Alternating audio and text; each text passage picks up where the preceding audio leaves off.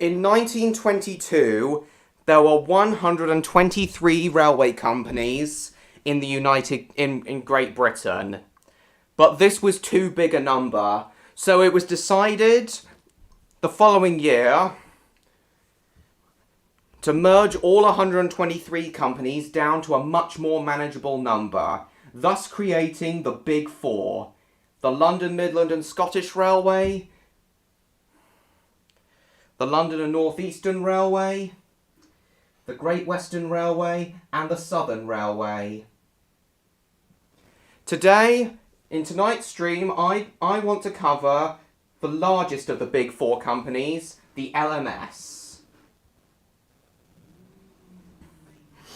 So, welcome everyone. For some reason, only John Murray is here at the moment, though. I am so sorry for the late start to this stream. Our internet has been terrible at our house lately, and I just can't deal with it anymore. BT have betrayed us. BT have betrayed us.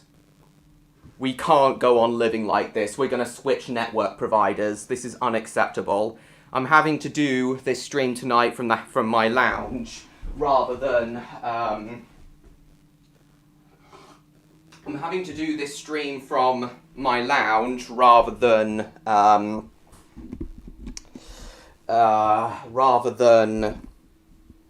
having to do this stream from my lounge rather than the room I normally do it in, as this happens to be the room closest to my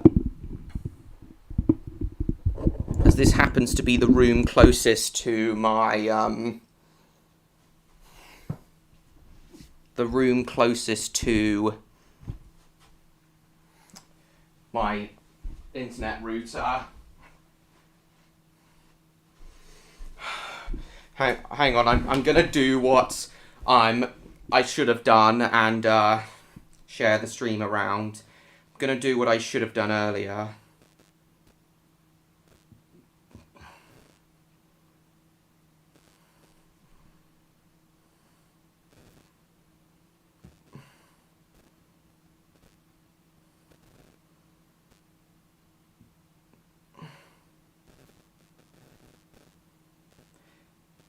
Why is there no one here? Oh, hello James. I'm so sorry for the late start. I'm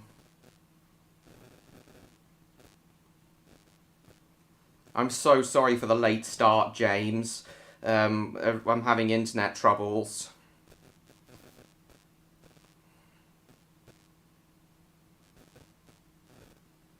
I have been betrayed. I'm having internet troubles tonight.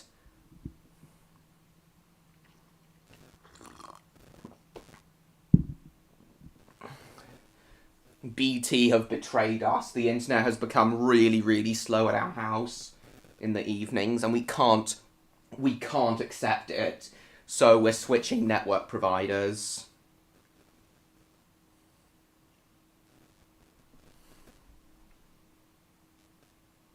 All right then, Ben. Oh, sorry I wasn't there, James. Sorry I wasn't there, James. Hi, Stan. Nice to see you. I'm sorry for the late start. I've been having internet troubles tonight. I can't tolerate the shite that BT have been giving us recently, so we're switching network providers. We're abandoning BT and switching network providers. PlusNet. I have no idea who we're going to switch to, but anyone but BT. That's my advice. Why is that, Stan? Anyway, so let's start off tonight's stream by watching Rudyard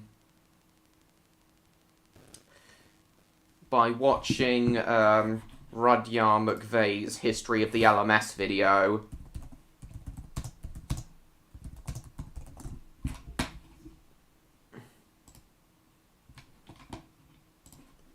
Right.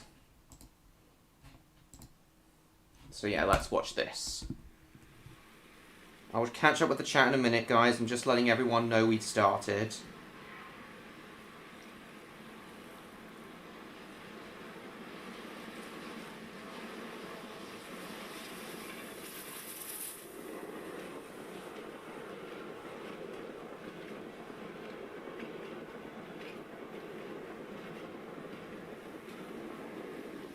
Just let you enjoy this in the meantime, and then I'll get back to the chat. Moving on to the third of the big four railway companies of the UK, we take a look at the largest of them all, the London, Midland and Scottish Railway, the only British railway firm to have operated routes in England, Scotland, Wales and Ireland, with total trackage that nearly encompassed 20,000 miles. The LMS, initially starting out as a severely flawed company, developed from various different and competing sources, but by the mid-1930s would soon find itself rivaling the Art Deco prestige of the LNER for high-speed expresses to the north, as well as supplying a majority of the UK's industrial heart.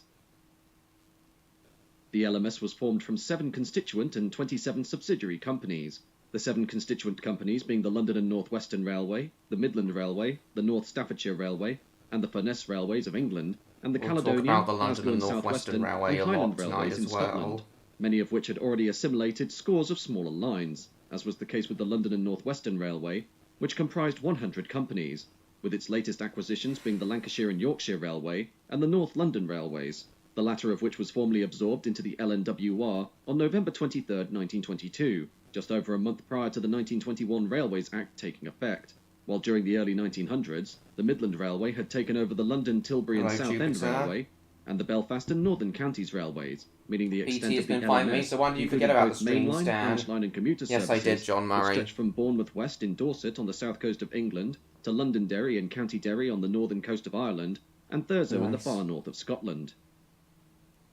I know, James. Of these acquired firms, the London and North Western I think of all the big four companies, I think the LNER is the fewest of the ones that have preserved steam engines.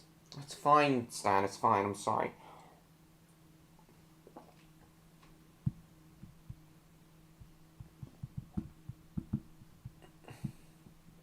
Hello, Samson. Yeah, Samson's here, Stan. Yeah, of all the big four companies, I think the LNER is the one with the least amount of preserved engines. On the south coast of England, hello, Jupiter and Joshua. Derry and County Derry on the northern coast of Ireland, and Thurso in the far north of Scotland. Of these acquired firms, the London and North Western was considered the premier route, with the largest track mileage of 1,807 miles and a trunk main line to Glasgow Central in partnership with the Caledonian Railway, who operated the main line north of Carlisle, while next, in order of length, were the Midland Railway with 1,529 route miles and the Caledonian itself with 896 route miles.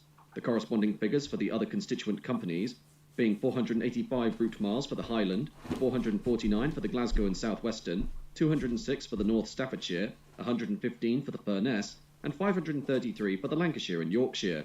The subsidiary companies of the LMS, including the Wirral, serving the Cheshire Peninsula, the Stratford-upon-Avon and Midland Junction, once known as the East and West Junction, the Port Patrick and Wigtonshire Joint, on which ran the Stranraer boat expresses via Dumfries, and the Maryport and Carlisle and Cockermouth, Keswick and Penrith railways in Cumberland that formed the Cumbrian coastline, although on some routes, even in the days of their independence, their operations were worked by larger companies, examples including the Cockermouth, Keswick and Penrith, whose passenger service was run by the London and North Western, and freight service by the North Eastern Railway.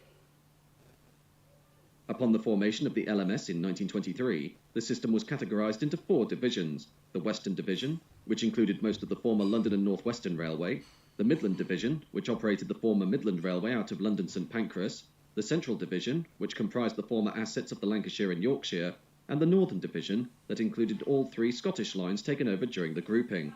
The LMS not only inheriting the premier Anglo-Scottish service from London Euston to Glasgow, as well as various other internal passenger and freight workings within England, Scotland, Wales and Northern Ireland, but also operated in conjunction with the Great Western Railway, the busy cross-country line from Shrewsbury via Craiglang to Hereford, with onward connections to Newport, Bristol and the west of England, and, in association with the Southern Railway, they even ran services to Ireland, the route of which ran from Bath Green Park to Bournemouth West, while the Cheshire lines, operating an express route between Liverpool and Manchester via Warrington, in addition to several branches, belonged jointly to the LMS and the LNER, as did the Midland and Great Northern Joint Railway, which ran from Saxby and Peterborough to Kings Lynn, Cromer, Yarmouth and Lowestoft.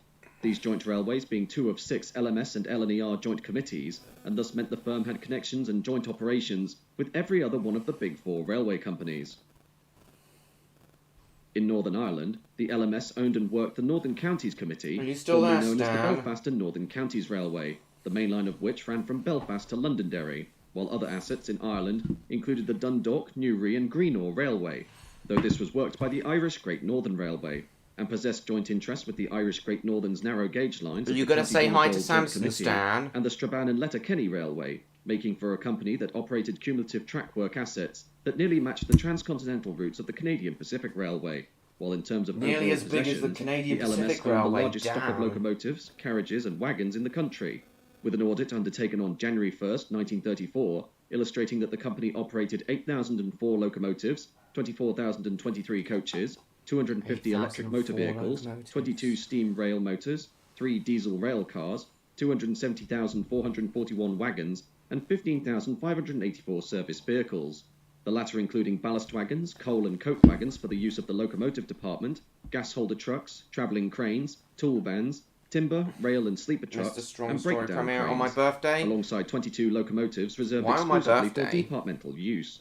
While beyond its railway Reserved for assets, the departmental company use. also owned 2,088 parcels and goods road motor vehicles, 8,400 horses, 49 steamboats, 4 of which were jointly owned, 537 miles of canal, multiple railway hotels spread across the nation, among which were some of the finest in the country, and the dockyards of Barrow, Grangemouth, Fleetwood, Holyhead, Hesham, Garston, Ayr and Troon, handling the largest passenger and goods traffic on the network, You don't and seem earning that weekly talkative traffic tonight, receipts Sam. averaging over Sorry, £1 million. Stan.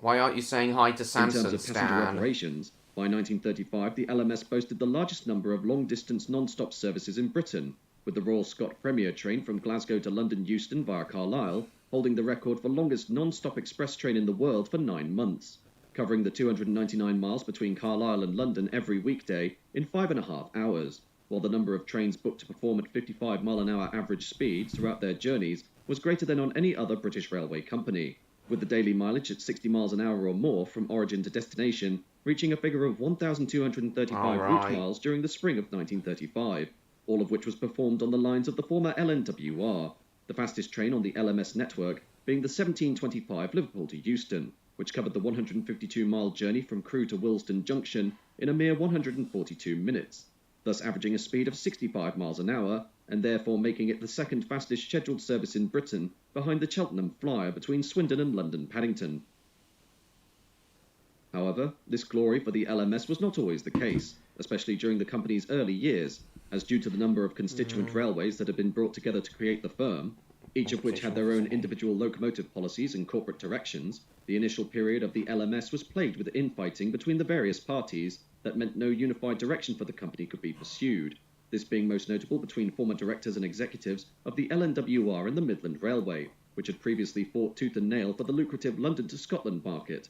The LMS comprising 3 drawing and design offices that included the former Midland office in Derby, the LNWR office in Crewe, and the Lancashire and Yorkshire's office in Horwich, to the northwest of Manchester, neither of which would agree on a single locomotive policy, while of their existing fleet of locomotives, the Midland Railway's previous small engine policies, which negated the construction of locomotives beyond the size of a 460, meant their sluggish Fowler-designed engines, such as the 483 and 3835 class, had not enough power to meet the ever-increasing demands of longer trains travelling across greater distances, Smaller engine policy. that led to a highly inefficient need for duplicated crews and I'm coal sure supplies you would agree with the LMS's small engine policy, wouldn't you, Stan? Would you agree with it, Stan? Such as the 483 and 3835 class, had not enough power to meet the ever-increasing demands of longer trains travelling across greater distances, often being required to work in multiple, that led to a highly inefficient need for duplicated crews and coal supplies to power a single train,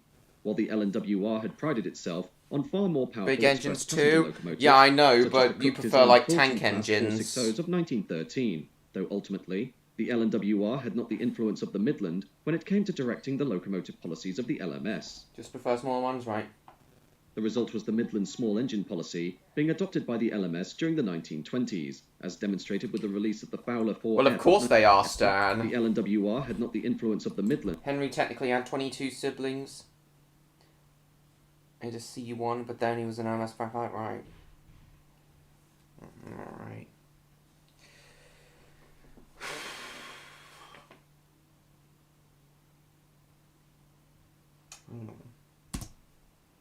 When it came to directing the locomotive policies of the LMS. The result was the Midland small engine policy being adopted by the LMS during the 1920s, as demonstrated with the release of the Fowler 4F of 1924, an evolution of the Midland's 3835 class, but in so doing inherited the many problems of the 3835 in that it was designed for freight work of less than 40.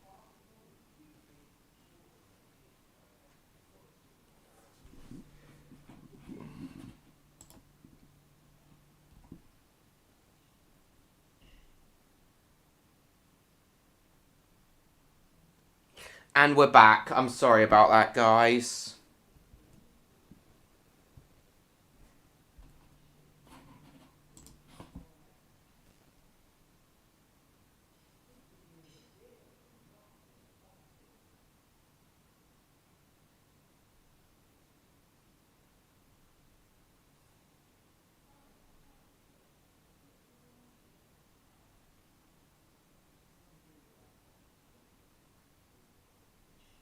So sorry, guys. It just kicked itself off for some reason.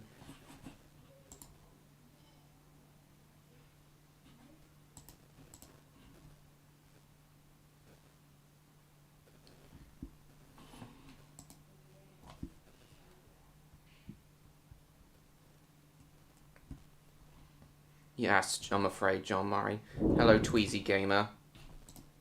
Direction for the company could be pursued. Right, let's this being continue most with notable this. between former directors and executives of the LNWR and the Midland Railway, which had previously fought tooth and nail for the lucrative London to Scotland market. The LMS comprising 3 drawing and design offices that included the former Midland office in Derby, the LNWR office in Crewe, and the Lancashire and Yorkshire's office in Horwich, to the northwest of Manchester, neither of which would agree on a single locomotive policy.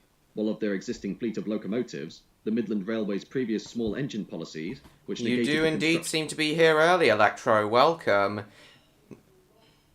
Nice to see you here early.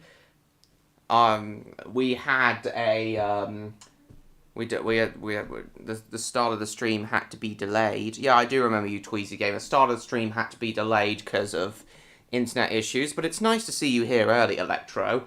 At the moment we're talking about the LMS and some of the very fine locos this huge railway company had.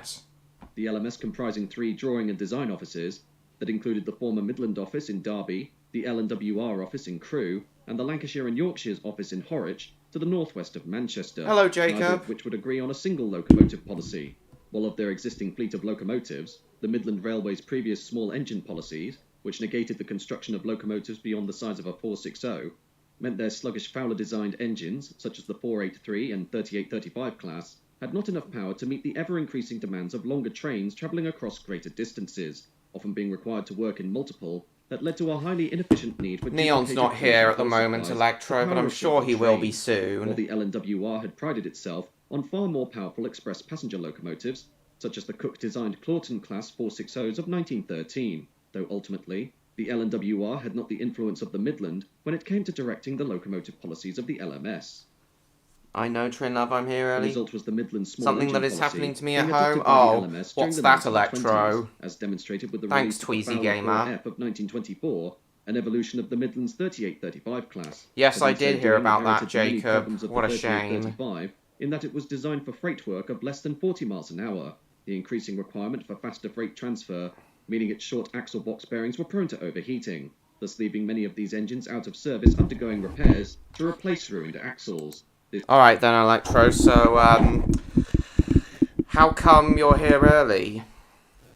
Go on then, tell us why you're here early. Freight transfer, meaning its short axle box bearings were prone to overheating, thus leaving many of these engines out of service undergoing repairs to replace ruined axles. This flawed design, forming the basis of other LMS locomotives, including, most notably, the LMS's formidable Garretts, gigantic machines that, even with their increased size and power, were fitted with the Fowler 4F's axle box as a cost-saving measure, thus leading to frequent overheating and breakdowns that precluded the true capabilities of the Garretts in hauling fast domestic coal supply runs between the pits of the East Midlands and London, the operating and motive power departments of the LMS being satisfied with the Midland's small engine policy, regardless of the fact that the locomotives being produced were extremely unreliable and costing the company a fortune in lost work.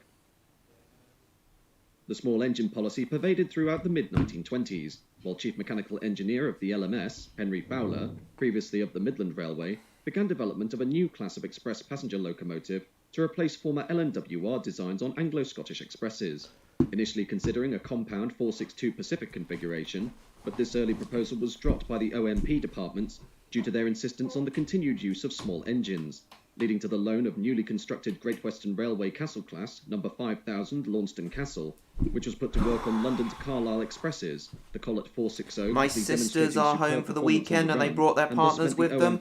As a result, I am away for the most.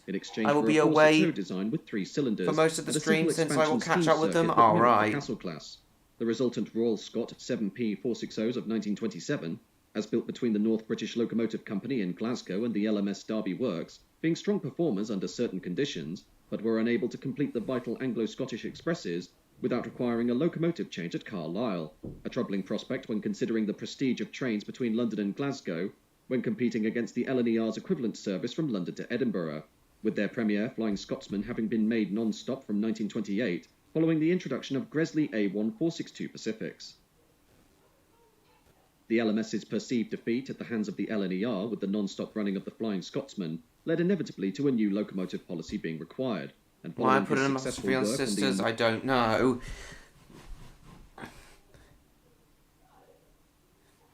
Home for the weekend, brought their partners with them.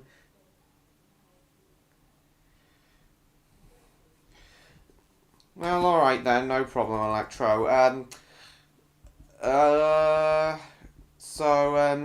Are you going to be here towards the end of the stream, though, just to say hi to Neon? Expresses, initially considering a compound 462 Pacific configuration, but this early proposal was dropped by the OMP departments due to their insistence on the continued use of small engines, leading to the loan of newly constructed Great Western Railway Castle class No. 5000 Launceston Castle, which was put to work on London to Carlisle expresses, the Collet 460 quickly demonstrating superb performance on the run, and thus meant the OMP could dismiss Fowler's proposal completely in exchange for a 460 design with 3 cylinders and a simple expansion steam circuit that mimicked the Castle class. The resultant Royal Scott 7P 460s of 1927, as built between the North British Locomotive Company in Glasgow and the LMS Derby Works, the Royal Scott engines are amazing, but were unable to complete the vital Anglo-Scottish. So what do you think of some of these engines on screen at the moment, Electro? A troubling prospect when considering the prestige of trains between London and Glasgow, I have, Jacob. Why do you ask? The LNER's equivalent service from London to Edinburgh, with their premier Flying Scotsman having been made non-stop from 1928, following the introduction of Gresley A1 462 Pacifics. The LMS's perceived defeat at the hands of the LNER with the non-stop running of the Flying Scotsman led inevitably to a new locomotive policy being required, and following his successful work on the enlarged 460 King class of the Great Western, William Stanier was drafted in to replace Fowler as Chief Mechanical Engineer in 1931, and through his superb ability to open lines of communication between the competing drawing offices of Derby, Crewe and Horwich, he was able to unify their efforts in the development of a large Pacific locomotive that would finally break the small engine policy, the result being the 1933 launch of the Princess Royal class that immediately revolutionised Anglo-Scottish services by allowing for a near non-stop run between London Euston and Glasgow Central, the only halt being required at Carlisle so as to change engine crews. The Princess Royals, together with the latest streamlined Coronation Pacifics, I've already done an entire stream on the Coronation class engines. And ensuring are you still there, Electro? The company could present a viable opponent on the Anglo-Scottish run. Under his tenure, Stanier rapidly replaced many of the aging Midland and LNWR classes with a slew of new locomotives that would become iconic for their sturdy robustness and exceptional power, including the 4MT 2- and 3-cylinder tank engines, the workhorses of the London suburban network, the 5MT 460 Black 5, a mixed traffic locomotive that became among the most famous and numerous engine classes in Britain, the 6P Jubilee, a high-speed express passenger locomotive used across the vast reaches of the LMS network, and the 8F280 freight engine, a purposeful-looking machine that was so successful that it formed the basis of multiple export variants that saw action across the globe during World War II. The LMS, by the mid-1930s, having dispelled its once tawdry reputation for poor and unreliable locomotives, with a range of up-to-date models that easily matched their contemporaries across the big four companies, while at the same time experimenting with other forms of motive power, including steam turbine locomotives in the form of the unique turbo-motive Princess Royal of 1935, steam and diesel rail cars, including the stylish Electro, are you 80,000 still here? I Art Deco asked unit. what do you think of these trains?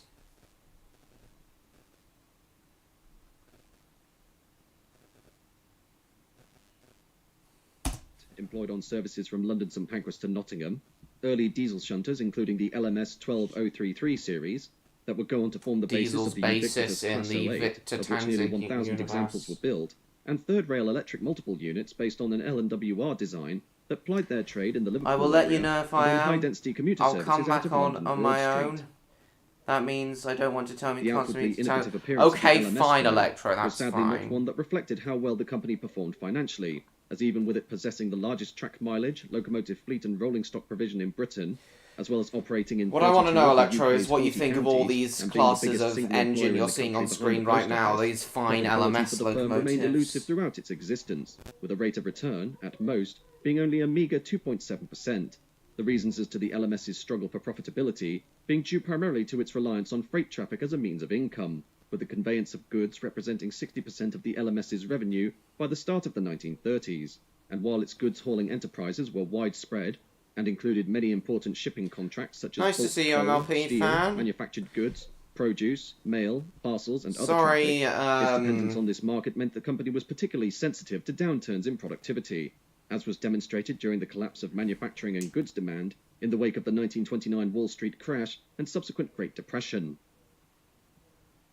The reduction in traffic was compounded further by the obligations of the LMS to the Common Carriers Act, which had been implemented on the railway companies during the 1800s so as to avoid any potential monopolising by the rail transport firms when train travel was by far the fastest means of conveying goods, implementing set rates for the transportation of goods by rail that could not be broken regardless of how unprofitable certain tasks were, meaning that, in the aftermath of the Great Depression, the LMS was forced to maintain set transport tariffs on Still a there, rapidly Electro? shrinking goods market, thus leading to the company's operations becoming desperately unprofitable and leaving the LMS, together with the rival L&ER, teetering on bankruptcy, the management of each firm lobbying to the British government to rescind the Common Carriers Act so as to remove this financial millstone from around their corporate necks. But the request of removing the Act was denied by Parliament, while the unwavering rates implemented by the railway companies meant their customers, who themselves were losing money heavily as a result of the recession, chose to transfer their conveyance of goods to the budding road transportation, which itself was not constrained by the Common Carriers Act.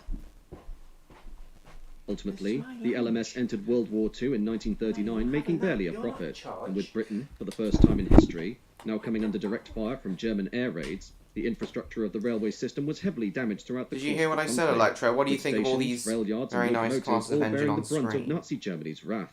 The situation of the former LMS by the end of the war being a worn-out and heavily under-maintained system that barely functioned, while the company itself, based on its marginal profit during 1939, was rendered bankrupt by 1945. The Labour government of the newly elected Prime Minister, Clement Attlee, as part of his sweeping nationalisation of British industry, taking the dire situation of the railways as an opportunity to bring the entire network under state control, and following the passing of the 1947 Transport Act, the former assets of the London, Midland and Scottish Railway were absorbed into British Railways alongside the Great Western, the Southern and the L&ER, effective January 1st, 1948, incorporating from the LMS 19,000 miles of track work, 9,914 locomotives, 50 diesel locomotives, 20,276 coaches, 291,490 freight wagons, 29,754 road vehicles, 8 harbours and dockyards, 3 steamboats, 30 hotels, and 263,000 employees.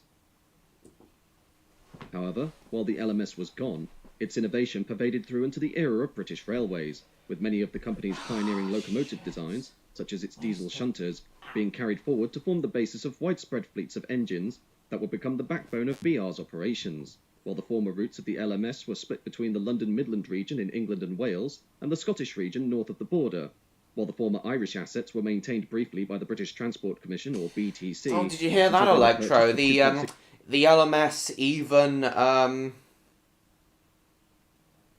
The LMS even operated in Ireland for a little bit. £6 million. What do you think of that, Electro? The LMS operating in Ireland? 1948, the former Northern Counties Committee lines being integrated into the Ulster Transport Act from April 1st, 1949, while going into the 1950s, the former LMS network faced mixed investment from British Railways as the freight and passenger market dropped rapidly away due to the influence of road and domestic air transport, the flagship West Coast Main Line being provided huge infrastructural upgrades in the form of electrification, which was conducted between 1959 and 1974 along the course of the route from London Euston to Birmingham, Manchester, Liverpool and Glasgow, and was hailed as the barnstormer of rail transport's future for high-speed electric trains, while the former Midland Railway out of London St Pancras faced stagnation as its comparatively sluggish course led it to lose out rapidly to both the East and West Coast main lines, with partial closure proposed on a number of occasions that thankfully never came to pass. Going into the 1970s, the West Coast and Midland main lines saw renewed investment as high-speed rail transport began to enter the public consciousness, as per the likes of the Shinkansen of Japan and the Bud Metroliner of the United States, each of these schemes seeing a mixture of glowing success or dismal failure.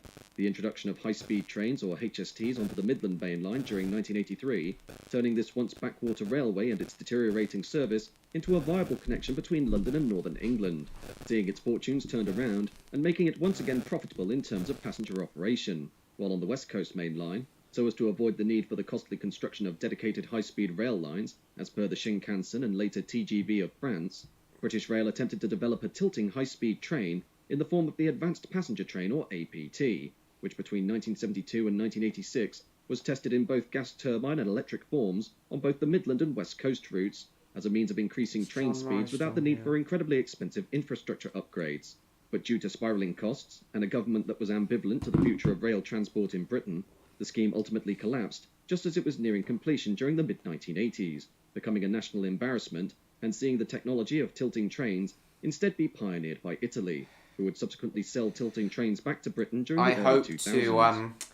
I'm planning on doing a stream dedicated to tilting trains, such as the Class 390 Pendolino and Class 220 and 221 Voyager diesel units, was a watershed moment for the operation of the West Coast Main Line, as in combination with a major infrastructure upgrade scheme along the entire course of the route, the dream of regular 125-mile-an-hour operation could finally be realised on the premier run between London and Glasgow, while the Midland Main Line, thanks to the introduction of Class 222 Meridian units, saw frequencies increased and journey times slashed, as connections between the East Midlands and London by rail became more viable, turning regional centres like Nottingham, Derby, Leicester, Kettering and Bedford into commuter towns for the capital.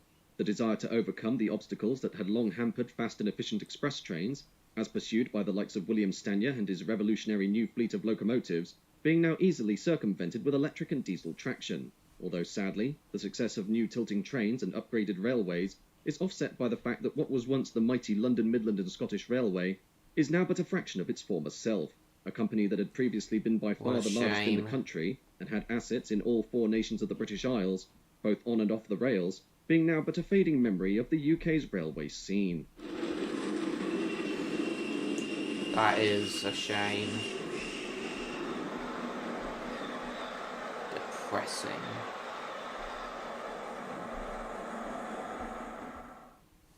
Okay, I think the internet's fine now, so I'm gonna move back downstairs now. Hello, Neon. Electro, if you're still there, Neon's arrived. Right, so I think the internet's okay now, so I can move back down to my usual room.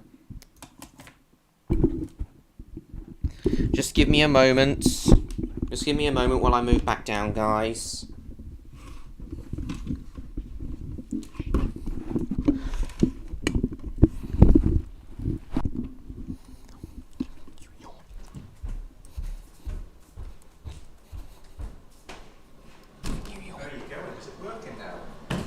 Yes.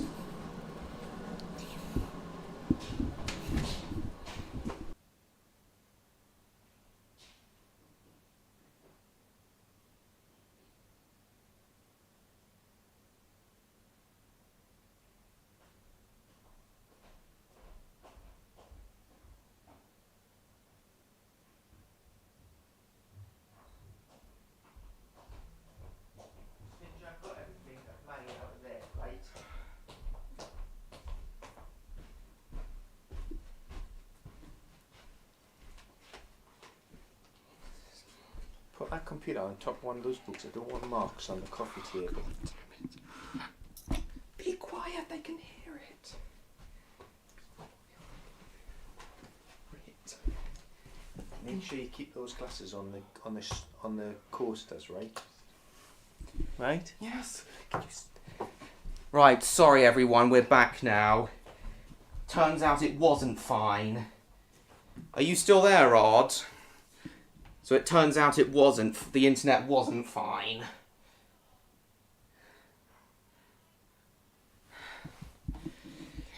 So it turns out it wasn't fine. But we're back now.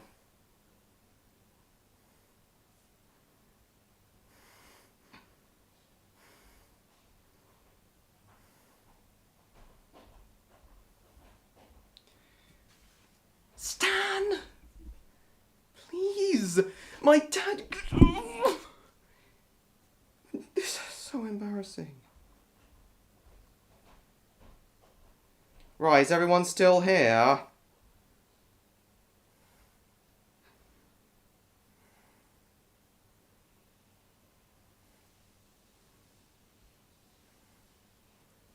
Is Odd still here? I am so sorry, everyone.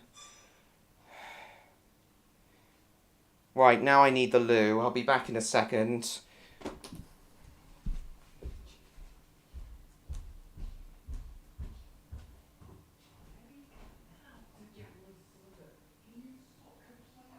Make sure you keep those glasses on the coasters. If there are glass marks on that coffee table, you want to be really angry.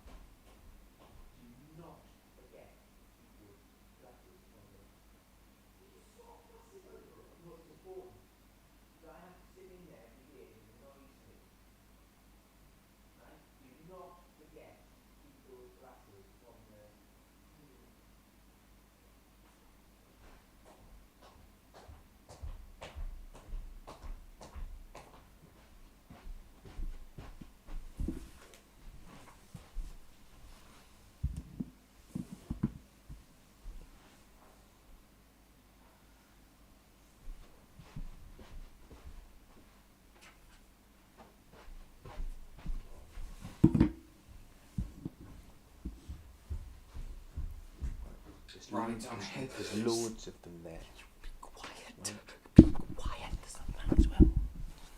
Put that on the coaster. Yes, that's exactly what I'm doing. Don't forget. So sorry. I'm so sorry, everyone. Okay, good. Odd is still here. That's the problem, though, Odd. That's the problem, Odd. My microphone doesn't have an on-off switch. My microphone doesn't have an on-off switch. You're right, though, Odd. I probably should get one with an on-off switch. You're right. She's sick of it. Welcome back, James.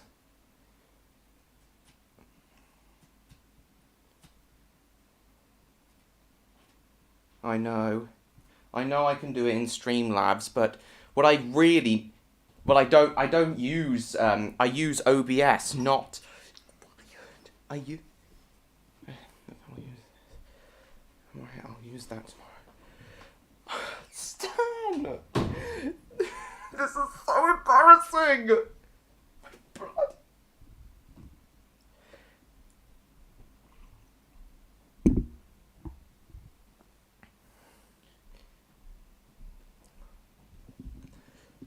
For fuck's sake. You're ruining the stream. I know, Stan. Come around your mouse with the parents' place, but we sadly can't. It's fine. Sorry about this, everyone. I'm so sorry.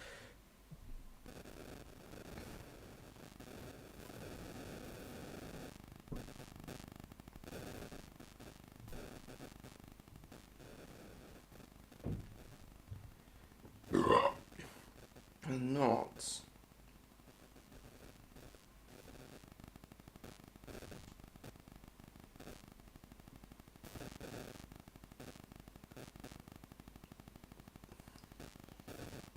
Leave him up.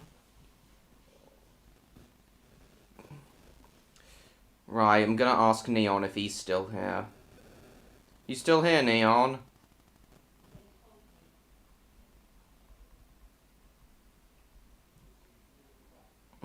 Oops, wrong one.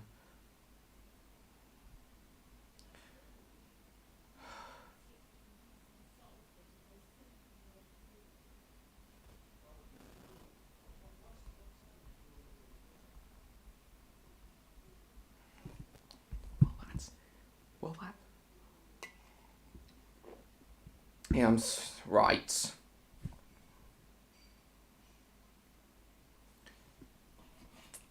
James, that's not nice. Right, right, Neon, are you still here? Okay. Roblox. Right, so now we'll drive some LMS locomotives on here.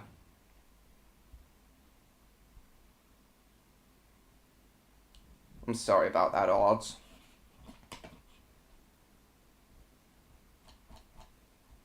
You are ruining the stream. Caught up doing something? That's fine, Neon. My parents are ruining tonight's stream, though. They're not happy about me using this room. They're not happy about me having to use this room due to the poor internet tonight, but I think they should suck it up. I think they should shut up and suck it up.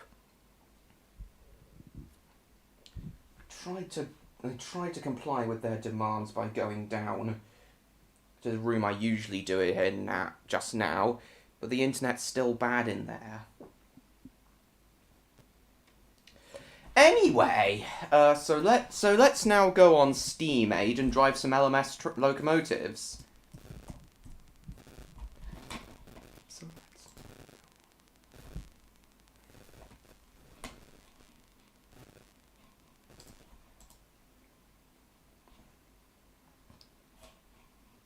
Oh wait, this is a rip-off Steam Age. Of course it's wrong, Odds.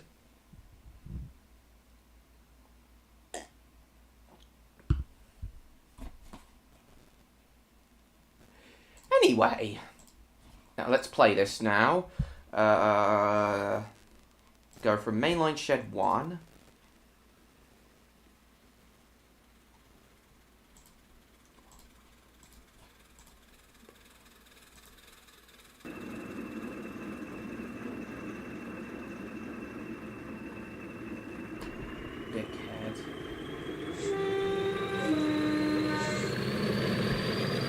Key EMU? What's Key EMU? Odd. Anyway, Neon, I'm afraid Electro won't be here much tonight because...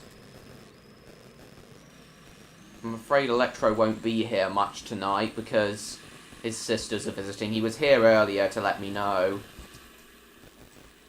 Anyway, seems things are finally going smoothly. Odd's here, Neon's here, we're all good. It's been a while since we've seen Victor though. Anyway, so tonight let's now drive the Royal Scot. Lovely deep whistle.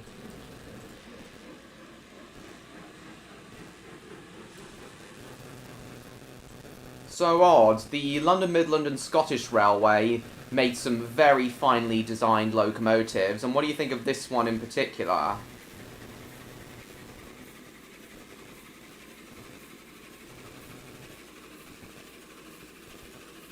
What do you think of this one in particular? These ones designed by Fowler. These ones designed by Fowler were designed for London to Glasgow express trains. What do you think of them?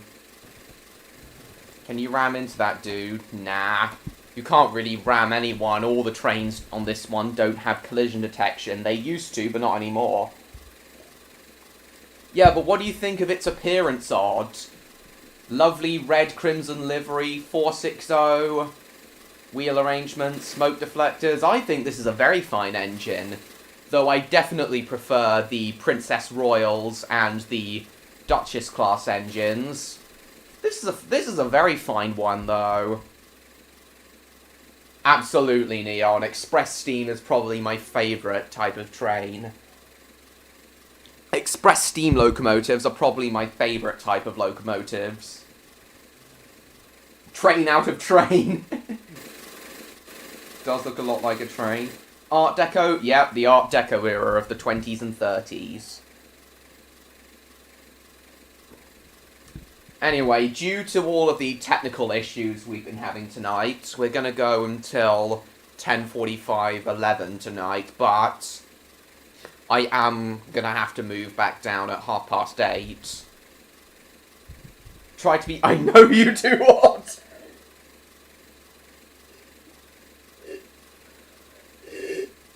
But yeah, the Royal Scot class engines were the ones that predated the Princess Royals and the Duchess class engines. And these are very fine engines.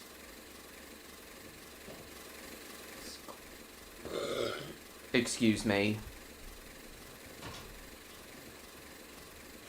Whatever you do, make sure that's... Okay, stop. Have you finished? Yes, I have finished.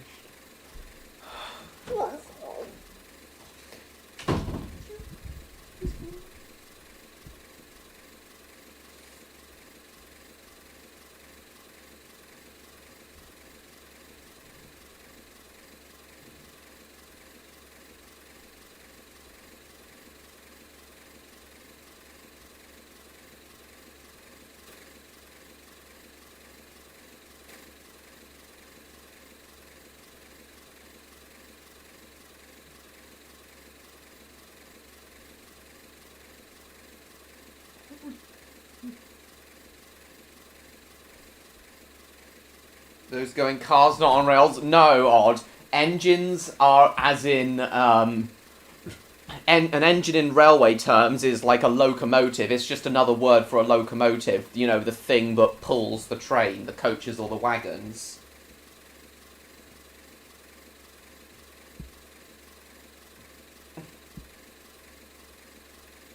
Barbara? Barbara who, Odd?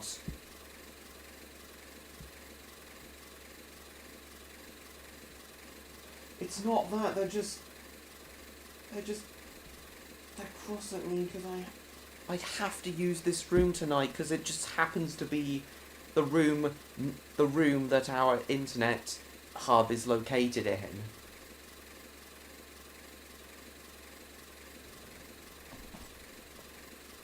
But yeah, these engines had a top speed of 80 miles an hour.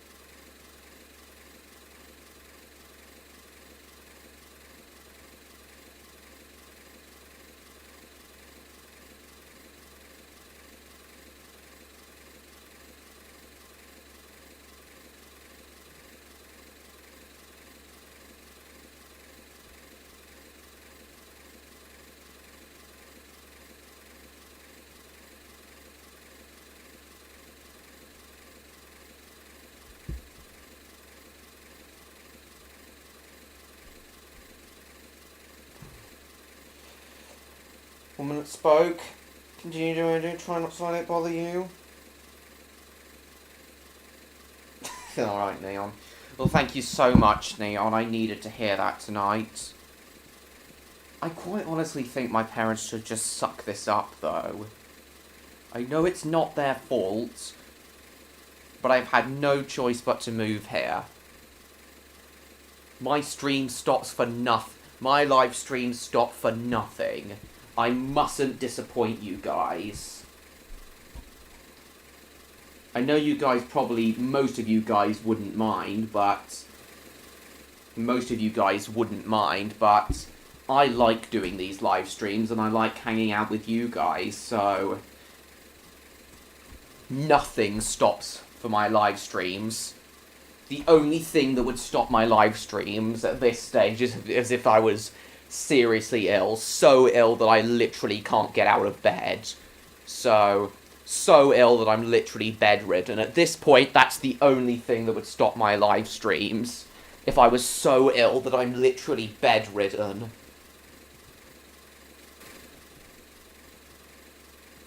I don't even think holidays would stop it anymore, because I could easily just do these live streams from the hotel room. Most hotel rooms have good internet. If a meteor was heading my way, I'd probably be at my grandparents' house by now. I could easily live stream from there. Still there, Stan? Thank you so much, Neon.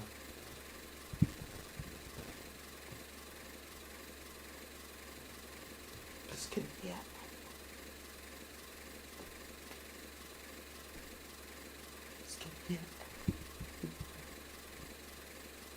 Just don't look up, it'll be fine.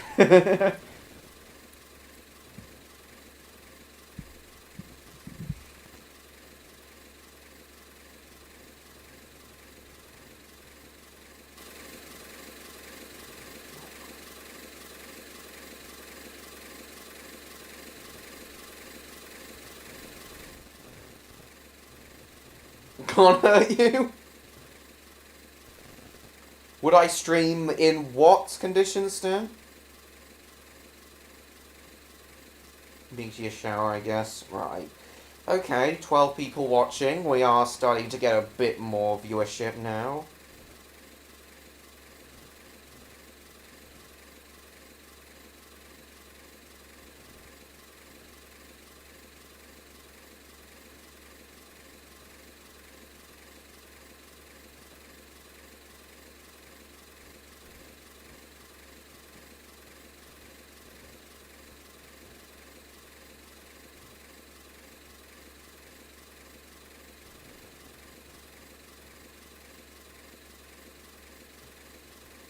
Hang on a sec.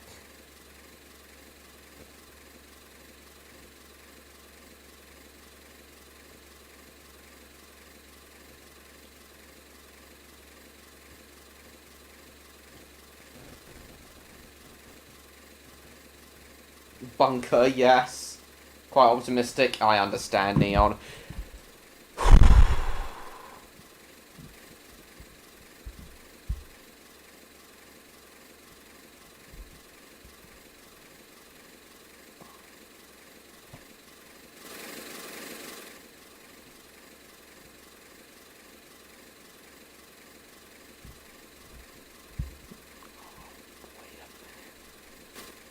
It wasn't the...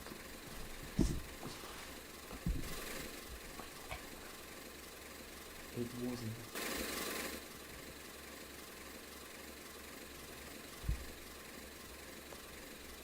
Hang on.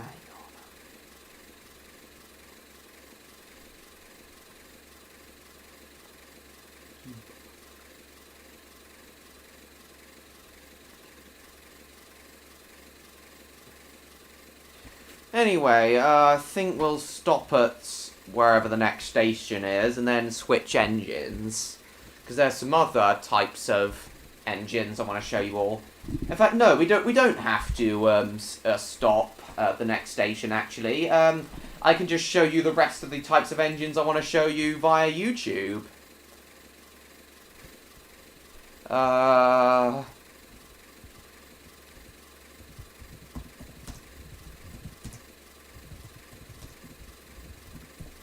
this is what I want to show you all now. The Princess Royal class.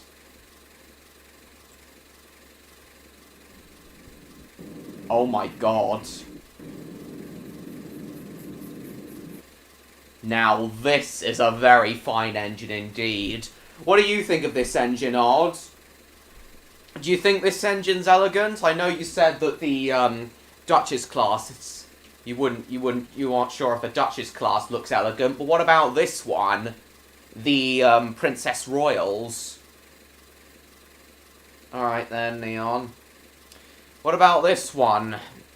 And the rest of you, for that matter. What do you all think of this engine? It's a Princess Royal. So these were basically the, as I said in my last Hornby running session stream, the Princess Royals were basically the LMS's equivalent of the A3s, while the Duchess class and the Coronation slash Duchess class was the LMS's equivalent of the A4s. I really like it too, Stan.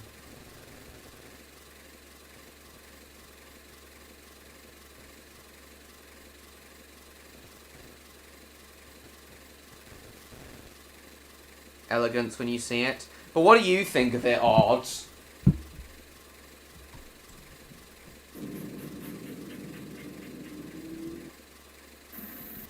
Very nice 3-cylinder machine. Princess Elizabeth.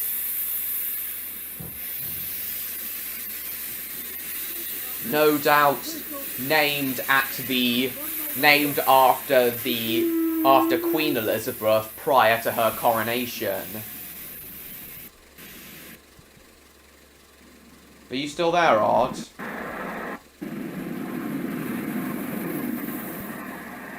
A very fine engine indeed.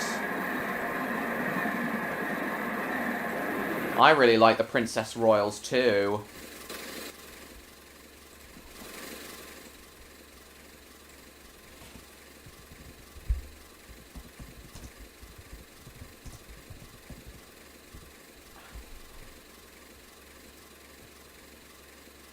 Only 12 of these were built, though. 2 have been preserved, while the others have been scrapped. Princess Elizabeth and Princess Margaret Rose have both been preserved, while the remaining 10 were scrapped.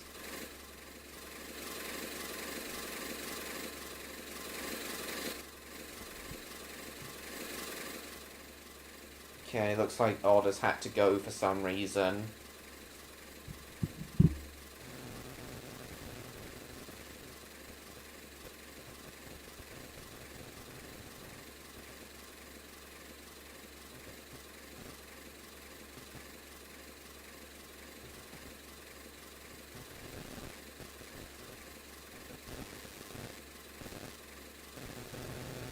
Much of an idiot Rishi Sunak is.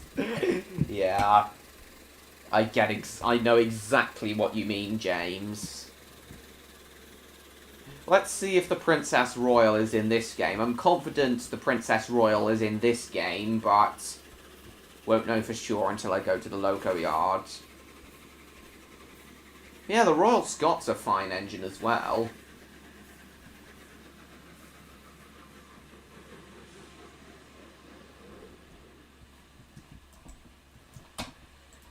Mainline Shed 2 we'll go to this time. Let's see.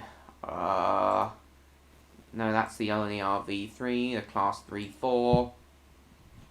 I better unplug this before. That's the Patriot class. Another fine, Patriot class, I think, were like on semi-fast expresses.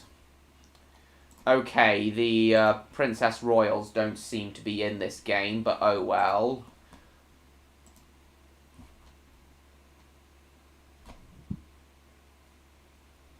Oh, there are Coronation Pacifics in this game? Okay, well maybe we'll come back to it, and drive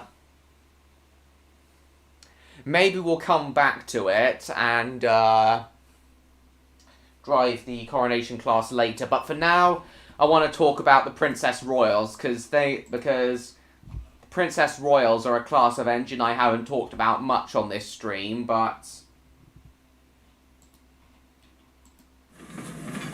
Oh, hang on, no, I won't do a Sam's Trains one, as he usually requires permission to show his videos. Okay, it looks like Odd has left now. Oh, cool, MLP fan. I have a bit when they mentioned gravestones. There was a high offensive one and your stars were killed. Right.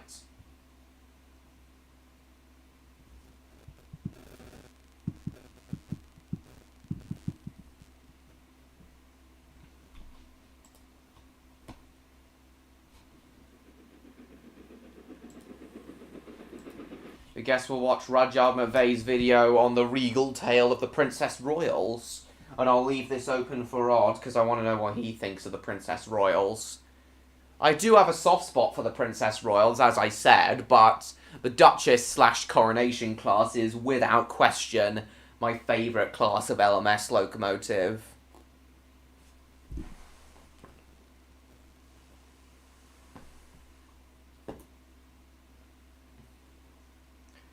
My boy, pasta is for dinner. Anything goes, I know.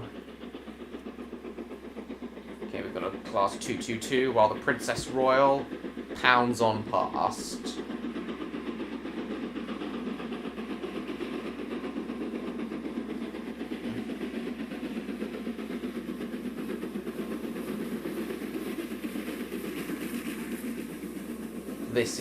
Those engines are what would have predated.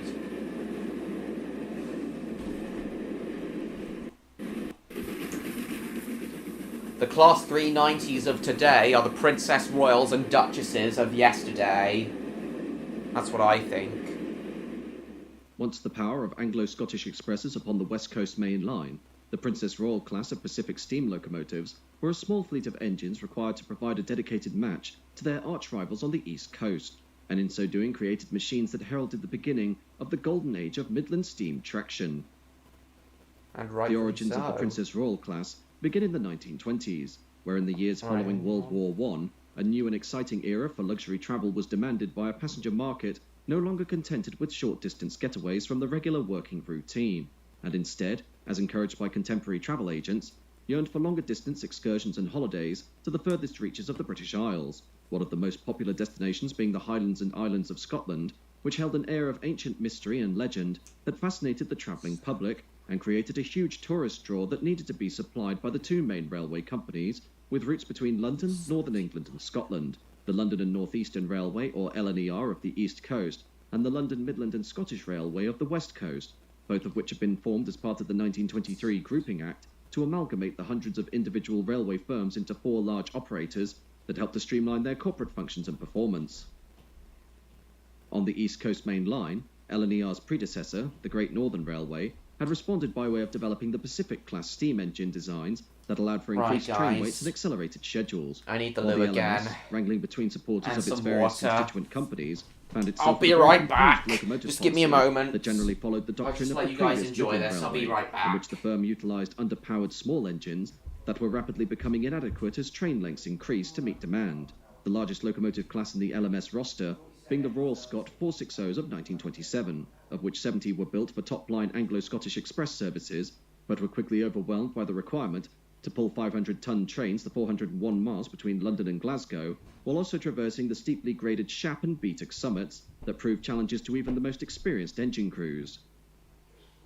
Hope came, though, during 1932, when William Stanier of the Great Western Railway was drafted into the ranks of the LMS as Chief Mechanical Engineer, Stanier having been heavily involved with the Great Western's King class, a series of locomotives that had revolutionised top-line expresses on the trunk routes between London Paddington, Bristol, Exeter and Plymouth, Stanier immediately confronting the issue of new traction on Anglo-Scottish expresses through the concept of developing a very large engine capable of not only hauling 500-ton trains over the banks of Shap and Beattock, but could also do the 401-mile journey without a requirement to change engines at Carlisle, as was the current practice with the Royal Scots. Stanier's superb ability to communicate between the various design teams leading to him being able to convince the individual drawing offices at Crewe, Derby and Horwich that change was needed to the existing locomotive policy, not dismissing the current practice completely, but instead working out what would be best for his new engine.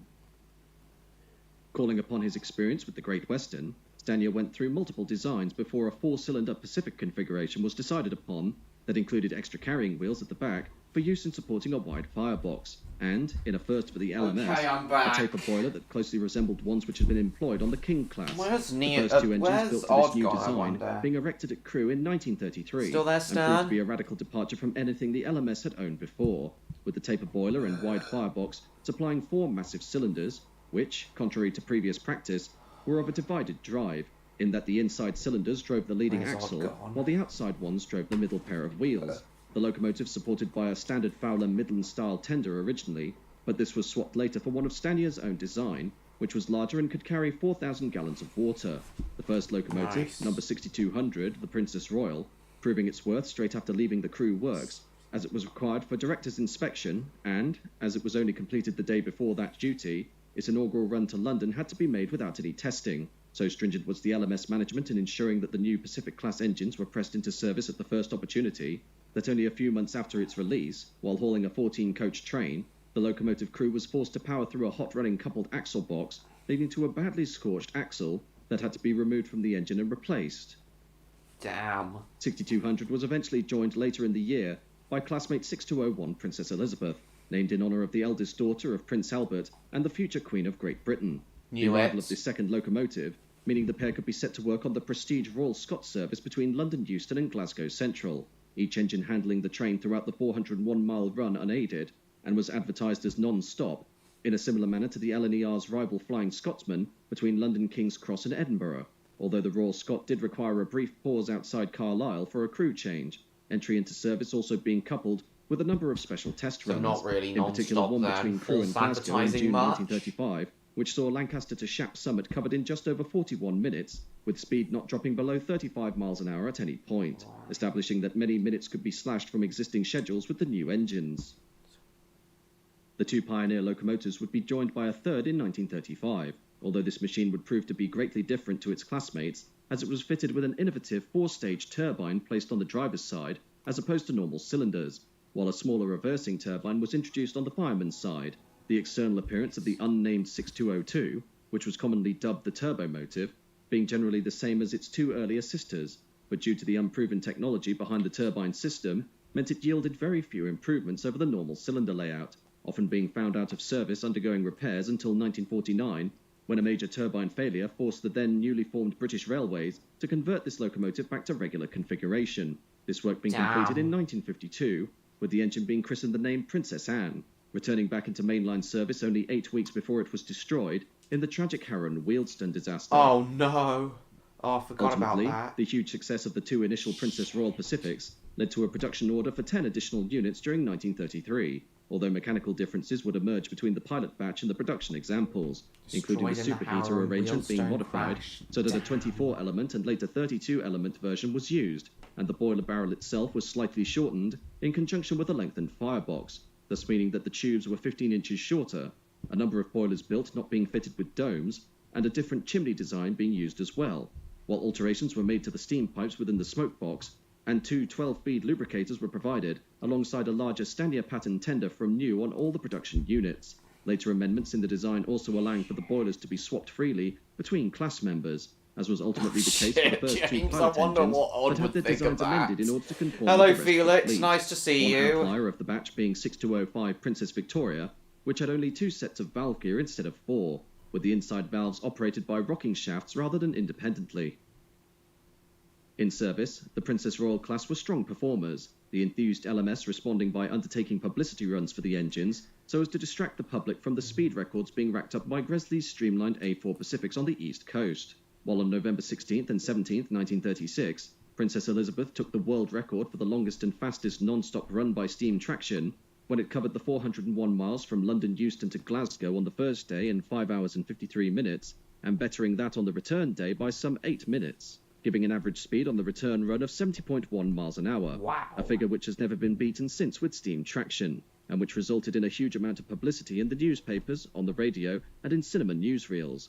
Test runs in conjunction with vacuum brake tests earlier in the same year, also seeing 6203 Princess Margaret Rose timed at 102.5 miles an hour, an incredibly high speed for the time, and in consideration of the engine's immense bulk. And in Despite consideration of the lack introduction of the slightly streamlining. consideration of the engine's immense bulk. That's incredible. Despite the introduction of the slightly larger Princess Coronation class Pacifics, the Princess Royals remained fully employed on Anglo-Scottish, Thames Mersey, and, on occasion, London to Manchester trains, as well as seeing their brief introduction on the traditional Irish mail service from London to Holyhead, their intense utilisation including runs from Crewe to Perth, being extended to see their use on Aberdeen trains so as to fill in any spare time, while the unique turbo motive was usually allocated to Liverpool trains, as was the case when it met its end during 1952. 13 members of the class eventually being put to work that maintained their diagrams through World War II and into the nationalisation era, when the bankrupt LMS was superseded by the newly formed British Railways in 1948. Bankrupt. With the exception of the loss of 46202 Princess Anne at the Harrow and Wealdstone crash, thus leading to the creation of the unique BR Standard Class 8 71,000 Duke of Gloucester, the survivors to the exception of the loss of 46202 Princess Anne at the Harrow and Wealdstone crash, thus leading to the creation of the unique BR Standard Class 8 71,000 Duke of Gloucester. Oh, I didn't know that Duke of Gloucester was birthed from the Harrow and Wealdstone, from the fallout of the Harrow and Wealdstone crash. Now that is interesting. Very interesting indeed. Hello, Gemini. Nice to see you. Lovely to see you here. Great, James. Great. Are Neon and Stan still there? Thus leading to the creation of the unique BR Standard Class 8 71,000 Duke of Gloucester, the survivors remained in service uninterrupted until the end of the 1950s, when following their less than successful introduction on the Great Eastern Main Line out of London Liverpool Street, English Electric Type 4 diesels, later designated Class 40s, proved to be far more successful on top-line expresses out of London Euston, and by 1961 had made such rapid inroads into the steam fleet of the London Midland region that withdrawals of these machines could begin in earnest, starting with the official removal of 4 locomotives on October 7th, 46204 Princess Louise, 46210 Lady Patricia, 46211 Queen Maud, and 46212 Duchess of Kent, with the remaining members out of service by November 25th, although reliability problems with the Type 4s, caused primarily by their overweight design and often temperamental mechanics, meant 6 Princess Royals were reintroduced into service so as to cover for the lack of diesel traction. Those engines surviving into 1962 being 46209 Princess Beatrice, 46201 Princess Elizabeth, 46203 Princess Margaret Rose, 46206 Princess Marie Louise, 46208 Princess Helena Victoria. This live chat is pretty dead at the moment. Well, not really dead, but year's reprieve, less active than usual. Princess Marie Louise, 46208 Princess Helena Victoria, and 46200 the Princess Royal, all of which gained nearly an extra year's reprieve until issues with the Type 4s could be addressed, leading inevitably to their second and final withdrawal during the autumn of that year, 46209 being removed from service on September 29th, while Class and 46200 the Princess Royal, all of which gained nearly an extra year's reprieve until issues with the Type 4s could be addressed, leading inevitably to their second and final withdrawal during the autumn of that year, 46209 being removed from service on September 29th, while Class Premier 46200 Why, Stan? I thought you'd be interested in this, as it's, trains. During the autumn of that year, 46209 being removed from service on September 29th, while Class Premier 46200 had the distinction of being the last Princess Royal Pacific in use with British Railways by the time it was finally retired on November 17th, 1962. While the other members of the class were scrapped, 2 locomotives thankfully survived into preservation, 46201 Princess Elizabeth being bought straight from British Railways upon its withdrawal by the Princess Elizabeth, while the other members of the class were scrapped. 2 locomotives thankfully survived into preservation. Hello, Jacob. Lovely to see you. Well, if you've got nothing to do at the moment, Stan, you might as well stay here. 46209 being removed from service on September 29th, while Class Premier 46200 had the distinction of being the last Princess Royal Pacific in use with British Railways by the time it was finally retired on November 17th, 1962.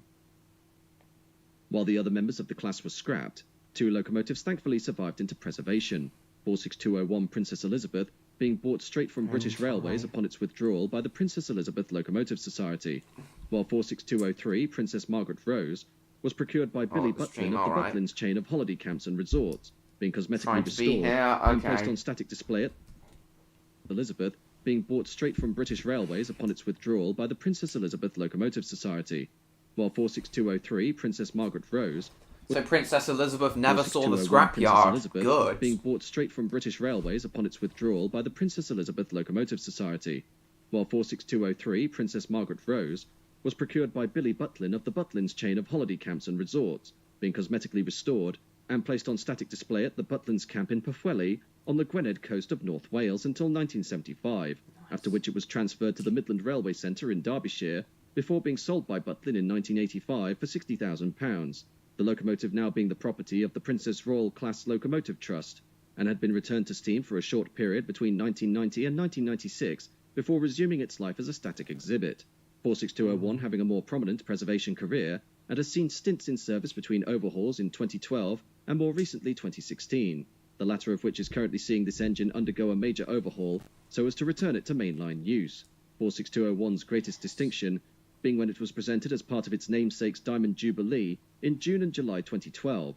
honouring Her Majesty Queen Elizabeth II, for which the engine had been so christened 79 years earlier when she was the 7-year-old daughter of the future King George VI, 46201 taking part in the Thames Diamond Jubilee pageant, where it was displayed before the Queen on Battersea Railway Bridge, and was used to haul the royal train from Newport to Hereford and from Worcester to Oxford as part of the Diamond Jubilee tour, its tenure in the service of the royal household being marked through the addition of a crown to the nameplate and a plaque commemorating its use on the royal train. Nice. In the end, while the Princess Royals are often eclipsed by the streamlined princess coronations that followed, Now as that well is as other true. contemporary Art Deco designs such as the A4 Pacifics and the Southern's Merchant Navy and West Country classes, these gigantic machines can be owed for the fact that they introduced a new era for steam traction and power on the arduous and often difficult West Coast Main Line, providing a sturdy design that broke the flawed locomotive policies of the LMS and allowed for a greater degree of efficiency and speed that set the tone for this winding route throughout the steam age and into the days of diesels and electrics. Can be owed for the fact that they introduced a new era that's for great, steam Neil. traction and power on the arduous and often difficult West Coast Main Line, providing a sturdy design that broke the flawed locomotive policies of the LMS and allowed for a greater degree of efficiency and speed that set the tone for this winding route throughout the steam age and into the days of diesels and electrics.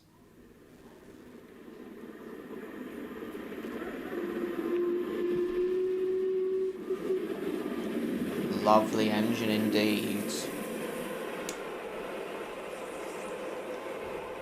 Now, I've already done a whole stream on the Duchess class and the Coronation class, so not really sure what to talk about now.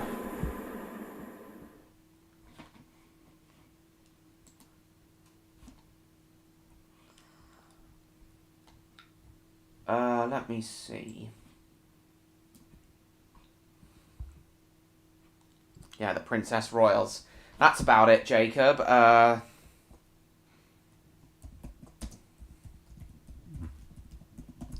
yeah, we were also going to talk about the companies that made up the LMS as well, but first... Actually, let's have a look at Train of Thought's video. Hello, Cassie. You actually going to stay for once? SpongeBob Cassie. Let's have a look at the LMS Garretts. The LMS's infamous Garretts. I know Stan doesn't like Garrett engines, but I want to watch this anyway, because these are very unique engines. These are among the only standard gauge Garrett engines ever built. After it was formed in 1921, the LMS decided to continue using the Midland Railway's small engine policy. The idea was to primarily use smaller locomotives, as the railway had no need for bigger, heavier engines that would be wasted pulling smaller loads. Okay, Neil. And when the railway did need a long or heavy train moving, they could simply couple up two engines together to move it. As a result, many coal trains were double-headed by 060 engines. Because of the number of branch lines and how frequently bigger trains would be split up, this policy Still made here, sense Stan? on the Midland Railway, but eventually the much bigger Stan, do you LMS still hate split the up LMS to couple up two engines U1 together to move Garretts? it. As a result, many coal trains were double-headed by 060 engines. Because of the number of branch lines and how frequently bigger trains would be split up, this policy made sense on the Midland Railway, but eventually the much bigger LMS realised that this was uneconomical. Realising Exactly. that they needed some bigger engines, the LMS decided what they needed were a few Garretts. Bayer, Peacock and Company were a locomotive works in the UK that built locomotives for underground use, but later became renowned for their Bayer Garrett designs. Put simply, these were two steam locomotives that were fused together. Take the frames, wheels and cylinders from one engine, back them up to another set and attach the two together with a boiler on an articulated frame. Boom! Now you have the power of 2 engines while only needing the crew of 1. Bayer, Peacock and Company mostly built and exported these engines for use in Africa, Australia and Asia. Despite the company being based in England, few UK railways actually used Garrett locomotives. Given how much the LMS operated trains by double-heading them, it made sense that they'd want these 2-in-1 engines. 3 were built in 1927, with specific changes requested by the LMS, and after testing, another 30 were built in 1930. They were put to work on coal trains, running between South Yorkshire and London. These engines were by no means fast, mostly travelling at speeds of 25 miles an hour, but they possessed a high tractive effort and were equipped to do the work they were built for. All of the Garretts were initially built with straight-sided bunkers. However, from 1931, all but 2 were modified and fitted with special revolving coal bunkers. 2 small cylinders would rotate the bunker, helping to trim the coal and reduce the amount of coal dust blowing into the cab. Unfortunately, the bunkers did little to prevent coal dust from blowing in when being driven bunker first, making the engines somewhat unpopular with footplate crews. Another issue the engines had was some of the design features the LMS insisted on having, such as their standard axle boxes. These axle boxes were barely fit for use on the 4Fs built a few years prior to the Garretts, never mind engines that were much heavier. As a result, their axle boxes frequently ran hot, requiring more frequent maintenance. On top of this, other parts of the design required frequent maintenance. However, some have put this down to the quality of These axle boxes were barely fit for use on the 4Fs built a few years prior to the Garretts, never mind engines that were much heavier. As a result, their axle boxes frequently ran hot, requiring more frequent maintenance. On top of this, other parts of the design required frequent maintenance. However, some have put this down to the quality of white metal and oil use as opposed to simply being poorly built. Braking also proved to be awkward. All of the Garretts were fitted with air brakes, however many goods wagons for a long time weren't, and as a result put a significant amount of strain on the engine's brakes when going downhill. During a Garrett's early run, when inspected at Heaton Mersey while pulling a goods train, it was found that all of the engine's brake blocks had melted. The Garretts continued their work until the 1950s, pulling other kinds of goods besides coal and even being trialled on passenger services. Despite their impressive power, they never really stood out in terms of performance. Coupled with their heavy coal consumption and frequent need for maintenance, it's no surprise that the LMS decided to pursue other engine designs, with the Garrett ending up falling into the awkward niche of being too good to scrap but not good enough to replicate. They weren't outright replaced until the introduction of British Rail's 9Fs in 1954, which didn't quite match the power of the Garrett, but made up for it with higher speeds. The last Garrett was taken out of service in 1958. Overall, the LMS's Garrett was certainly impressive to look at, but unfortunately weren't quite the 2-for-1 powerhouses the LMS needed. Their awkward size, combined with other glaring issues in their design, made them somewhat of a white elephant compared to some of the more refined designs the LMS would produce merely a few years later. The fact that most Garretts were built for use on foreign rails and had a history of working reliably tells us then that perhaps where you were built isn't always where you'll be the most useful. Yeah. Subscribe for more. Shame none of the LMS's Garretts were preserved. I know, Jacob. It is a shame. What other LMS locomotives? Oh, we'll talk about the Bully Pacifics in the Southern Railway stream.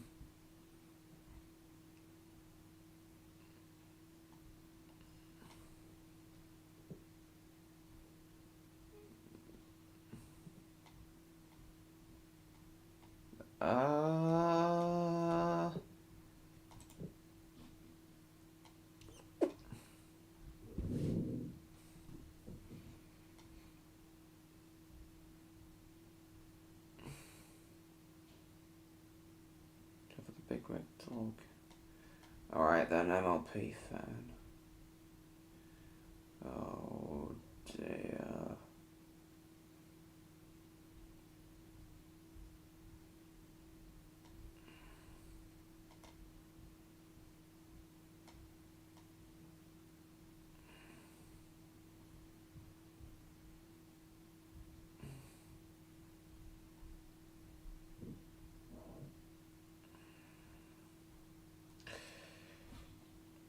I guess now we'll talk about the LSWR. One of the pre-grouping companies that made up the LMS. Wait, no, that's the London and South Western Railway. No, we want the London and North Western Railway. I often get those mixed up.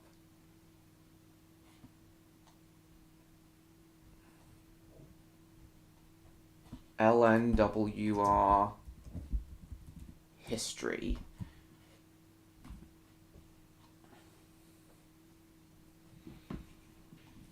Story of the Big Four.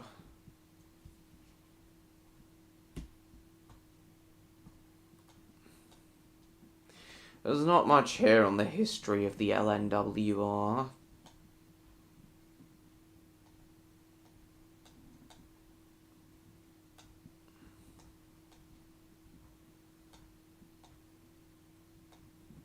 It was a disaster.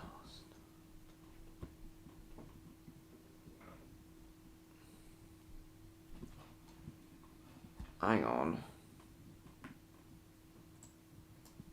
Still there, Neon? Oh, it's fine. Had to finish something off, that's fine. Neon.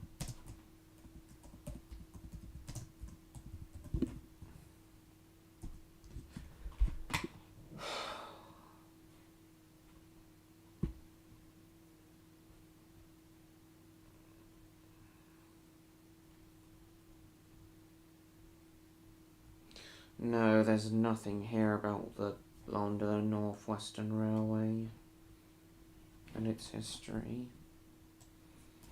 Let's see what Wikipedia has to say.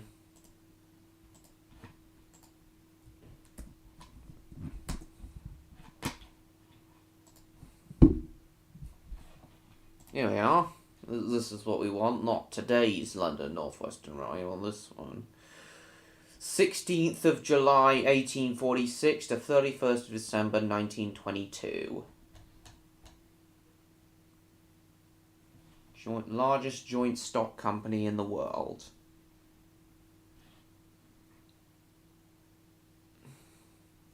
London, Birmingham, Manchester and Liverpool, through cooperation with the Caledonian Railway, served Glasgow and Edinburgh as well.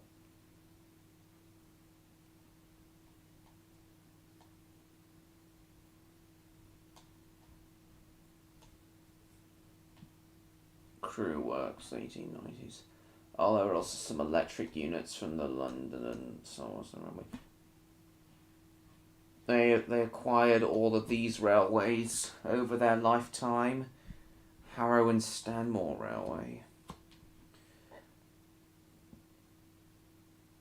Wootton Bridge collapse.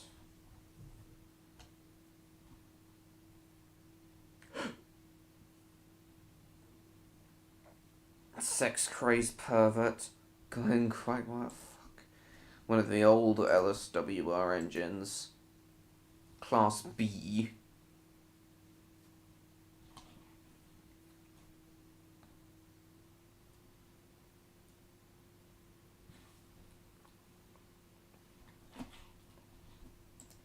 Right. What are we doing for views? Only 92.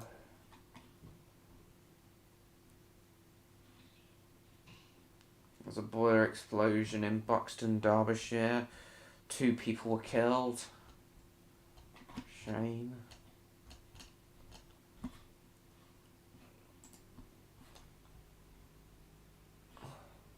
Here we are, locomotives of the London and North Western Railway. John Ramsbottom was the first chief mechanical engineer. Oh, Cornwall is a pretty famous engine. This one's been preserved and is on display as part of the National Collection in Shildon. Built all the way back in 1847. The LNWR had some interesting engines. There was a class called the Samson class. The Samson class. God.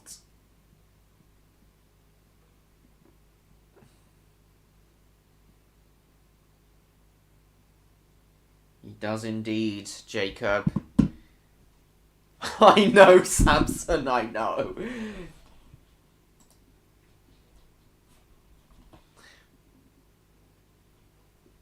Metropolitan tank engines for the Metropolitan Railway. Then Francis Webb, 1871 to 1903.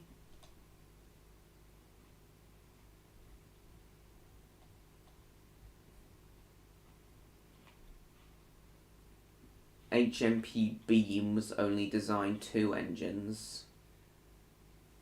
Then there was George Hughes.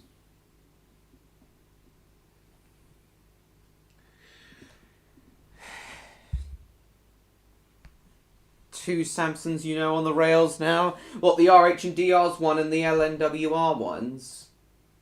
This is a nice one as well. These are all of the LNWR built engines that are preserved. This is a nice one. G2 class.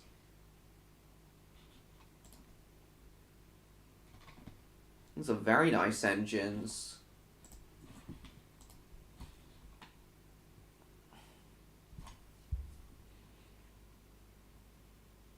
Oh shit, James.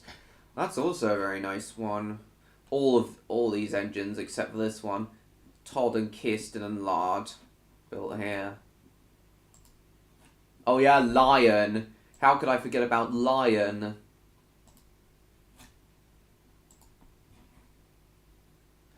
Ex-Liverpool and Manchester Railway engine. Obviously ran with the LNWR. This is a nice one as well, preserved at the Bluebell Railway. So let's see, 1, 2, 3, 4, 5, 6, 7, 8, 9 LNWR built engines have been preserved. Well, built for the LNWR engines. Keeley. Well, I just pronounce it as Keithley. Very nice indeed.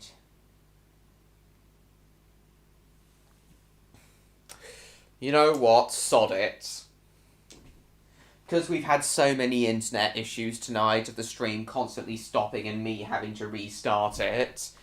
Having to stop and restart the stream constantly. We're going until 11 o'clock tonight. And also the internet issues with the delaying the start of the stream. So sod it. We'll go to 11 o'clock tonight. I don't care. I know. Yeah, I know how it goes, James. Where's Stan? Where has Odd gone? Wonder when he'll be back, and I wonder when Neon will join us. So yeah, sod it. We're going until 11 o'clock tonight. I don't care.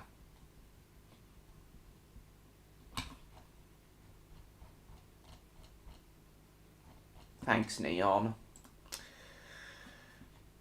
Right, so the other major company that the LMS inherited, the Midland Railway. The Midland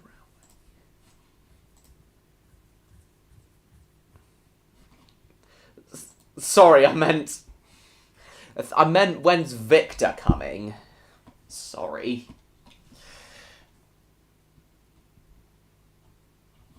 200 views on my Beachy Head video already. Lovely.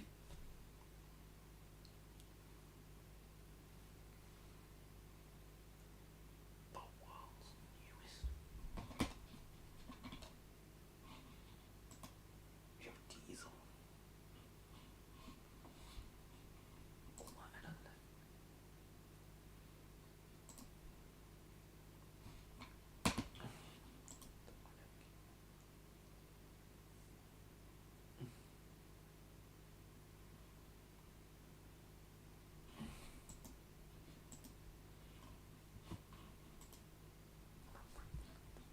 Here we are, the Midland Railway, with their departure point at St Pancras. Can't believe that during the LNER stream I thought the Midland Railway was the property of the LNER. I probably think that because King's Cross and St Pancras are next door to each other, but no, it was an LMS company. So locomotives at the Midland Railway, what kinds of locomotives did they build? Got your classic 2G2s. Ooh, the 156 class. Oldest surviving Midland Railway locomotive. I know about these ones. Wait, no, I'm thinking of one of those Furness Railway locomotives. This is a really good one. What do you think of this one, Jacob? One preserved, remainder scrapped. 29 of these engines were built. 430 class, and there's also the 700 class. All but a single tender scrapped. Preserved behind the 156 class. Cool. Looks like none of these were preserved if they don't have a thing with them.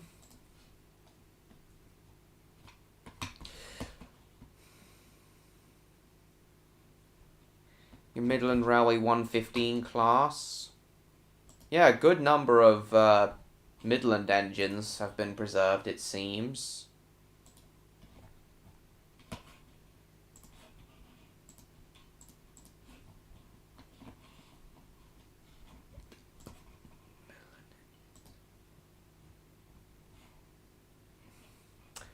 One Midland Railway 1000 class has been preserved. This beauty right here.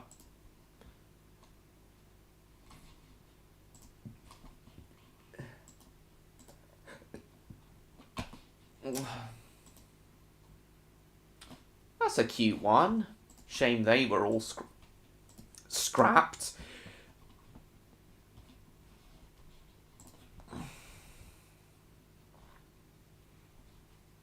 Oh, Henry Fowler, 1909 to 1922. The Licky banker Bertha. The famous Licky banker Bertha. Big Bertha. Shame Big Bertha was scrapped. It would have been nice to see her preserved.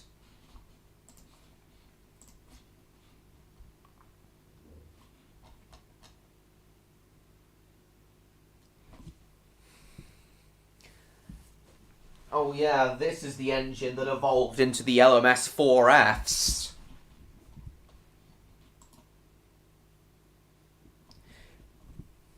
You'd assume this is a 4F, but in fact it isn't. Just by looking at it, you'd assume it's a 4F, but it isn't. Bertha, lovely Bertha. My whole life is a meme. Why did I say that? Well, my life feels like a meme right now anyway. Richard Dealey.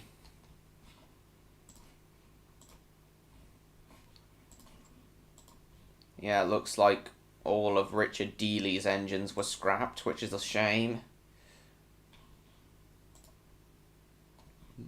This one looks like sort of an American style engine that was also scrapped.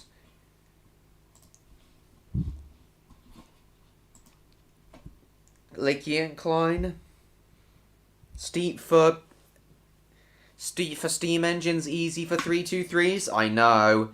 Yeah, the Licky incline was recently electrified, wasn't it? And now yeah, the Licky incline was recently electrified, wasn't it? And now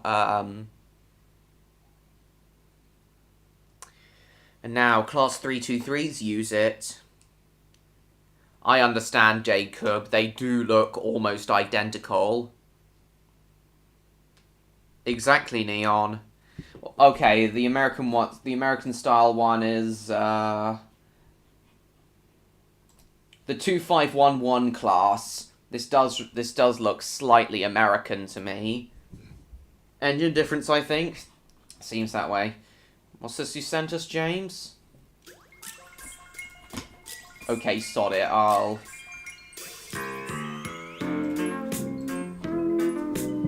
I'll let you bask in Bertha's glory for a second.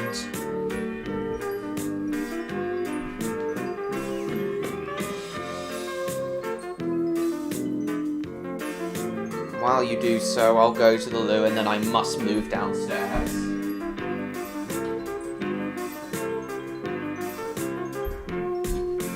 Bertha, lovely Bertha, you are a lovely machine. And anyone who works with you I'll be right will back. know just what I mean. Oh, Bertha, lovely Bertha, sometimes I think you're a dream. But when we work out what you have to do, you can always turn the goods out, always turn the goods out. We can depend upon you. Clicking in the day, flashing in the night, your computer is shining brightly. Some people say you have a mind of your own, and I think that's very likely, likely. Oh, Bertha, lovely Bertha, sometimes I think you're a dream. But when we work out what you have to do, you can always turn the goods out, always turn the goods out. We can depend upon you.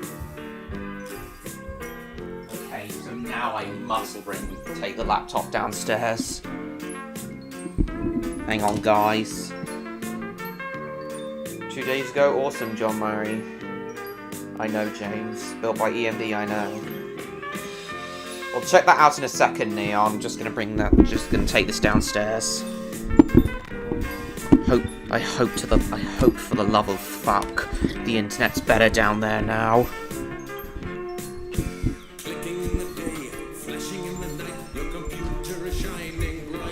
Computer stuff. Hi, Grace.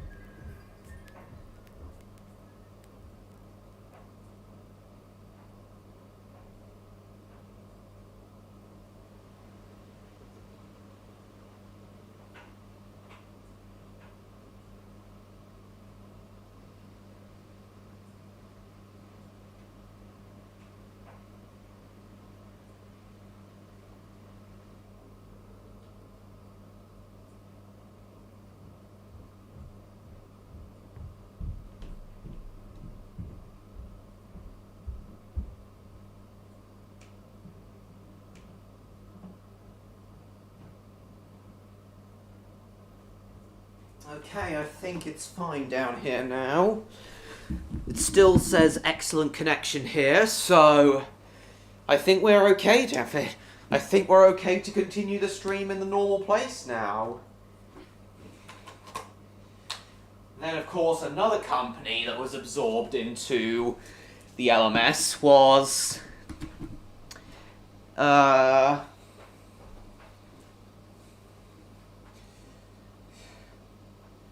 another company that was absorbed into the LMS was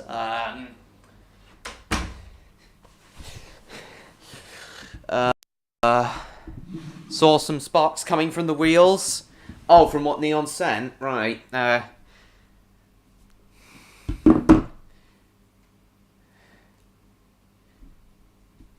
Okay, so I think we're fine to continue the stream down here. But yeah, fuck BT. Fuck BT up the arse. Hello, Percy Engine. Nice to see you here.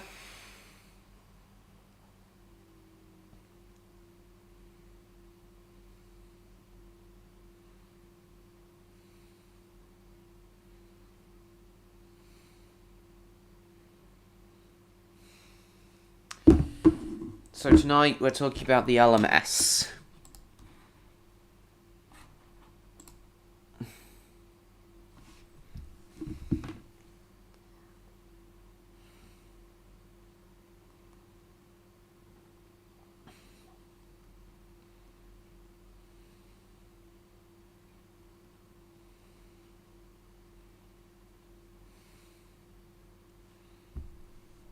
Well, I did say it was going to be like this. It was going to be like this, Percy Engine.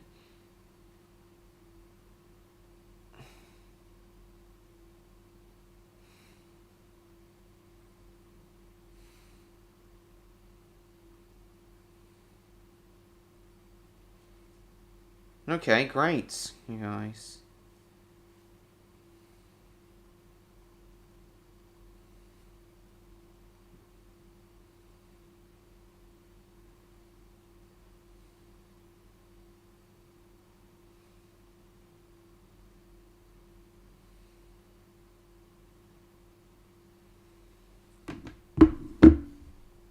I have. Right then.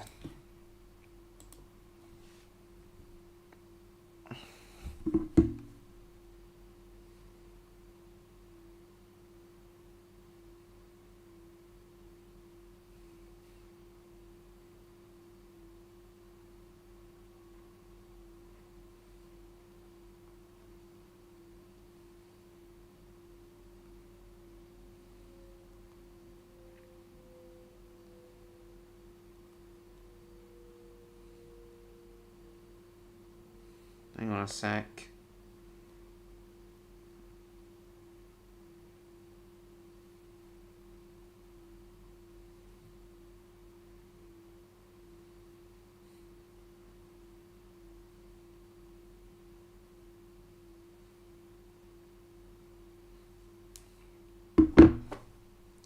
So be it. Suck it up. I didn't mean to. Well, I didn't mean. Well, I didn't mean to. So you could shut up and suck it up. Anyway,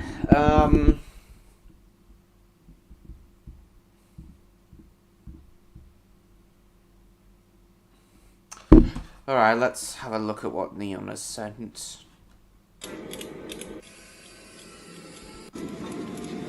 Class 59 to the rescue after the Salisbury crash. Thank God no one was killed in this crash.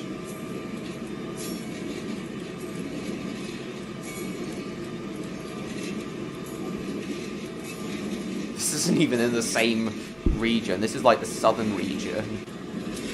Southern Railway region. Wow.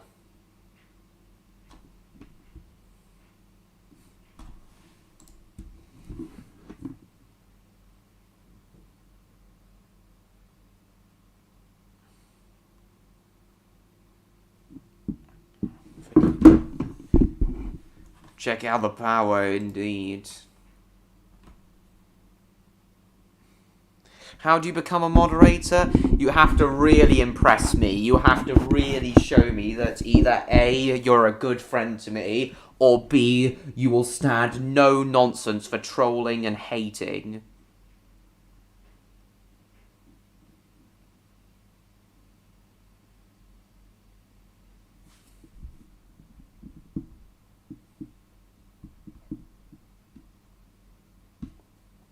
Quite low too.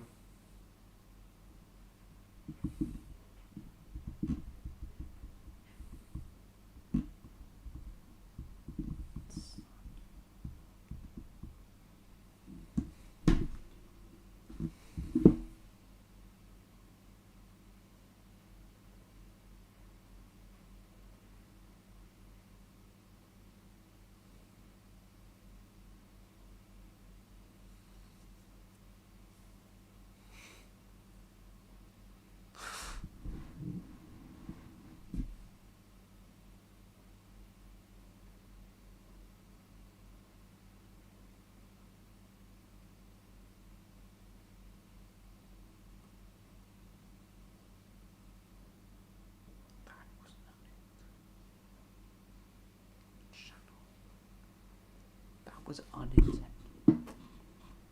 That was unintentional. Shadow when they were annoying train number 16. That's it, James.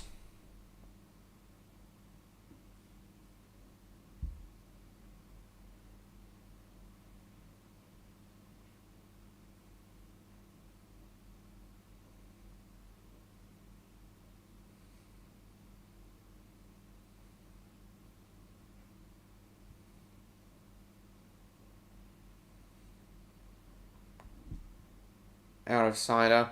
Oh, that's fine, MLP fan. It's not really bad news.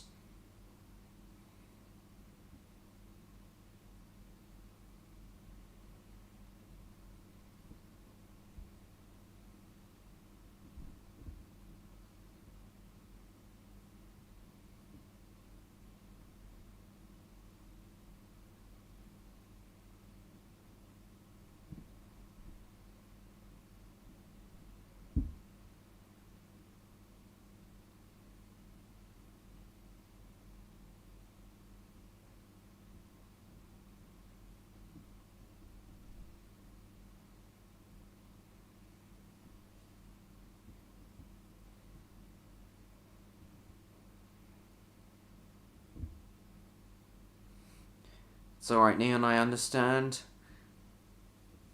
And the Lodge Nice Centre Park today? Oh, cool, Rob, very nice. Why did you give me sentience, Bob? Then I wouldn't drink cider, then move on to beer. For another edition stream? Oh. What's that, Levco? Let's hear it.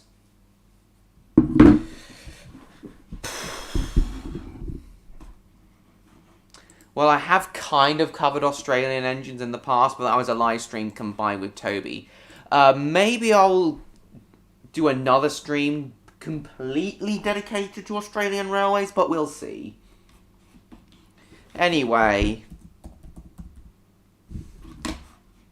let's talk about the Caledonian Railway now. That was one of the Scottish railways that the LMS absorbed.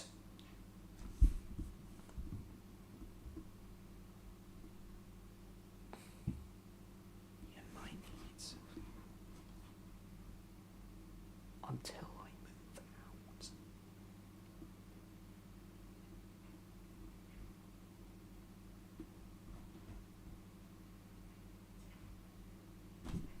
Almost. 1,118 miles of track. From Carlisle towards Edinburgh, Glasgow, Ballachush, or however the hell you pronounce that, and up to Aberdeen. Up past Perth, Stirling, and Dundee, up to Aberdeen. And I believe it was the North British Railway who built the line between Edinburgh and Dundee over the Forth Bridge. At least I assume it was the North British Railway. But I don't know for sure.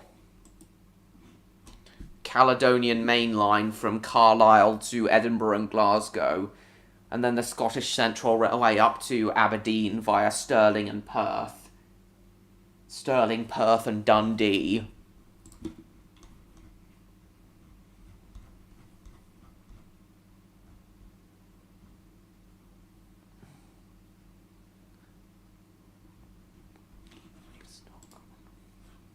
I was actually looking at this page earlier. Only 3 Caledonian engines have been preserved. A 123 class, an 828 class, and a 419 class. All of which are very fine engines.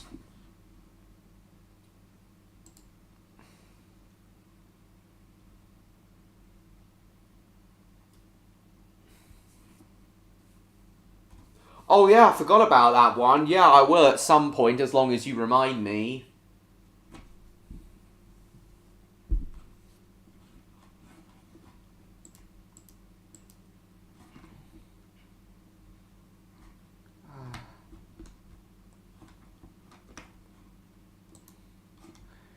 I can't quite remember what other companies formed the LMS, but...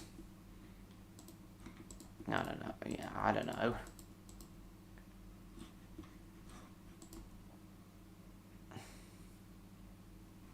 Oh yeah, there was also a whole bunch of other LMS designed engines I wanted to talk about. First, let's go back onto Steam Age and drive some other LMS designed locomotives. Let's try some of their freight ones.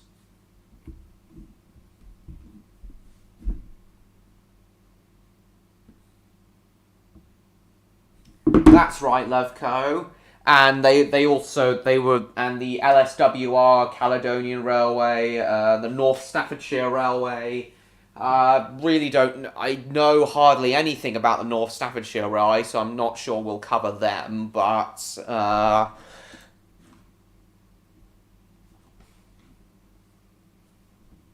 oh yeah, the Lancashire and Yorkshire Railway were also absorbed by them.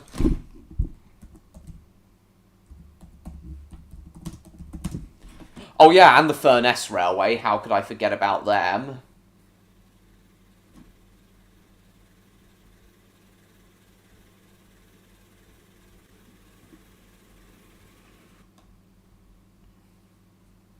Very fine livery the Lancashire and Yorkshire had. Neon, what do you think of the Lancashire and Yorkshire Railway? So, 1, 2, 3, 4, 5... 1, 2, 3, 4, 5, 6, 7 Lancashire and Yorkshire designed engines have been preserved. This one's a nice one at the Keighley and Worth Valley, Class 25. This Class 27's also great. In regular loose on preserved railways since 2009. Lovely. Some very fine engines indeed, the Lancashire and Yorkshire had.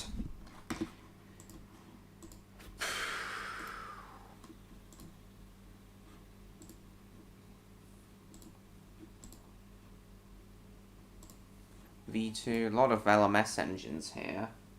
Are you still there, Neon? V4.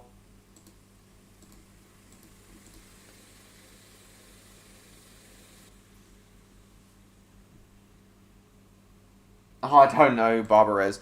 Welcome back, Odd. How come you left? It's nice to see you again, though. Let's see. Not many LMS engines in this game. Not many at all.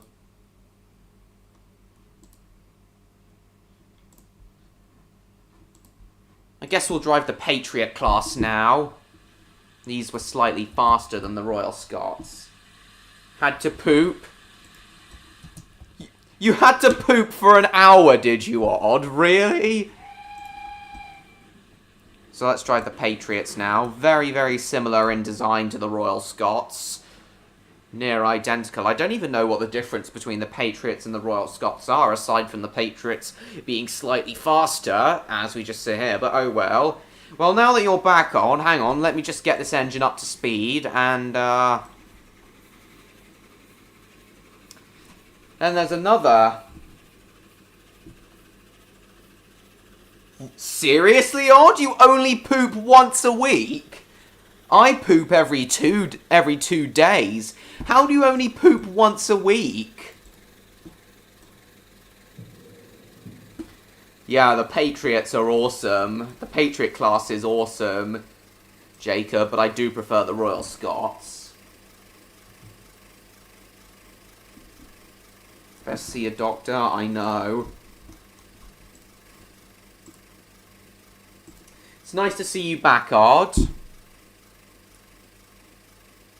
Either way, regardless, it's nice to see you back, Odd.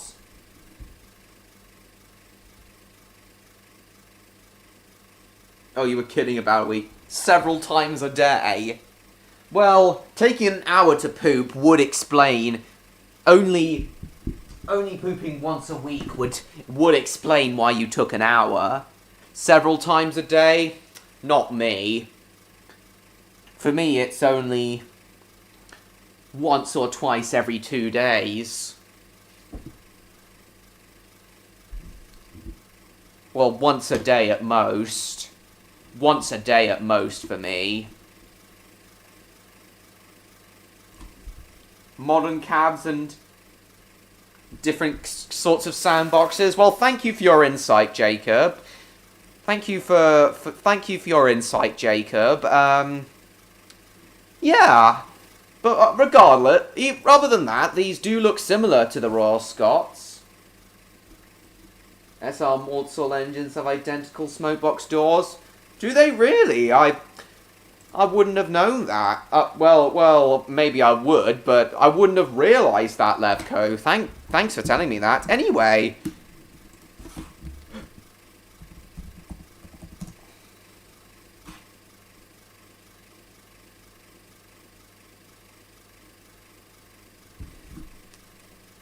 Nah, YouTube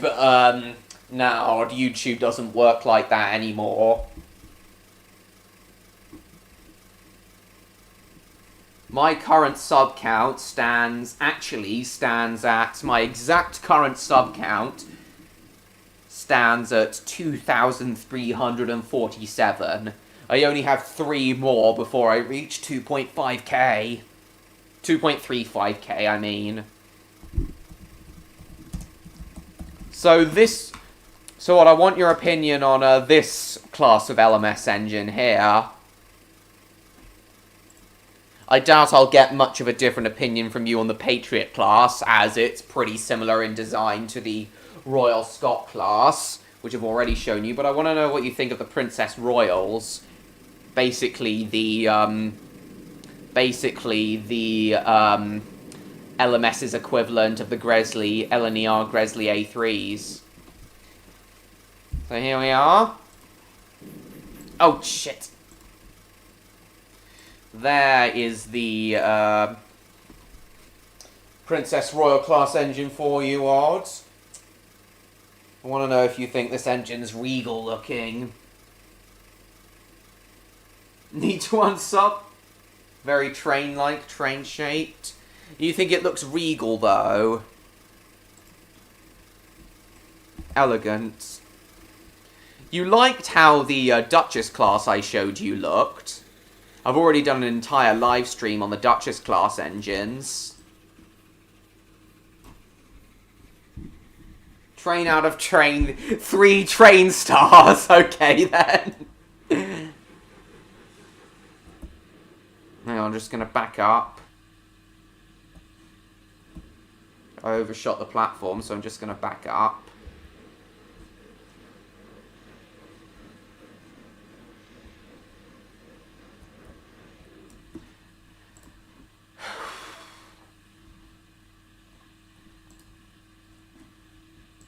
There's other very fine classes of... find it fascinating, the Princess and the Coronation Scots? Well, no, that's not really true. Percy engine. That's not really true, Percy engine. Duchess of Hamilton looks sick. Even I can't say otherwise. You remember the engine's name, do you? Nice. Well, yeah, that's one thing, and they had to be fitted with smoke deflectors because they had larger boilers and were overall more powerful than the Princess Royals. There were some that were even streamlined. Some French songs.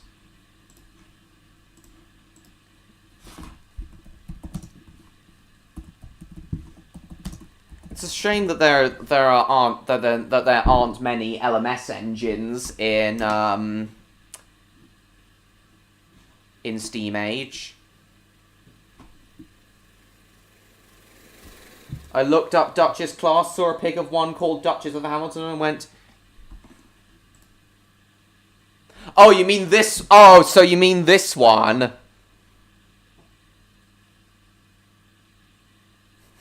Yeah, these are the streamlined versions of the Princess Coronations.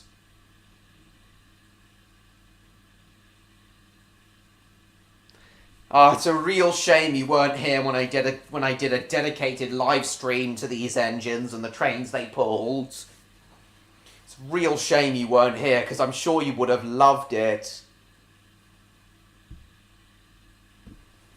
This is the one, but you weren't here for the whole for that whole stream because you were feeling ill that whole stream. You were feeling ill that whole stream.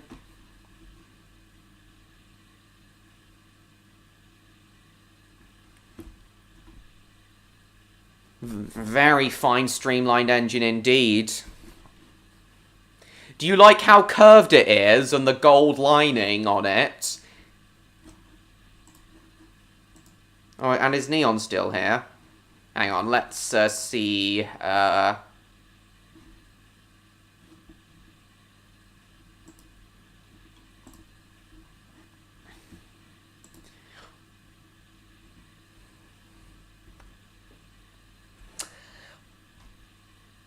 And I do like how the Class 390 Pendolinos, the trains that run over the LMS's London to Glasgow West Coast Main Line routes, the trains that the trains that run over the West Coast Main Line today, the Class 390s, the LMS's former routes. I do like how the Class 390s kind of do look like the coaches of the Coronation Scott. So yeah, the Class 390s are basically the modern Coronation Scott.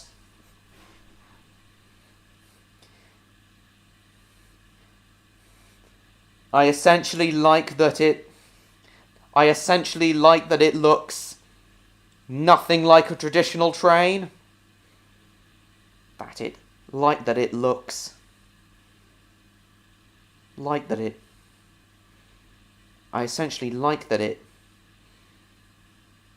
like nothing like a traditional train.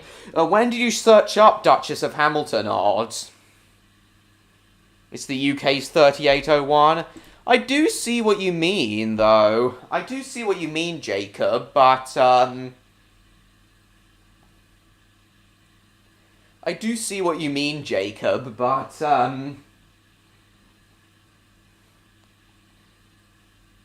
then again, I don't think Love came with me. Like a minute ago, when you said the words, oh, right. Oh, yeah, the Duchess class. Oh, yeah. Oh, hang on, I'm looking at the wrong thing. I want to go live. So, hang on, just... The Coronation Scott stream was over a year ago. You unfortunately couldn't make it to it, Odd, because you were sick then. I remember you telling me you were sick that day. But yeah, you would have loved this live stream if you really like this engine. Here it is. Coronation Scott edition. Stream 114. And I chose Duchess without smoke deflectors. I will in a second. Levco. And the reason I chose stream 114 to do the Coronation Scott stream is because when the Coronation Scott did its famous non-stop press run for the press, it hit 114 miles an hour, which then was the fastest any steam train had ever gone. But then, of course, that record was broken by Mallard's 126 miles an hour in 1938. So yeah, I chose stream 114 because the Coronation Scots hit 114 miles an hour.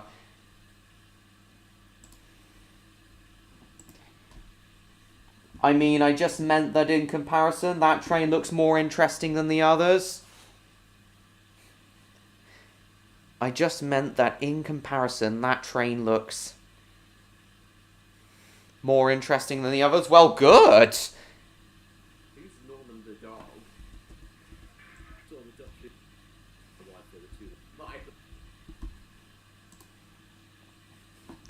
You know what, Odd? I'll show you this video I showed everyone during the Coronation Scott stream now, as I'm sure you'll be interested to know more about Duchess of Hamilton.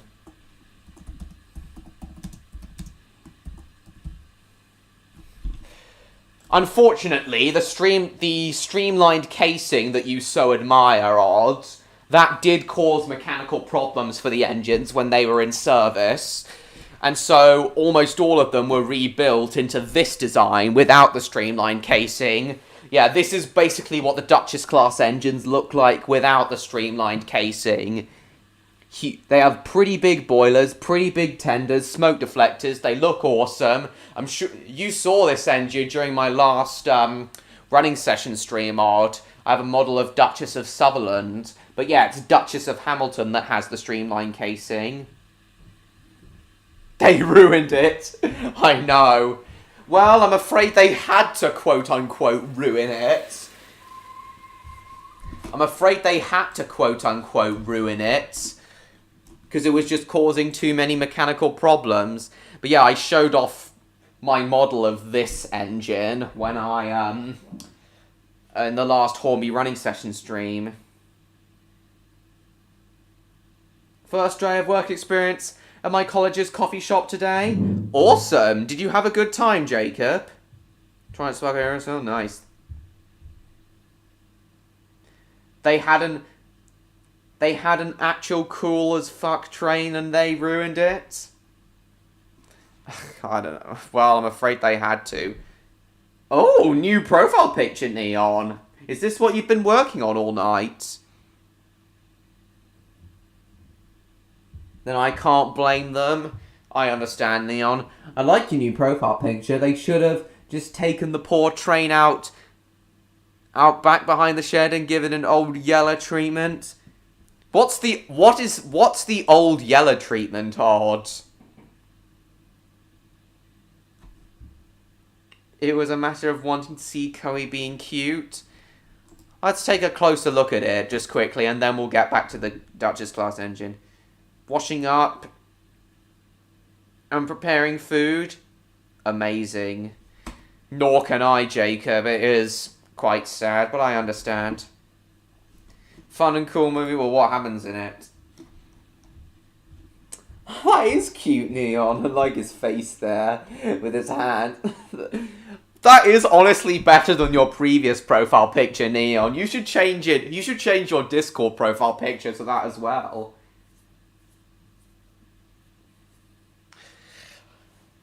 I assume by that you mean the complete opposite.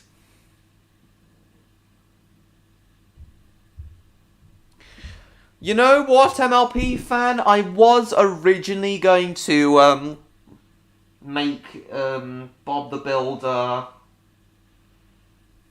Christmas to Remember my final VHS review, and I will still do that at Christmas time, but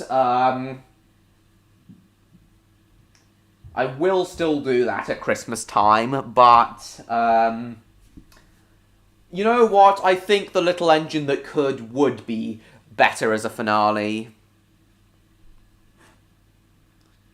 It is a very lovely profile picture. What's this, James?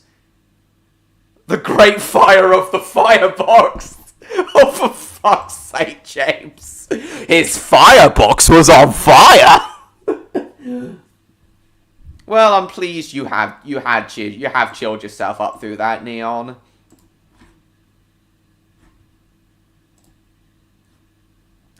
So this is the video I showed everyone during the Duchess of Hamilton, the Coronation Scott live stream, odds. But I think I'll show it to you now, as you missed it. You missed that whole. You missed that whole stream. As you missed that whole stream last year, Odd, I'll show it to you now, as you're so interested in Duchess of Hamilton. Hello and welcome to Curator with a Camera. I'm Anthony Coles, Super. Senior Curator of Rail Transport and Technology at the National Railway Museum. Any Today, small cousins? we're going to have a look at one of my favourites, the Duchess of Hamilton. I see, Neon. Well, what is the old Yeller treatment? Status in the Thomas. Indeed, Neon. Spock in his box has set his bunker alight. That's better. I know, MLP fan. That blue train looks cool. That one's Mallard. I've shown you that one before in my Streamline Trains live stream. Mallard, you seem to like Streamline Trains, Odd. You seem to take a liking to Streamline Trains, Odd. It's a shame you weren't really paying attention during my Streamline Trains live stream. I'm sure you would have liked that. Red one even better? I know.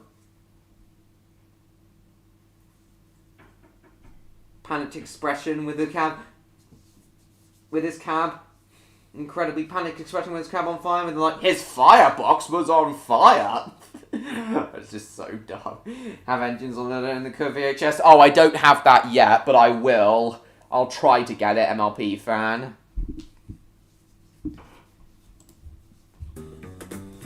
I know you like Duchess of Hamilton. Yeah, this is still relevant to the stream, as this is an LMS logo, despite me already showing this video. In the 1930s, the London, Midland and Scottish Railway were running crack express trains from London to Glasgow. They created the Princess-class locomotives, names such as Princess Elizabeth, Princess Margaret Rose. These engines could run hard, they could run uphill, they could run fast. Of course But they the could. LMS needed more.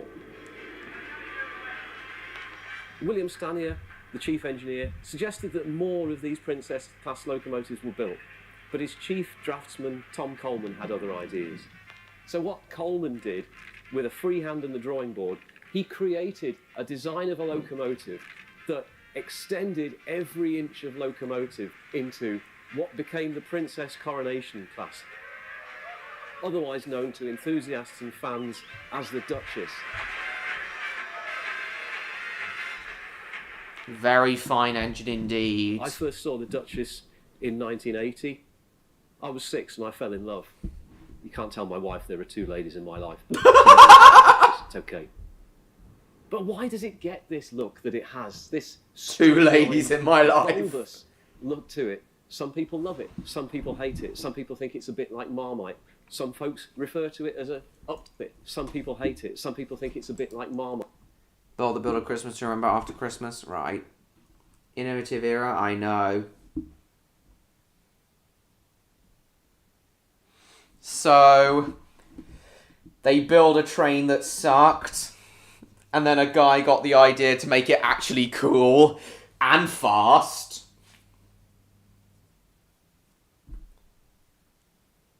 Stanier engines had hooter whistles, those really deep ones. I think that was just his style, Percy engine. Levco. But I think the Duchesses had higher pitched whistles. An innovative era for trains. It was indeed, Neon. Here's the Duchess, but where's the Duke? Oh, I get it. That mofo's never been in bed with a woman. William screws with the Duchess class in James's Forces. What do you mean by that, James? To see what train should look like?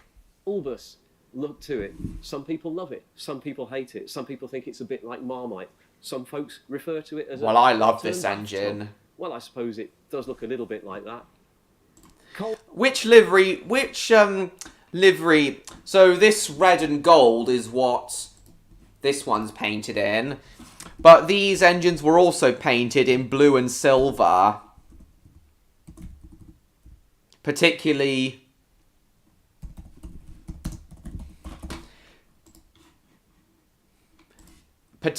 the original Coronation engine that was built, number 6220 Coronation. Livery. Sex for the... Fuck off, James. But which livery do you think suits the Duchesses better odds? The blue and silver? Or the red and gold?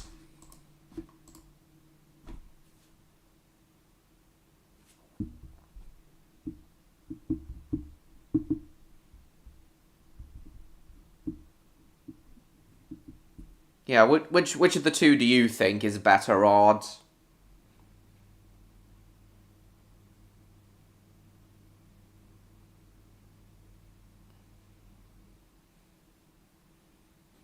I agree, Neon. The red and gold does look better.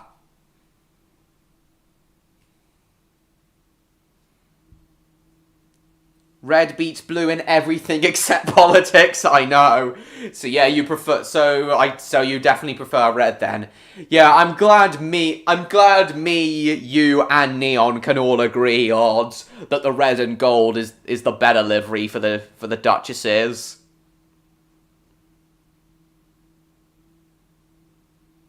I know, Jacob. Reminds me of the old Transpennine livery. Oh, like the 158s were painted... Oh, you mean like the 158s painted in red with the big gold M on the side? I just have to take the red over it, same. I like the blue and silver too, but yeah, the red and gold definitely suits it better. Was the US release? Well, the US dub is the default dub anyway, so just gonna go with that. Coleman's initial design of... Exactly, Neon. Would you agree with what Neon said, Odds? That the gold lining just completes this engine? Coleman's initial design of an enhanced princess. Yeah, that class, I the would really Princess appreciate Coronation that, John full Murray. design of an enhanced princess class, the Princess Coronation as these became. Saw an enhanced engine princess that looked class. conventional. It had a smoke box, it had a chimney, it had a dome and a running plate and splashes, everything that was visible in a classic 1930s steam loco. But over on the east coast of England, the L&ER Red and gold is a team good combo. were fated I in completely getting very agree, exciting Odds. 1930s steam loco. Blue and silver is a good combo too, but red and gold is a better in a combo. classic 1930s steam loco. But over gold on the lining. east coast of England, the Oh, did you know that, L&ER Odd? Did you know what Jane said, Odd, that the age of consent in your country is 15? Did you know that, Odd? But over on the east coast of England, the L&ER publicity team were fating and getting very excited with their new streamliners, the Silver Jubilee, the Silver Link, all the Gresley A4s with that. Alright, iconic Neon. look. See you in a And the LNS second. publicity team said, we want to So as I said, the princess coronations / duchesses were the LMS's equivalent of the LNER's A4s. And so Coleman had the challenge. not how that it he works. Had to come up with packing Oh, is it not? streamlining on top of I know, the existing Jacob. design of locomotive. But Coleman and the team. There it designed is a in the locomotive 1930s, on Odd. top It's just a of the normal existing engine, design but of fitted with locomotive. streamlined casing. There it is, being fitted with its streamlined Coleman and the casing team in put design of Crew locomotive. Works. But Coleman and the team. Now that pulled I the rabbit out didn't of the know, hat. Jacob, that They Tilly's came up voice with this actress also design. voiced Lola Coleman and the Bunny. team pulled the rabbit out of the hat. They came up with this design, and in wind tunnel tests, it worked very well. And it was meant to be the absolute wonder of the age. The Duchess is a very complicated front end. The wonder of the age. Would you agree with that, Odd, with this engine? But Coleman and the team.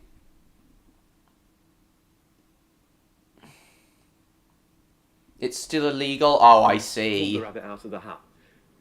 They came up on, but Coleman and the team pulled the rabbit out of the hat. They came up with this design, and in wind tunnel tests, it worked very well. And it was meant to be the absolute wonder of the age. The wonder of the age. Would you agree with that, Odd? Oh, and for those who are wondering how they're able to clean out the smoke boxes of these engines each night after the end of a running day. For those who are wondering how they clean out the smoke boxes at the end of each day with a streamlined front like this, that handle up there opens two doors at the front that enable the engine crews to get access to the smoke box door, and so they can clean the ash out.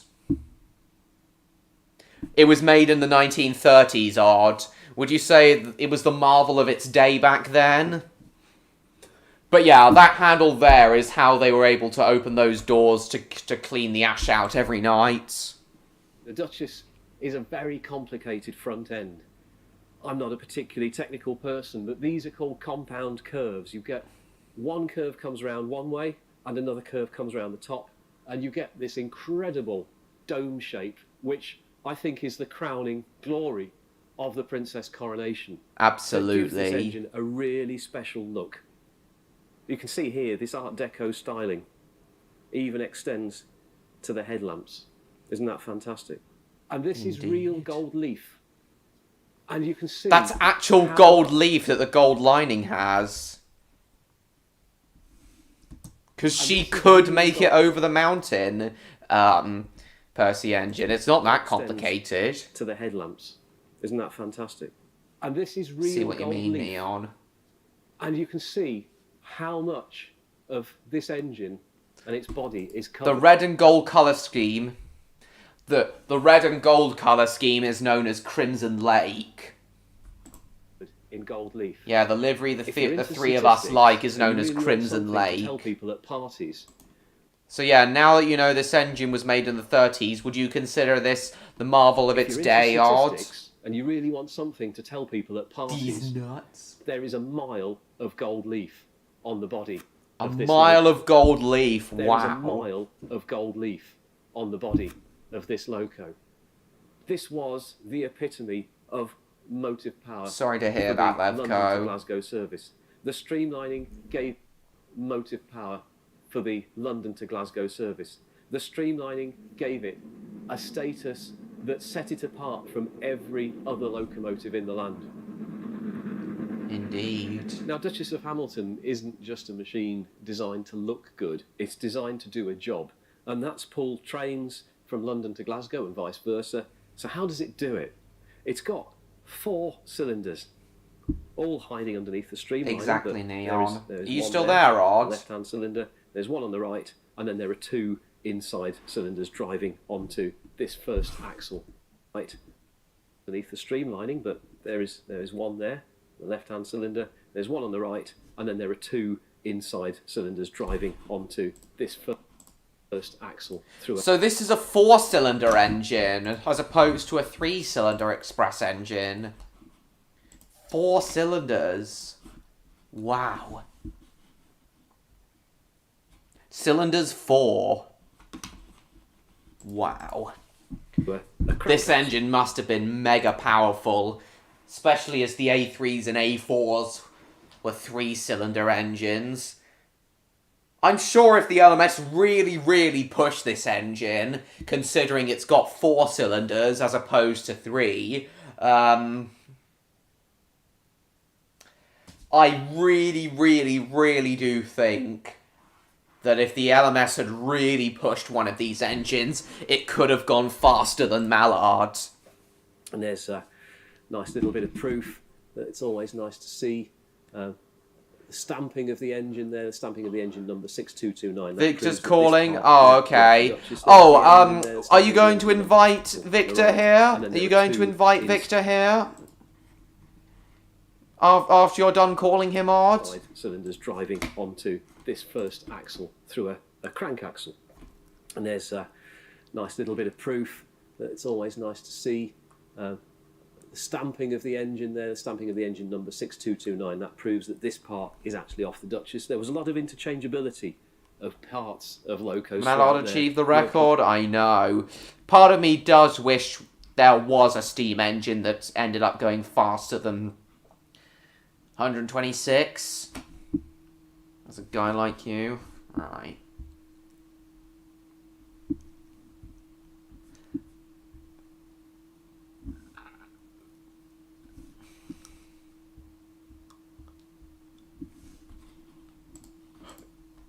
Lives, and every so often we come across people who say, oh well, you know, it's not really X, Y or Z because all the parts bear different numbers.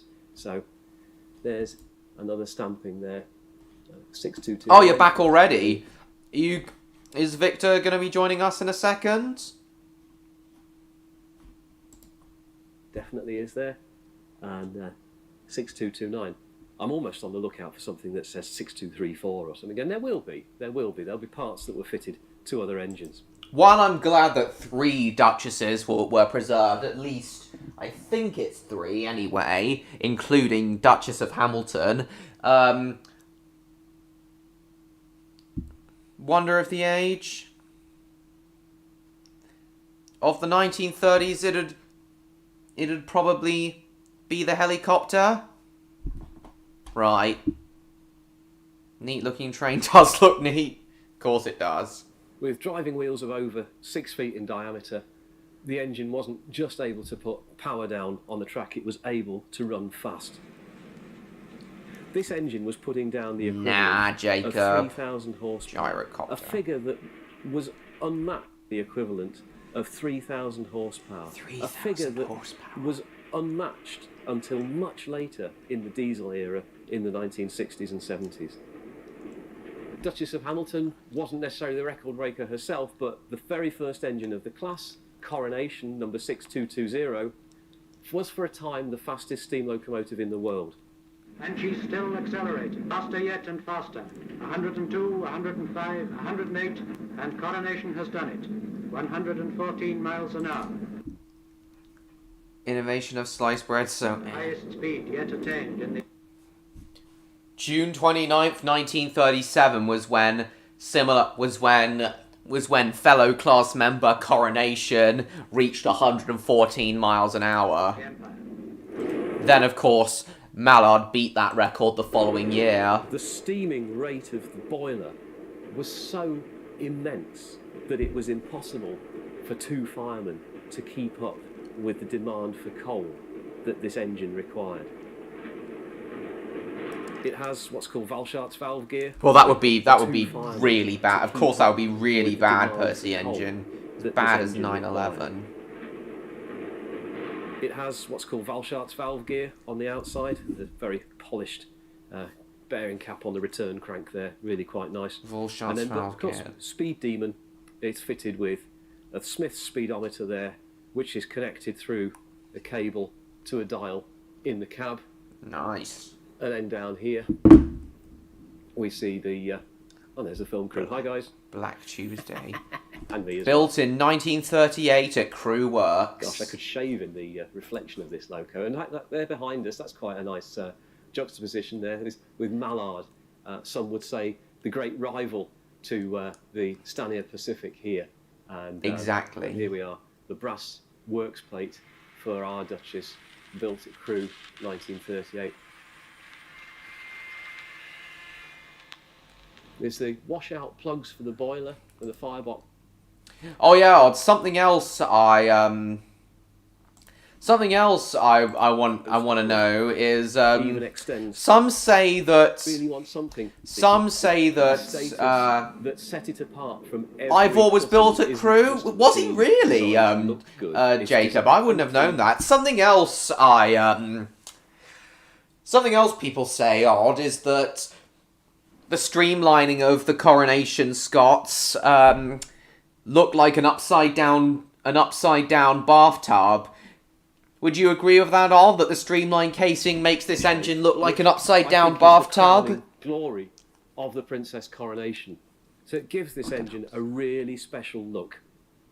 You can see here this Art Deco styling even extends to the headlamps. Isn't that Yeah, would you fantastic? say it's Here. And but here we are. It The looks a brass bit like an works upside down plate bathtub. For our Duchess, built at Crewe, 1938. There's the Some people washout have plugs weird for the boiler bathtubs and the then. firebox. Well, yeah, most bathtubs were curved shaped back then. Yeah, most bathtubs were curved at the bottoms, whereas nowadays we're more used to square shaped bathtubs. But back then, people tended to have curved bathtubs. So that's why it was called why to some enthusiasts it looks like an upside down bathtub. There's the washout plugs for the boiler and the As a firebox bathtub. are all set on the I side see what there. you mean, Neon. Washout plugs for the boiler Jacuzzi for and the 20 firebox people. are all set on the side there. And then these hatches along the side covering oiling positions, and these round cast lids for the sandboxes. Whilst it does the job, it's not very practical. A steam Alright. locomotive needs Yeah, it's not very practical. I think that's why their streamlined casing of the Duchess class engines was eventually removed. But yeah, how do you know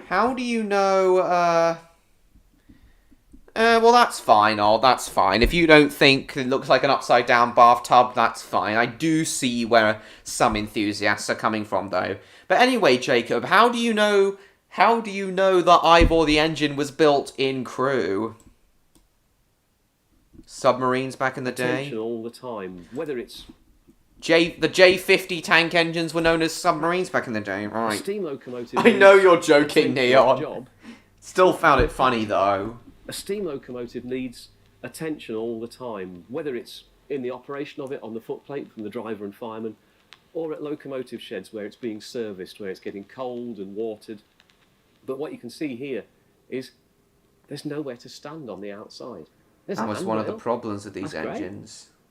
but it's really impractical. You have to have a ladder put up on the side of the engine and then fastened so that you've still got point of contact with something that means you're not going to fall I off. think so, Neon. And that's all very well in the 30s when it's boom and lots of PR.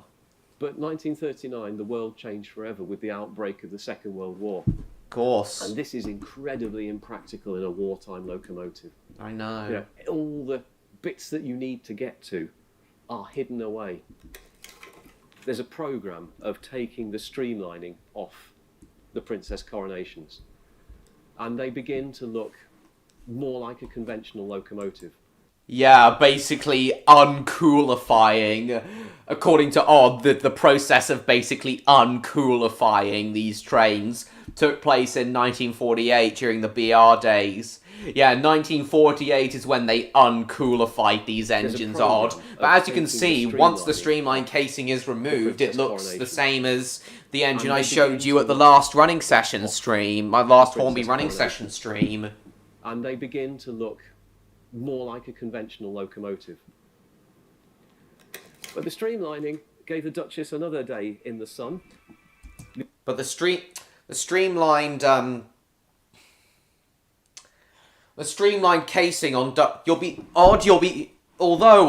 be glad to know that the streamlined casing on Duchess of Hamilton was restored. The streamlined casing was reinstated by the National Railway Museum in York in 2009. Personally, I think the Duchess class do look better with their streamlining than without. But the streamlining gave the Duchess another day in the sun. Yes, but thankfully, the National Railway Museum unruined the engine and gave it streamlined casing back. But the streamlining gave the Duchess another day in the sun. The LMS were invited in 1939 to send a locomotive and train to the World's Fair in the USA. And they wanted Coronation. But Coronation couldn't make it initially. So for a time, this engine carried the number 6220, it carried the name Coronation, and it went over to the States. And it had to be fitted with a bell and large headlamp in order to comply with American railroad regulations. And it went over to the States. And it had to be fitted with a chime whistle as well, I believe. What also happened as part of the American tour was that the engine had to be made fit to operate on the American railways. Exactly. So it's got a big headlamp that gets fitted to the front of it, but it also has this amazing little thing here. A bell. A bell. An audible warning that every locomotive on US railroads wore. So US railroad regulations means that all engines, not just steam engines, all trains in America have to have bells.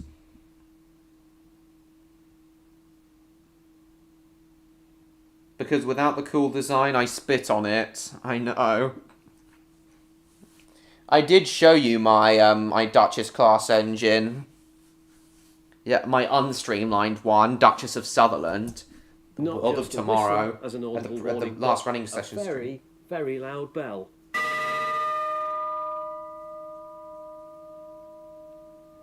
Very loud You indeed. hear that resonance, it goes on for ages. It does indeed. But I think it's time that we walked up into the cab and had a look and see what made this thing go. Now we go into the cab of the engine. Well, we've scaled the heady heights and got into the cab of the Duchess. You know, the engine was a glamorous thing on the outside. It was the star of all the publicity of the LMS. But up here on the footplate, in the cab, it's a world apart from that glorious Art Deco, from the streamlining, from the gold leaf. Indeed. This is the world of work. This is where we meet Duchess of Hamilton, the powerhouse, head on. It's a bruiser, this engine. It's not designed ergonomically. There's no creature comforts for the crew. And look, the driver, if he gets to have a sit down, he has a wooden It's seat. getting really late. It's getting really late. So I'll bid You all good night. All right then, all. Thank you for coming. I'm glad you found glad you found interest in. You finally found interest in one locomotive I've shown you. I know you've also found it. You've also found interest in the double Fairley locomotives, those two tank engines fused together. I showed you and Victor in the narrow gauge live stream. But I'm glad I've finally found you a standard gauge steam locomotive you've gained interest in, and it's relevant to the subject of this stream, the LMS. But anyway, thank you for coming on. It was a pleasure having you here. Once again, I'm glad you finally found interest in at least one type of train, one sort of locomotive. Thank you so much for coming, and I hope to see you next week. I know, MLP fan, I know. Oh, you're off as well, are you, Percy Engine? That's fine. Thank you for coming. So thanks for coming, Odd and Levco. It was a pleasure seeing you both here. I'm very pleased Odd has finally gained interest in at least one kind of locomotive, and I'll see you both next week. I'll just quickly finish this video, and then we'll move on to other kinds of LMS locomotive. The drive.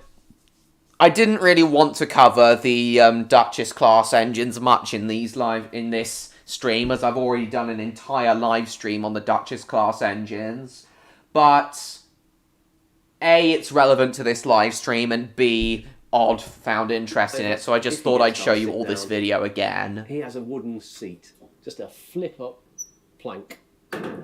Just a bare wooden seat, not very comfortable for the driver. There's no creature comforts for the crew.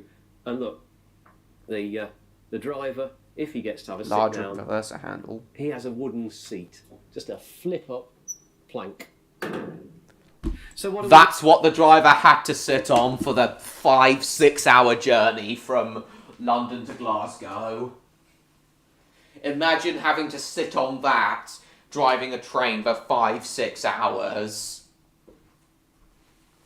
Sitting on the hard wooden stools during science lessons in school for me was bad enough, but sitting on that for 6 hours, for 5 or 6 hours, sitting oh dear, but yes, hang on, let me plug this in. But yes, sitting on that for 5 or 6 hours, with the heat from the firebox really hitting you, and the speed as well, and all the soot going in your eyes. Awful. Awful, isn't it? Well, it would be awful for most people. I reckon I'd be fine with it, though, because I'd be driving a train. What's not to love? Not sitting my scaly posterior on that. I had plastic schools. Well, I think I had wooden ones. I can't quite remember, though. Controls of a simple steam engine. Out here, it's basically the controls of a simple steam engine. Yeah, controls are no different, despite this engine being really powerful. So what are we hugely different from other engines. Of a simple steam engine. There's all the parts that you would expect. There's the reverser. Quite a big reverser handle. It's a rotary one. Turning for forward and reverse. We've got it locked at the moment so that people don't fiddle with it and get their fingers trapped. And then we've got the regulator, which controls the amount of steam to the cylinders. Now, it's a simple up and down. And this has 250 pounds of steam behind it quite often. 250 pounds per square inch, that's big. I know, Neon, you would think this that. Has 250 pounds of steam behind it quite often. And I have seen a driver, or several drivers on this engine, it's so hard in this that they've actually put their shoulder underneath the regulator and pushed it up there because they haven't got enough strength in their arms. They've just gone to get it up into full position so that the engine is able to work to its fullest potential. So it's like the on-off switch, really. Elsewhere, what else have we got? We've got the water gauge glasses, one on either side. I know, Neon. Tells you how much water there is in the boiler. 2 steam valves for the injectors, which are there to control how much water you're putting in to the boiler from the tender behind us, because of course a steam engine is a very, very thirsty machine. Of course it is. But you can also see how frustration was taken out on these things. The injectors could sometimes be a little bit recalcitrant, and here you see this casting of this valve wheel should be straight down, but it's bent. And that shows a sign that somebody's got very frustrated with it, or not just one person, but several people have been very frustrated over several I did decades. look in the cab of an engine And at they the belted Ingro it engine and to the make Ingro sure that Museum. it's exactly, it Pretty does what much they look want like it this to with do. all the It might be valves and stuck shut, injectors. or I know, it might firebox was closed, but be- when you can go in the cab of That's some why engines, you somebody's can got open very and close the frustrated with it, or not firebox on just some one person, engines. But several people have been very frustrated over several decades, and they've belted it to make sure that it does what they want it to do. It might have been stuck shut like that, and then the valve can't open, so they've hit it. If it hasn't worked hitting it with a hand, they've then got a coal pick or a spanner and just gone clank. And most steam locos that have any signs of a long working life will have signs of wear, and you can see here likewise on the piping where things have been hit. There's been abrasions and stuff has got dents and dings in it. One of the most important bits that everybody loves with a steam loco is the whistle. And because this engine's so big, you don't have a whistle chain like a lot of the older ones. You've just got a valve that is depressed there and comes out with the very distinctive sound of what people call the Stanier hooter. It's a very low note. Oh, so these engines did have. Oh, I forgot about Comes that. out with Did have deep hooter whistles. So these engines did have deep hooter whistles. I think I remember that being mentioned in this video, but yeah, I just assumed that these engines would have higher pitch whistles as opposed to the deep Stanier hooters. Looked in some old Metropolitan coaches as well. Nice. We all wanted to blow the whistle of a train. Course we did. Good evening to you, Davin. I have gotten the chance to blow the whistle of an engine in Steam before. You know, when I drove Dr. Sin on the RH&DR. This was the... Oh, I meant to... This was the very distinctive sound of what people call the Stanier hooter. It's a very low note.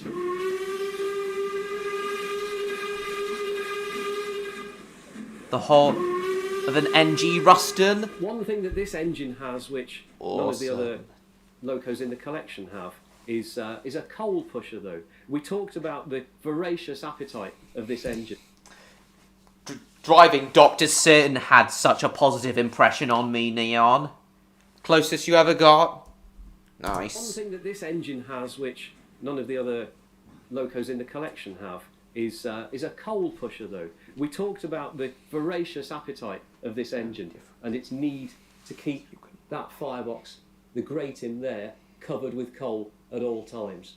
Now, that's quite easy-ish when an engine is at the beginning of its run, because in the tender here, the coal is right up close on what's called the shovel plate. It's dead easy to move from the shoveling plate here, round, there's Lee's feet, through to the firebox. But as the journey through on what's called the shovel plate, Malcolm, it's dead easy nice. to move from the shoveling Kill waves plate is good here, enough, I know.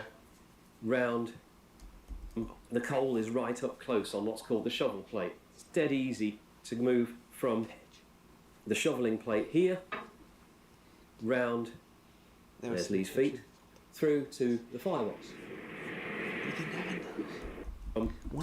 The grate in there covered with coal at all times. Now, that's quite easy-ish when an engine is at the beginning of its run, because in the tender here, the coal is right up close on what's called the shovel plate. It's dead easy to move from the shoveling plate here, round, there's Lee's feet, through to the firebox. But as the journey carries on, the fireman is having to go back into the tender to bring coal physically forward. So Wow. Stanier and Coleman come up with this creation in the back here. Oh, the coal pusher, I is a remember coal this. pusher. It has a steam cylinder at the back. And then You a big- sure? Are you sure, Neon? Spend a day shoveling coal into the firebox? You sure you could be a fireman, Neon? It's a very exhausting job, being a fireman. It's also a very dirty job. You get really, really hot on it. And on huge tender express locomotives, you've got to shovel like 8 tons of coal. Are you sure you'd be okay with that, Neon? To bring coal physically forward. So Knowing that I'm Stanier keeping and the Coleman big come up steel with beast this going, creation in the back here I can be happy. is a coal pusher. It has a steam Beat cylinder at that the soot in back your face, it's good manual labour, I know. to bring coal physically forward. So Stanier and Coleman come up with Exactly, this creation Jacob, they in the are back indeed here. beasts. This, but as the journey Fire-breathing carries on, beasts. the firemen Steam engines have and to go dragons are back both fire-breathing 8 feet beasts. through to As the what you firebox. said on Miharu's podcast that I did with But her. as the journey carries on, the fireman is having to go back into the tender to bring coal physically I'd forward. last 5 minutes. So Stanier and Coleman come up with this And you have to creation. and Neon, don't forget, you have to keep shoveling constantly. Especially with huge, well, you don't have to keep shoveling constantly all the time. With smaller engines, like the 4F, you don't have to keep shoveling constantly. But with huge engines that have huge express engines that have huge appetites, you really gotta really do it fast. You really have to keep the steam pressure high, the fire roaring. So yeah, if you want to be a fireman, if you want to be a steam locomotive fireman, it's always better to start on smaller engines. Do it no issue, especially because he can breathe fire. The smaller engine, the less shoveling. Yeah, I'm sure, Neon, I'm sure you'd be fine on like an 040 or an 060. Yeah, you'd be fine firing an 040 or an 060, but a huge express engine like a Gresley A3, A4, or a Coronation, now that requires a lot of hard work. to keep that firebox, the grate in there, covered with coal at all times. Now, that's quite easy-ish when an Vehicle engine main is episode at the due beginning tonight. of its run, because in the The tender Regality here, of Unicorns the coal 2. is right up close on Indeed. what's called the shovel plate. It's dead easy to move from the shoveling plate here, round, there's Lee's feet, through to the firebox. Yeah.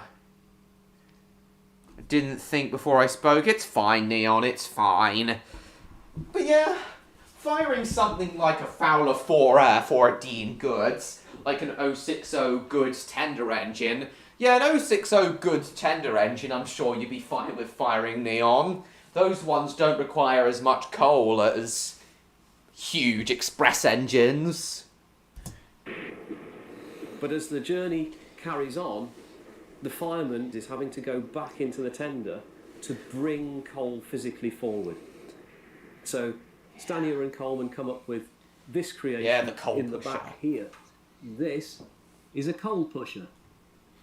It has a steam cylinder at the back, and then a big ram here at the front.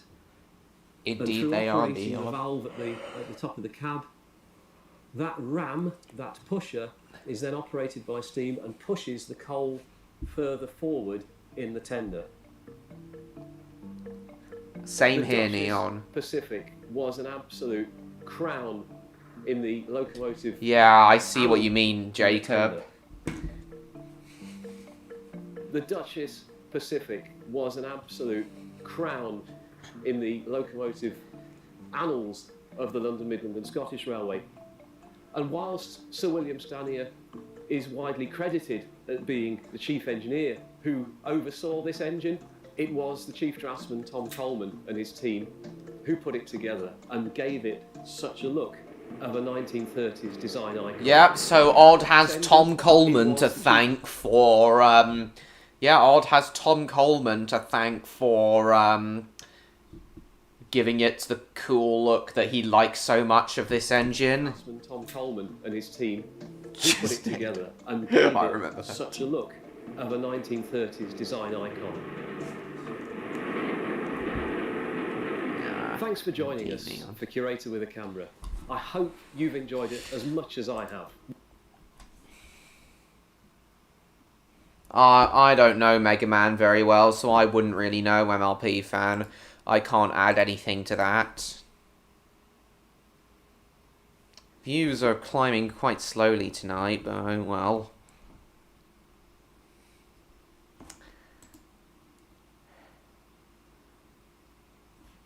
Right. Ooh.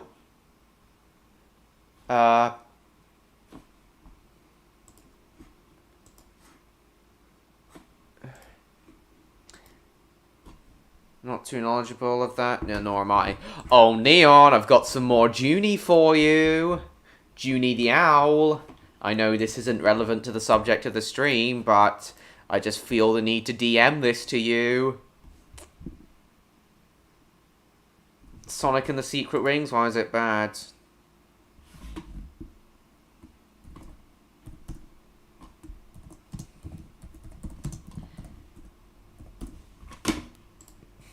Oh, you've changed your Discord profile picture? Nice. Yep, your new profile picture is without question better than the old one.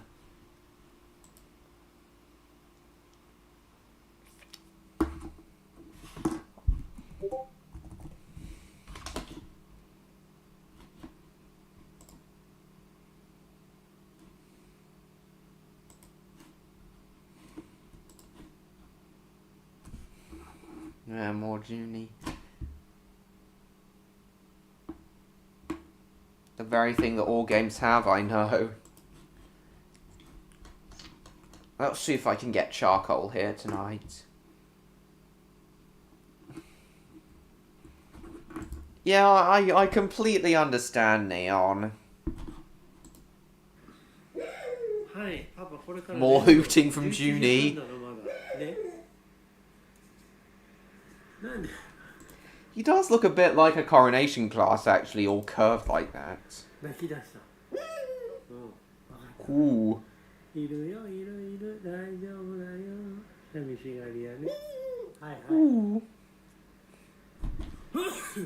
Sneezy man.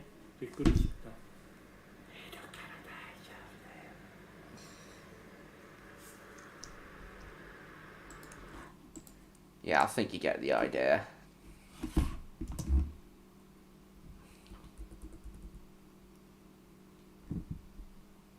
I will be reusing Korean app for your picture in a drawing in the future with some improvements facially.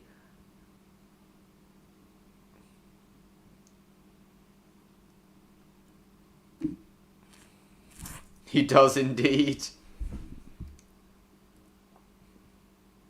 Oh, Miss Scatterbrain's song. Never really heard of her one.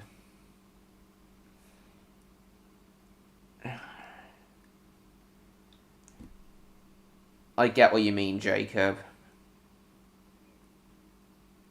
Yeah, not even Enter the Dragon... Yeah, not even Spyro Enter the Dragonfly's controls are unresponsive. So, that's part of the reason I don't mind it. The controls aren't too unresponsive. Plan for it anyway. Some improvements facially. What drawing will that be in, Neon? Welcome, Jupiter. I think you were here earlier, but welcome back.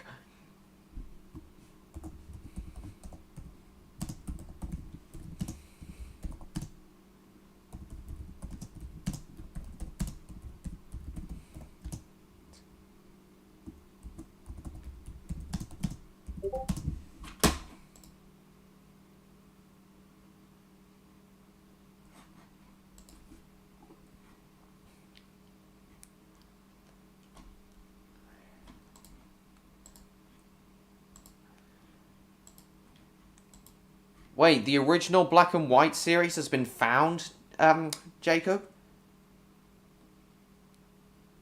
Yes, yeah, I know what you mean, Neon. Very responsive, alright.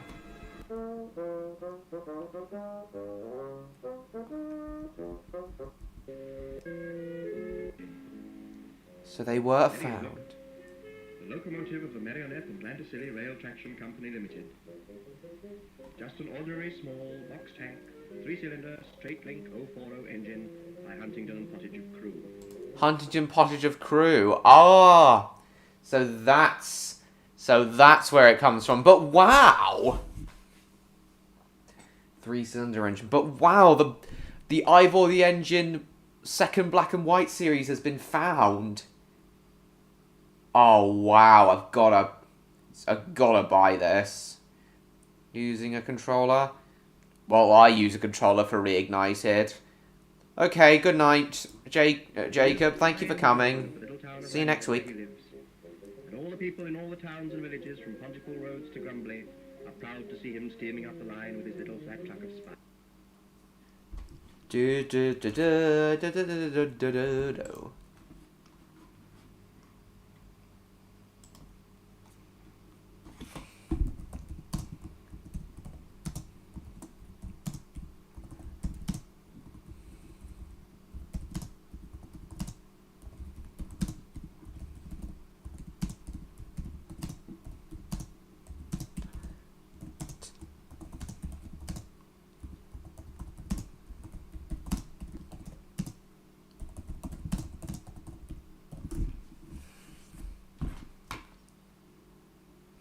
We have fewer people than usual.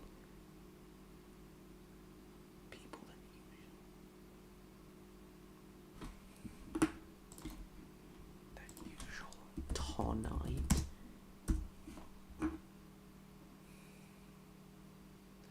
Okay, see you back in a second.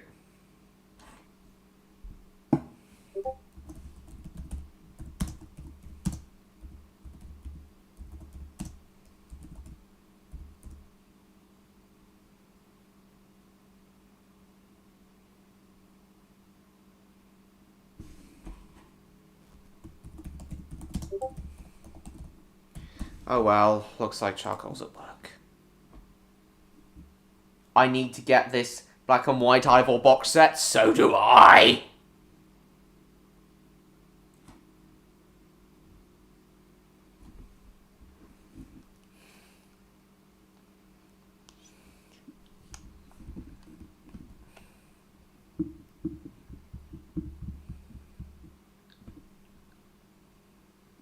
You know what? Duncan. Duncant. I'm sorry.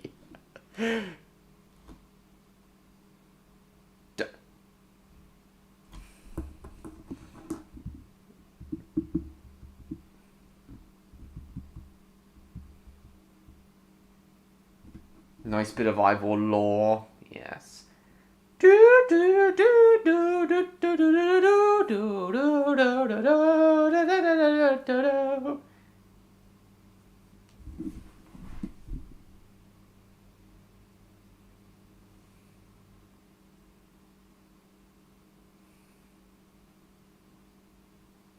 Hang on a sec.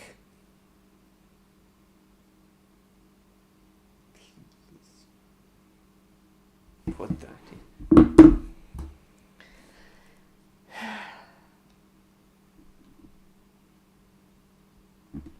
Indeed, Jacob.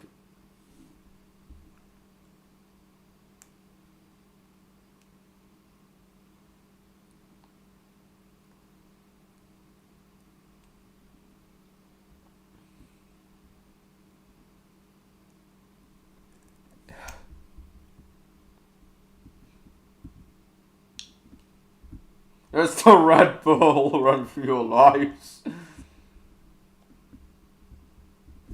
Bruh.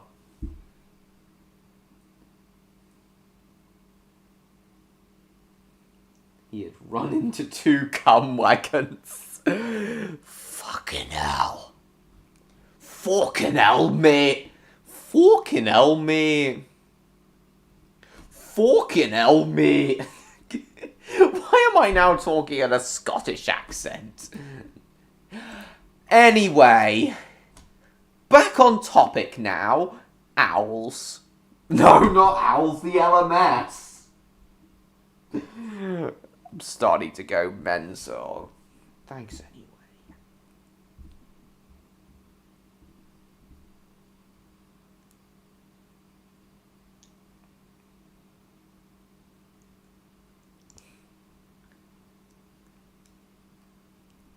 Driven into the sea again. Like Percy. Perverts. Why did I say that? What is going on with me? Okay, focus.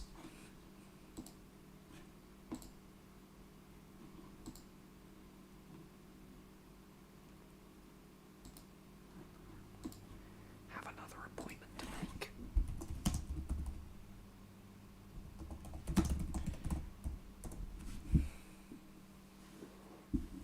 Quite relaxed? Good.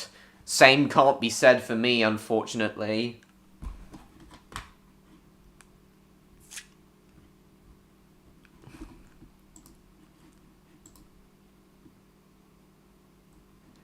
Right.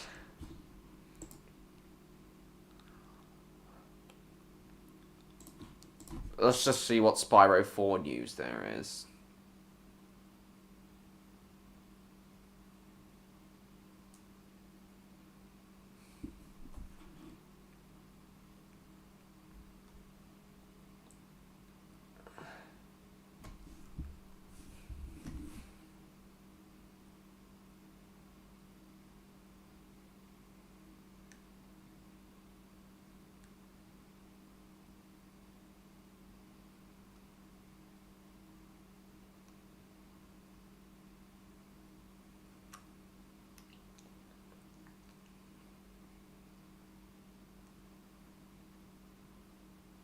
Thanks anyway.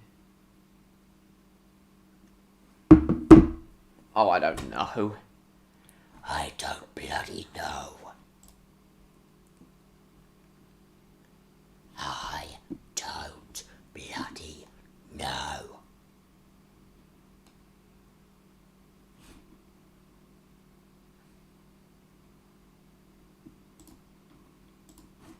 Well, hang on, what's this? End of the line for Thornbury Castle. Welcome.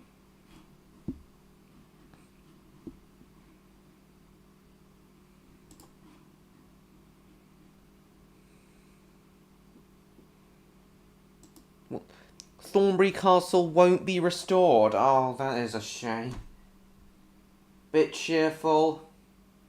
Making you a bit cheerful and... That's exactly it. Oh yeah, that was another unusual design of engine I was going to show Odd. The Bully Pacifics. But that's more relevant to the Southern Railway stream. That one I'm going to do in November. In fact, I'm going to make the Southern Railway stream, the one I do after the Spyro stream, I'll do for this year's Spyrovember. So, this year's Spyro-themed live stream, so the Reignited Trilogy was released, was it the 13th of November it was released? So I'll do it on the 15th, Friday the 15th, and then Friday the 22nd will be the Southern Railway stream. Why don't you climb a zero reinstock? That's like I was saying.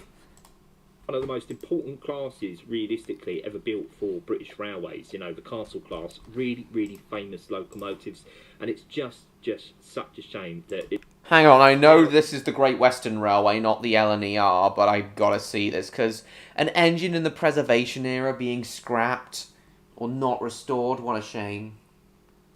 Nice. Purchase has been finalised. I know, it's a shame. And completed. It looks set that Castle class is going to be cannibalised for the new build. The aim what is new build? The purchase. So it was recently announced that a recent acquisition had been completed for 7027 Thornbury Castle. Oh, well, at least it's James, it's fine, actually. It's going towards a good use. It's going towards a new build project. So that's something, at least. 709 group. So for those of you that are not familiar with this, the 4700 class was a class of 10 locomotives built by the Great Western Railway to haul heavy trains from the West, South West and South Midlands into the London area. Dubbed the Night Owl Project, they are aiming to construct number 4709 as a Great Western Railway 4700 class 280 10-up locomotive. Unfortunately, they took ownership and they are aiming to construct number 4709 as a Great Western Railway 4700 class 280 10-up locomotive. Unfortunately, they took ownership of Thornbury Castle last year, and now with the announcement that the purchase has been 280 finalised and completed, it looks last year and now 10-up locomotive. Unfortunately, they took ownership of 700 class 280 10-up locomotive. Unfortunately, they took ownership of Thornbury Castle last year, and now with the announcement that the purchase has been finalised and completed, it looks set that Castle class is going to be cannibalised for the new build. The aim is to use the 7027 boiler for the new build, which is in good condition, but inspection soon will take place and it will determine whether it is viable. It is stated the chassis and other parts of Thornbury Castle will be stored for future projects. The chassis and other parts of Thornbury Castle will be stored for future projects. Now, I myself, and I'm sure I speak for a lot of the community around, when I turn around and say this is absolutely gutting news. Well, yeah, but we've got plenty of other Castle class engines around.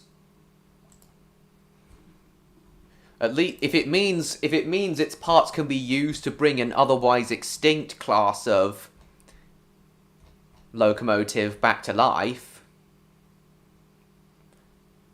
an otherwise extinct class of locomotive back from the dead, then I'm okay with that. Only 9 of these 4700 class engines were built. I actually prefer these engines over the 2800s, the Great Western's other class of 280 freight locomotive.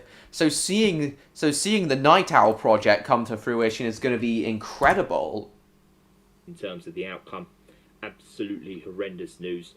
Just when it looked like it was going to be on track, Thornbury Castle was hopefully going to get restored, and then obviously, you know, you had that announcement. Shame on the 4790 group.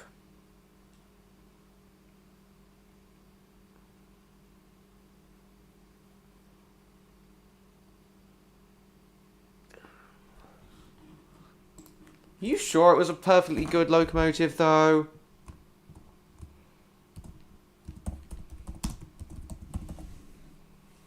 May as well ignore what I said then, because, like me, I'll likely never get around to drawing it. No, it's fine, it's fine. It doesn't matter.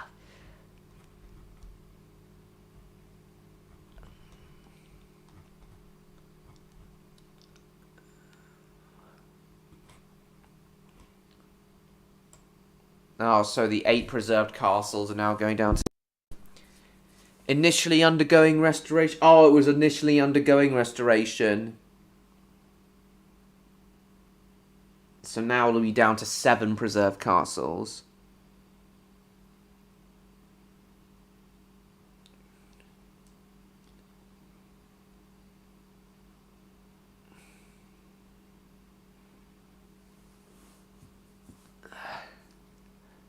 Ogmore Castle is currently undergoing an overhaul to mainline standard.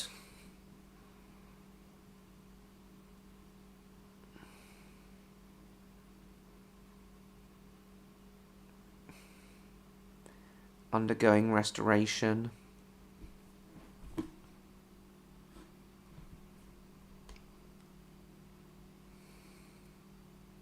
Nunley Castle's overhaul is expected for completion towards the end of this year, hopefully.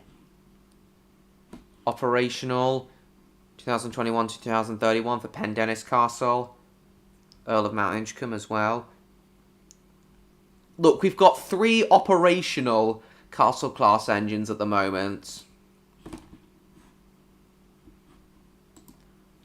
We have 0 Night Owl 4700 Night Owls around at the moment. Can't we just spare one of them? Of obviously the 4709 group looking to try and get hold of Thornbury Castle, and it looks well, like Spyro as well would be great. Going to get restored, and then obviously, you know, you had that announcement of obviously the 4709 group, looking to try Disgraceful act by the 4709 group. I don't think it's disgraceful. Castle, and it looks like now they finally got it, and it's just looking to try and cheap way to get an incorrect boiler for their project.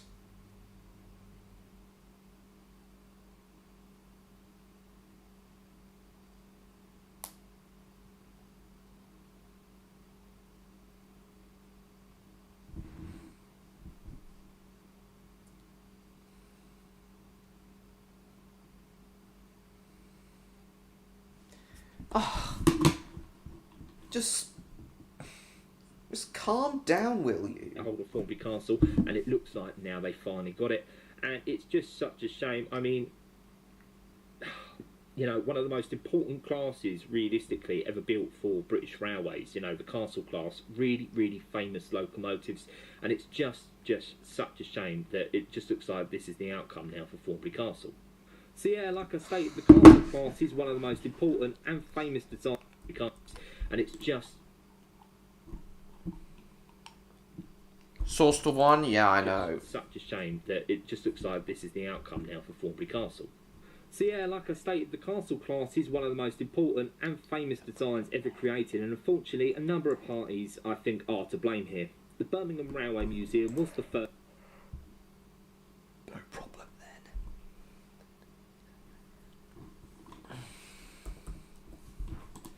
Just such a shame that it just looks like this is the outcome now for Thornbury Castle. So yeah, like I stated, the Castle class is one of the most important and famous designs ever created, and unfortunately a number of parties, I think, are to blame here. The Birmingham Railway Museum was the first to start the cannibalisation when she was purchased from Barry Island and was used as spare parts for her sister locomotives. She was then purchased by Pete Waterman's Trust and was left in a scrapyard state outside Crewe Heritage Centre. Then she was sold to a private individual who intended to restore her before being sold off again and stored at the Great Central Railway in 2022, where restoration had started. She was sold to a private individual who intended to restore her before being sold off again and stored at the Great Central Railway in 2022, where restoration is railways, you know, the Castle class, really, really famous locomotives, and it's just such a shame that it just looks like this is the outcome now for Thornbury Castle. So yeah, like I stated, the Castle class is one of the most important and famous designs ever created, and unfortunately a number of parties, I think, are to blame here. The Birmingham Railway Museum was the first to start the cannibalisation when she was purchased from Barry Island and was used as spare parts for her sister locomotives. She was then purchased by Pete Waterman's Trust and was left in a scrapyard state outside Crewe Heritage Centre. Then she was sold to a private individual who intended to restore her before being sold off again and stored at the Great Central Railway in 2022, where restoration had started. Fortunately, it was then announced last year that she was sold to the Night Owl Project, and so here we are. So like I say, there's a number of parties here I think you can sort of pin the blame on. Like I said, Great Central Railway, Pete Waterman's Trust, that private individual who I'm really not sure who they were. Everyone tried to get it sort of up, and realistically I think ourselves are a little bit to blame as well. There were petitions, I think there were sort of GoFundMe projects as well, trying to sort of raise the funds and try and get a petition there for Thornbury Castle, but unfortunately didn't really take off. I think the petition only really got to about 1,500 votes or ticks on there, however that works. And yeah, unfortunately, this is the state of where we are now. Thornbury Castle, I mean, I think the only realistic outcome we can hope for is that that boiler inspection fails, and then maybe she's sold off again and can be restored later down the line. But as it stands, I don't think it's looking too good for Thornbury Castle, and I think we've officially said goodbye to that castle class, unfortunately. So yeah, that's been Heritage Railway news. Well. I really hope...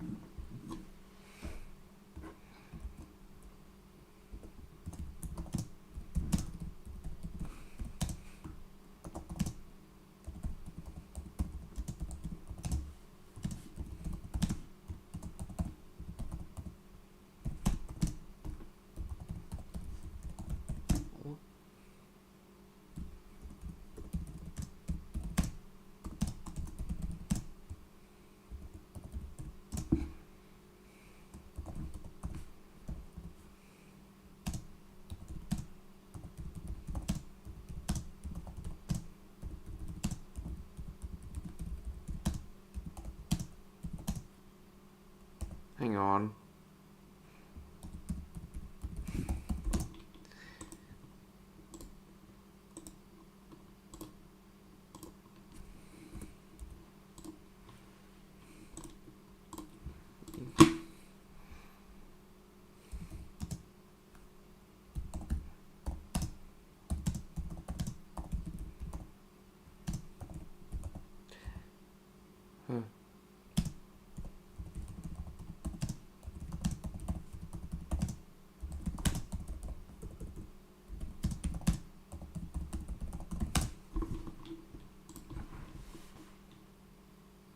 Oh, Neo, is everyone still there? Chat's gone quiet.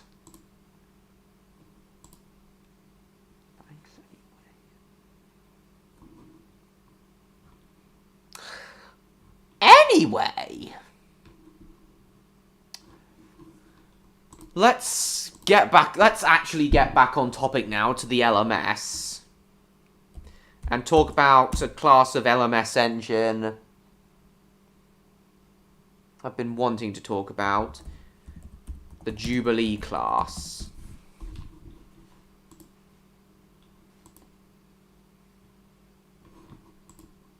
Not really sure what the difference is between these engines and the Black Fives are, though.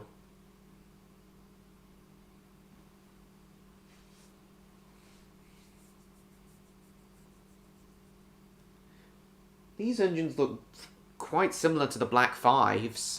I'm glad 4 of these engines have been preserved. Yeah, it is 4. 191 of these were built.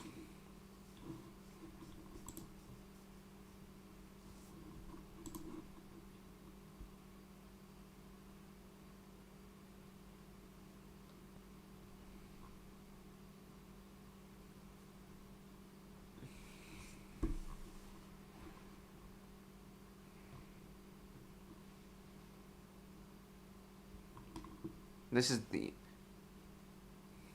number 5596 Bahamas is the only Jubilee with a double chimney to have been preserved. Bought by David Smith in May 2004.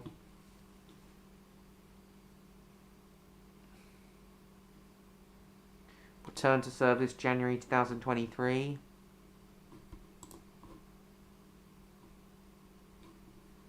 Yeah, similar to how I can't really tell the difference between the Patriots and the Royal Scots, I can't really tell the difference between the Black Fives and the Jubilees.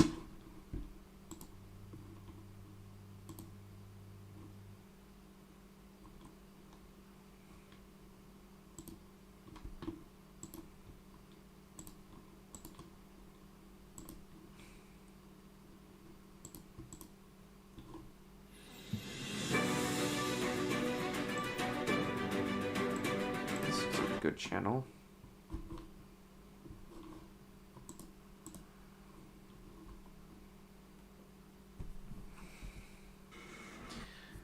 What do you think of these engines, Neon?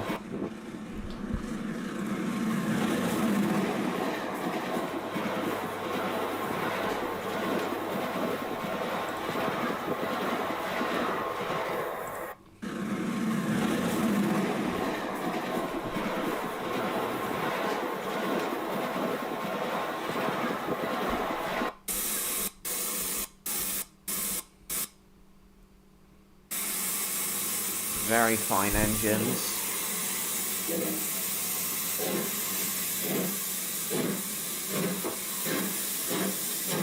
Amazing.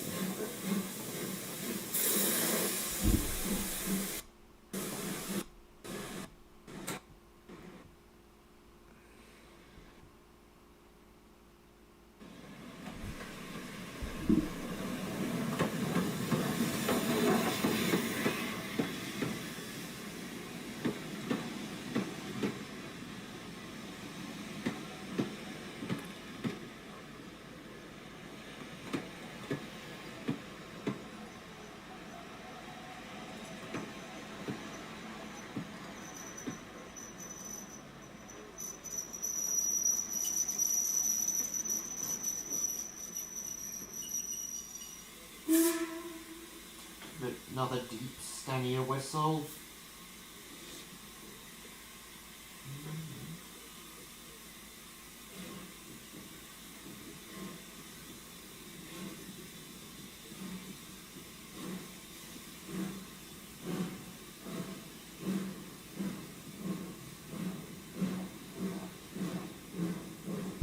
Can't really see the engine here. Oh, Corworth. Ah, so this was on the Keighley and Worth Valley Railway then.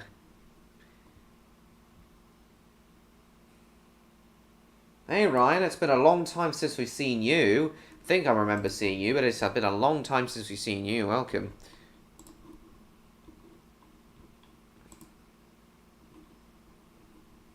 Let's have a look at in IC82's Jubilee class. I miss this guy, I really do.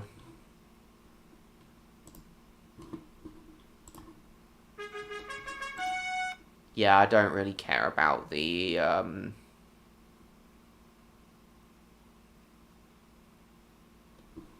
didn't really care about either the Diamond or Platinum Jubilees, but yeah, a Jubilee class. Okay, hey, welcome to another IC82 review.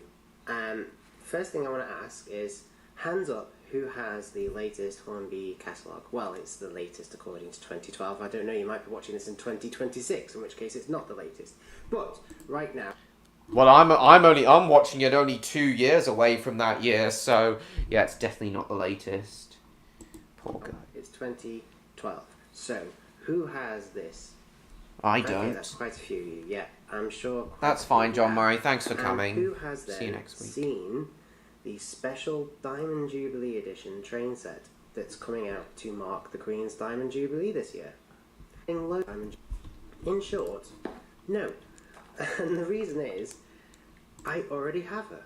Well, I have Lizzie. I have Princess Elizabeth, the locomotive featured there. But the difference between that one and my one is that one's got lots of fancy gold bits on, and mine hasn't. But then the real one, the real locomotive in real life, doesn't have fancy gold bits on, because it's not really a very practical material for such a job, and it's very expensive. So this is how she is in real life. That's not how she is in real life, and there's no need at all for me to get 2 copies of exactly the same locomotive. Is James still one with there? gold bits, one without. It's just not needed.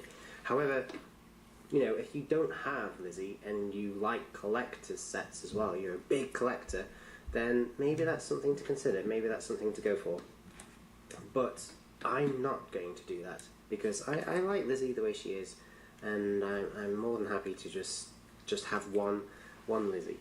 But what I am going to do for the Jubilee is a series of vids. Hang on a second, guys. Oh, hang on, what's MLP fan said? And one of those vids is a Jubilee class locomotive. Look at that. I actually went up to Liverpool to get a Class 158 and with this and a Class 158. Why I don't know. It just hit me. Just a moment of inspiration, just struck me. I saw it and I thought, wow. This is beautiful. What a stunning locomotive. And I've never really given the Jubilee very much attention before. Even though I do have one. Look, here we go. There's another Jubilee. This is Glorious. Her name is Glorious. There you go. And she's a mainline model, actually. She's built by Mainline. She's got, look at the strange tender she's got. It just slots into that gap there. See, there we go. There's Glorious. And you're going to love this. Hi, I'm back. She was built in 1922. with my mum. Well, the model one.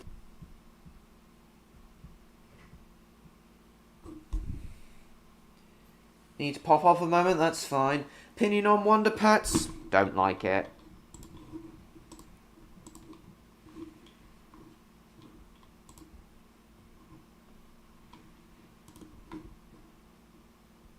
Need to pop off a moment. Will you be back in a minute, Neon? Will you be back in a minute, Neon? Comes from 1982. See, it's a good year. Good year. So, I do have one other Jubilee, and there she is. I now have 2 Jubilees, and here she is. She's by Batman. Really are no prizes for that. And she is in BR, late crest, I believe. Yes, that's late crest. Look, there we go. She's DCC fitted as well. I don't buy many DCC fitted logos because I like to put the chip in myself. I like to know what's going in and how it's all done. But you know, I thought, why not? Let's just go for it. And there we go. So here she is. And you get Oh, wrong part of the box. There we go. You do get a brief history on the class. This particular Jubilee was built in Derby. The back doesn't say so, but I have done a little bit of research and she was built in Derby. And sadly, she ended her life in Crewe. Lots of Jubilees were built in Crewe and lots were built in Derby. This particular one, Drake, was built in Derby and then scrapped in Crewe, which is a shame. That is a shame. But you do get quite a bit of information on the back. It tells you, about the problems they had actually, that they weren't perfect. It took a while to get them running well. Talks about how they're basically Patriot classes, but with a tapered boiler. And the very, very eagle-eyed of you will have noticed the difference as well. You see that tender there, and you compare it to the tender of the other Jubilee, Glorious. Look at the difference. I'll do it again. I assume it was I assume it was too expensive for you to get neon. Patriot classes, but with a tapered boiler, and the very, very eagle-eyed. It's wild to get them running well. Talks about how they're basically Patriot classes, but with a tapered boiler. Oh, they're basically Patriots, but with a tapered boiler, so quite different from the Black Fives. Anyway. And the very, very eagle-eyed of you will have noticed the difference as well. If you see that tender there, and you compare it to the tender of the other Jubilee, Glorious, look at the difference. I'll do it again later, but basically that's a Stanier designed tender, and this is a Fowler designed tender. That's interesting. Quite a difference. But anyway, let's get her open. Oh, what's that? Oh yes, this is just all the usual gumph, isn't it? Yeah, all the different part numbers, how to replace the motor, the guarantee and all that stuff. Yes. We know all about that. So yeah, that's a bit of a shame. Put it to one side. Okay, here we are with the famous block of ice. Look at that. Tink, tink, tink. We need to get okay, let's just slide that open. And wow. Well, there aren't many locomotives that just blow me away like this, but this particular model I am just in love with.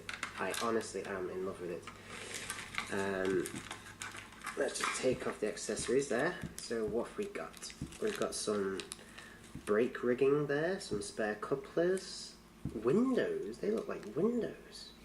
Well, like little bits of glass of some sort. Some steps to go on the front. I have no idea. And we've even got a blanking plate, just in case you wanted to DC her instead of DCC her. Nice. Right. Well, we won't worry about those. Let's just hold that open. Stay. Okay. And let's get her out. Alright. And there we go. Wow. Just look at that. What a model. Indeed. It's beautiful. Absolutely beautiful. Of course just look it at the is. livery. Look at the beautiful BR green you've got there, or Brunswick green, whatever it is. I'm not too sure. But it just goes well. Goes so well with that red. The red stripes you've got going down the tapered boiler there. It's just so smart. And there's her name there, Drake. If we can get the camera right in close, you can just see that she's called Drake. The linkage is, well, it's so intricate. It's so accurate as well. Fine, Lewis. You've got sprung buffers. Going until 11 o'clock tonight because we had some issues. Class, 6p. P for passenger. And yes, I think I've got some spare windows. I'm sorry, I had a little window slot there. That's very strange. I've never had that before.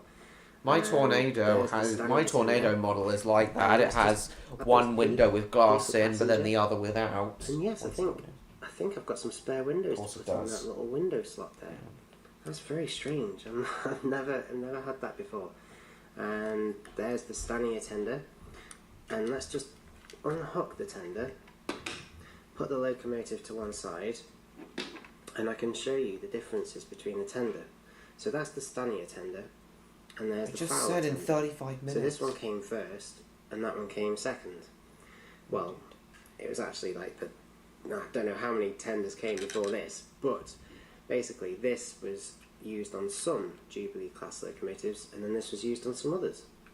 And there's quite a difference, as you can see. Yeah. There's also a difference in capacity. This is a 3,500 gallon, I think, and this is 4,000 gallon. So Yeah, it the looks locomotive bigger. could run further and probably Stanier run designed faster one. with so much more water, which was good. But they're both very nice, and I'm really, really glad that the two Jubilees I have different tenders, which is, you know, it makes it interesting. It spices it up a little bit, which is good. But, well, as we've come to expect with Bachmann locomotives, the detail is just, well, it's out of this world. It's stunning. Look at all the rivets down there. That's going to make the rivet counters really happy. You've got sprung buffers on the back. It doesn't say Crewe, but then it wasn't built in Crewe, it was built in Derby, but it doesn't say Derby either. You've got NEM couplings, which is nice. Are they NEM? Yes they are. Yep, they're NEM. The part that connects to the locomotive, the part that connects to the tender, isn't NEM, but that bit there where the coupling's actually slotted into, that is NEM, so that's good. And then, just, are you ready for this? Look. Look at that! Beautiful cab detail. It's not the best I've ever seen, but it's certainly better than most. That's a fact. Just look at all that there. You've got all that pipe work, all the dials, That is a wheels. great design cab. Oh, that's just beautiful. Does this move? Very beautiful. Yes, it does. I know. Oh, yeah, Yeah, you can I even saw open the that. top. And watch this. Oh, let's keep that straight. With nostalgia, good. This Oh one- my god, that Jubilee's smoke box door actually opens up. That's something you Does this move? hardly ever get with Hornby models. That is amazing. Don't think I've All the dials really and ever the seen wheels. that on any 00 gauge Oh, model. That's just beautiful. Does this move? Yes. The roof Yes, it opens, does. the sunroof opens. Oh Yeah, my you can even god. open the top. This is without question one of the And best models watch Hornby's this. ever. Sorry, no, this is. No, wait, no, this isn't a Hornby model. It's a And Bachmann model. watch It's, this. it's still amazing Yeah, you can though. even open the Even top. by Bachmann standards, that's And amazing. Watch this. Oh. Let's keep that straight. Look, the smoke box opens. Look at that. You've got opening smoke box, an opening vent at the top of the cab. You've got sprung buffers, beautiful linkage, an amazing livery application. And she's DCC fitted. I just don't know what to say. What is there to say? She's perfect. She's amazing. Just look at this. This is beautiful. This is my new favourite steam locomotive. This is number one. I absolutely love this model. I really, really do. It's just such a quality, such an attractive, such a good looking, beautiful model. I'm sorry if I get a little bit enthusiastic and a little bit over passionate, but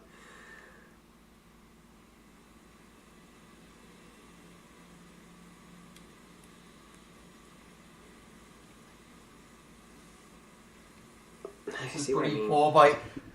Seriously, Stan? Stan, you can't be serious. You can't be serious. This engine's smoke box has an opening this engine has an opening sunroof, a smoke box door that can open, a very detailed cab. The livery looks incredible. The level of detail is unbelievable. Look at all those rivets along the boiler. How is this poor by 2024 standards? What, opening smoke box doors? I did not know that, Stan. I did not know that was something Bachmann do as standard. Indeed. Standards on railway locomotives, on model locomotives, I know. It is. No, I don't. I don't even know what that show is, Bell Bricks. Transfer DVD back to VHS, alright. Quite fascinating? Absolutely. Stunning. There's only one thing for it. Look at how Put her shiny on the track the and see how she runs. look at how shiny the valve gear and cylinders are. Right, so here I am at the layout. Let me just grab Drake. Now, when putting Drake onto the track... I did not... None of my models have that. Not even the Oxford Rail Dean Goods has that. Indeed. I imagine any Jubilee by Bachmann. You've got to watch this front bogie here. And the problem with this front bogie is that it is very free. This was IC82's new favourite locomotive when he got it out the box. It just happily swings. How can you say this is poor quality? Well, yeah, I have seen them, but I haven't seen a detailed review of them. And it can make putting the locomotive on the track quite tricky. Do you still want an Acura scale manor for Christmas? And it can make putting the locomotive on the track quite tricky. But yeah, they do look amazing. But I've done it. See, that's a professional for you. Okay, there we go. She's nicely in shot. She's nicely on the track. Yes. Everything is spot on. I know. Let's just test that spoke box again. Oh yes. That's so cool. Seriously, Stan?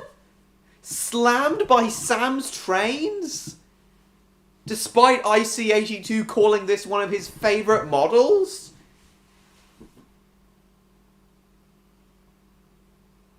Even though it has a really detailed cab with lots of pipe work inside, opening smokebox door, opening sunroof.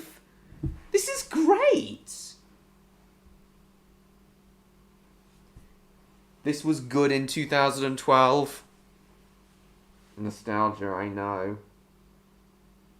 I didn't even know Star Trek Day was on Sunday, Bill Bricks. I'm sorry, I just didn't. Quality myself? Even now I consider this pretty good. This would still be good if it was...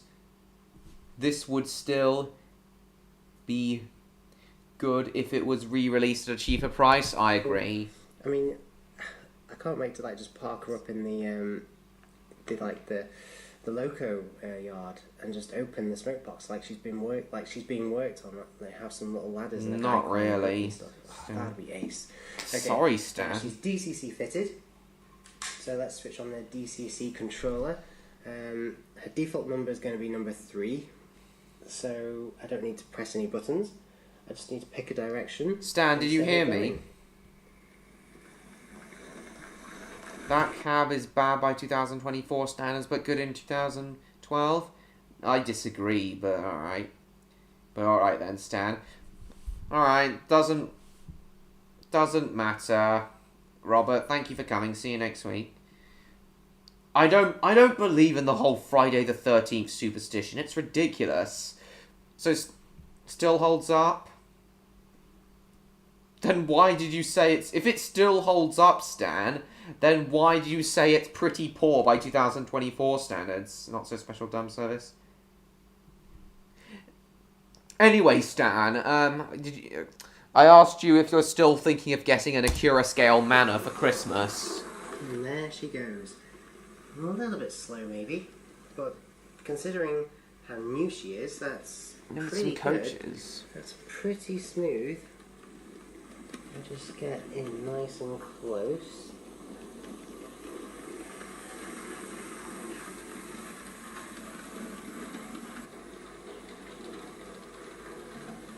That's great.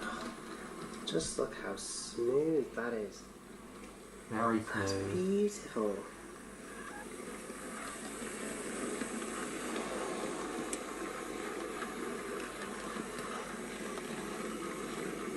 I'm not superstitious, period, Neon.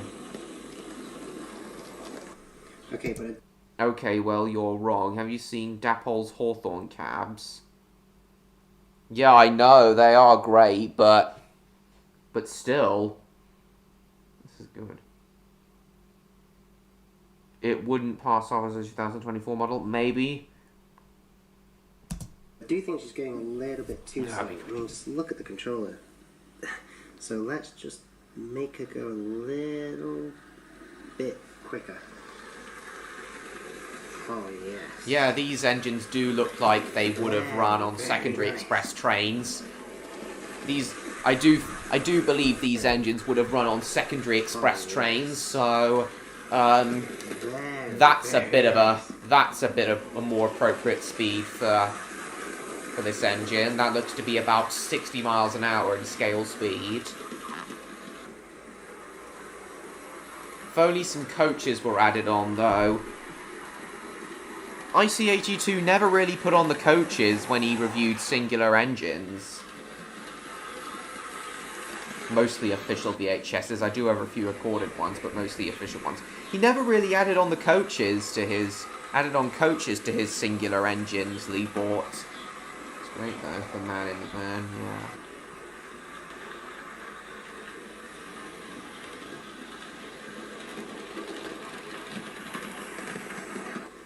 Wow.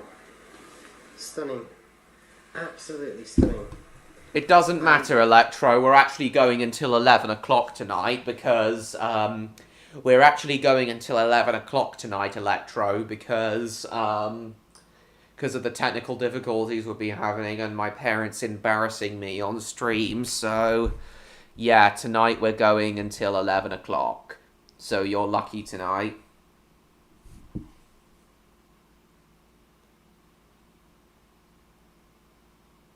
Had a surprise visit from my family. We are playing games.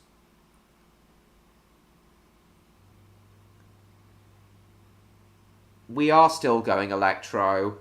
We're going to go for another 23 minutes, Electro. Batwheel's not so real. Have I seen the royal family?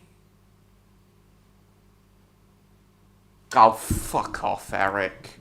I'm not.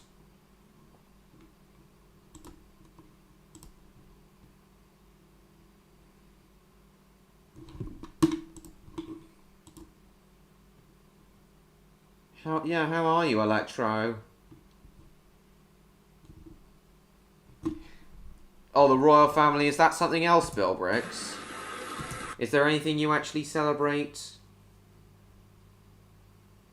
Well, you know how it is for me. I find it hard to let stuff that upsets me go.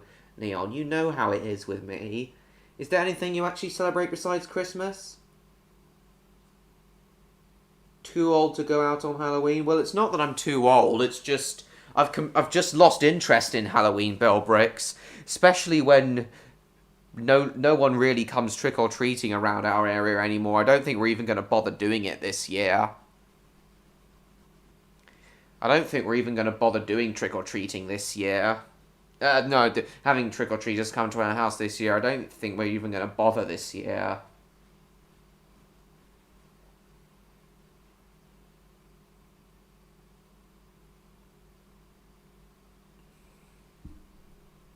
It would be embarrassing.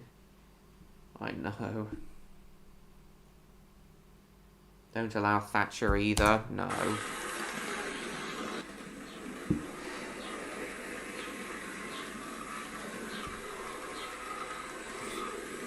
The thing anymore so much? I know.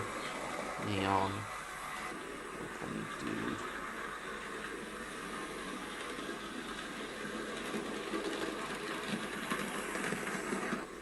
Wow. Stunning. Absolutely. Yeah, he is.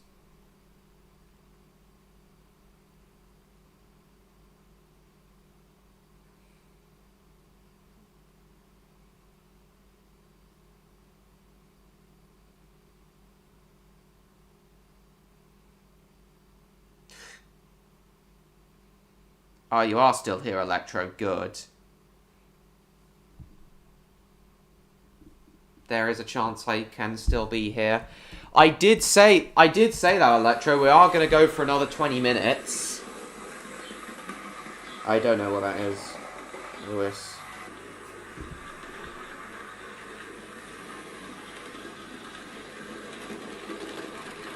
The thing anymore so much.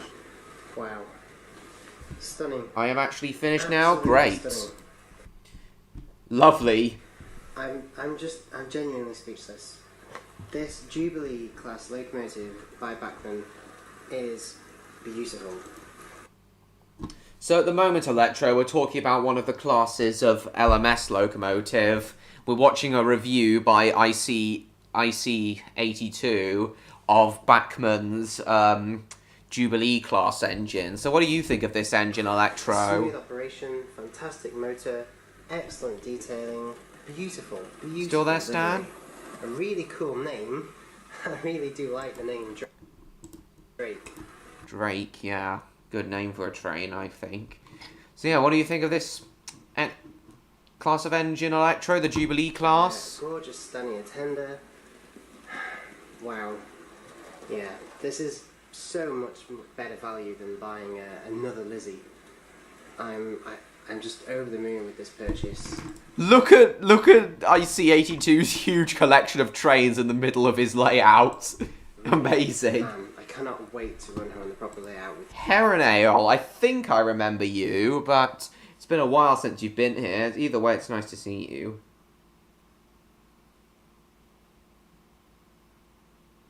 Being shoveled witchcraft.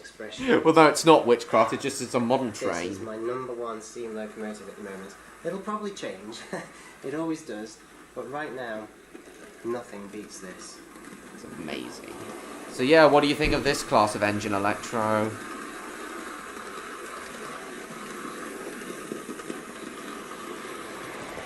Oh, fucking fireworks. You know, something else that's quite special about this locomotive here,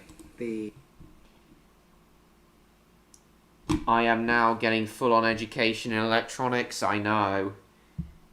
Sesame Street, I don't really know a thing about Sesame Street, but yeah, Electro, what do you think of this Jubilee class engine? Jubilee class engines. That. Here's a closer look at it for you, Electro. Lovely Brunswick green.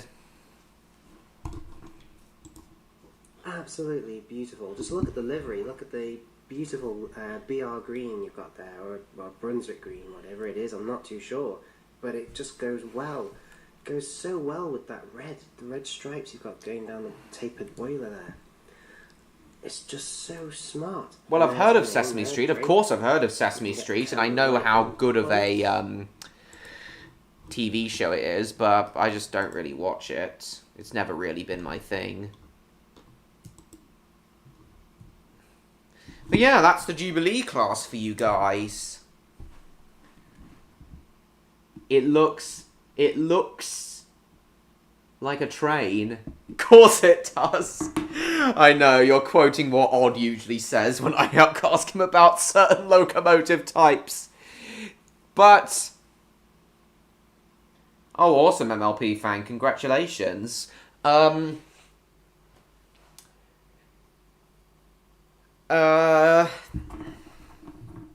Looks at, yeah, well, to you, it looks a bit like Henry, wouldn't you say, Electro? Oh, a rebuilt Jubilee class with smoke deflectors. Shame none of the, both of the rebuilt Jubilees were scrapped. A huge glue mark on that model. Oh, really? Where? Where, Stan? Train out of train, though. That's what Odd said. Where's the glue mark? And wow. Wow. Just look at that. I can't see it anywhere. Not on the smoke box, not on the boiler, not on the tender, not on the cab, not on the cylinders or wheels. It's beautiful. Absolutely beautiful. Just look at the livery. Look at the beautiful BR green you've got there. Oh, train lover, if you only could hear the tone of voice.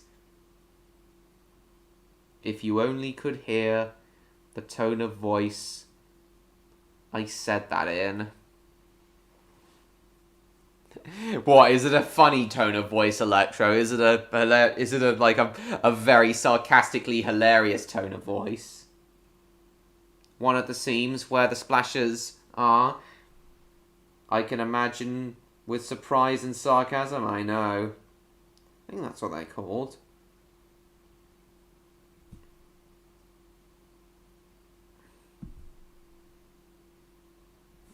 That's fine, Lewis.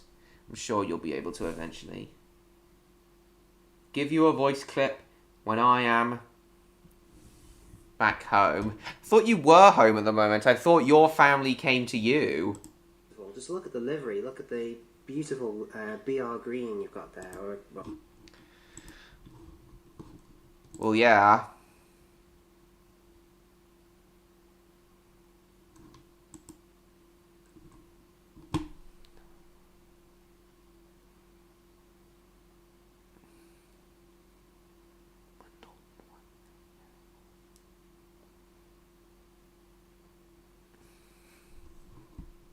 Sisters. What a nameplate is. Where the glue... I see what you mean. Is it this thing along here, Stan? You see where my mouse is moving at the moment? Is this what you mean, Stan? Where I'm moving my mouse at the moment? Because to me, that just looks like a bit of dust.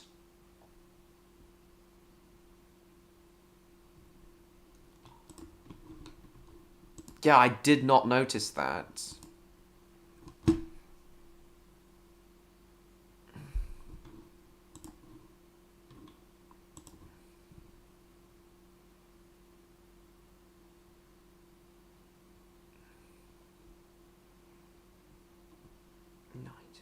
I actually just, yeah, I got the notification, Electro. Let's see what you said. Why would he slam it? Why would he slam it? Well, even if he could look past... Looking past that glue mark, Stan, why would Sam slam that?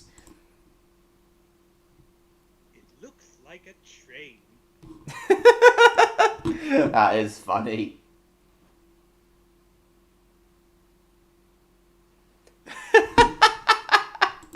That is funny. I have no idea what either of them are. You've already asked me about the latter, Lewis, and I already told you I don't like it.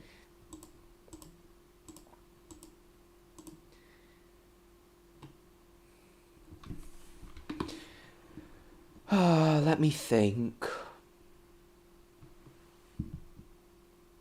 Alright. I don't think so, Bill Bricks. Save to watch later.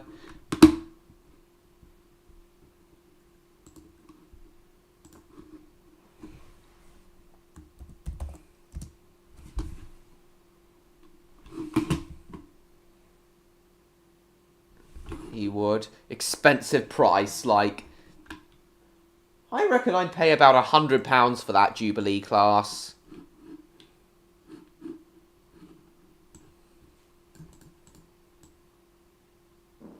Yeah, I'd pay about £100 for that Jubilee class. Yeah, all of the LMS's class of engines, passenger engines at least, all seem to be named after anything royal. I used to, Bill Bricks, but not anymore. So anyway, Electro, this is the other, like, major class of LMS engine I wanted to show you, the Princess Royals. What do you think of these ones? The Princess Royals were basically the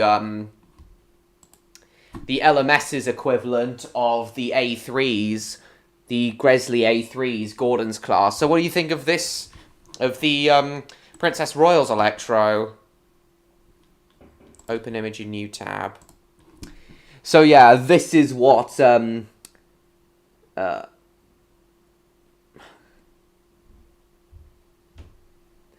yeah, of the 12 Princess Royals built, 2 of them have been preserved. Yeah, 100. Yeah, I agree, Stan. It is a fair price. Looks like it's undergoing testing at the moment in this picture because the LMS logo hasn't been painted on its tender at this point. So yeah, what do you think of the Princess Royals, Electro? I have no idea what that is, Lewis. Without you asking, she should have at least asked you first. I firmly believe that before your parents throw out anything you used to have as a kid, they should always ask you first.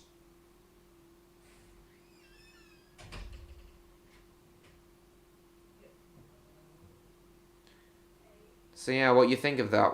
What do you think of this one, Electro? Just wait for you to answer. Would you say this one looks quite regal, Electro? Oh yeah, and there's a couple others. There's one other LMS class of engine I want your opinion on. The Royal Scot.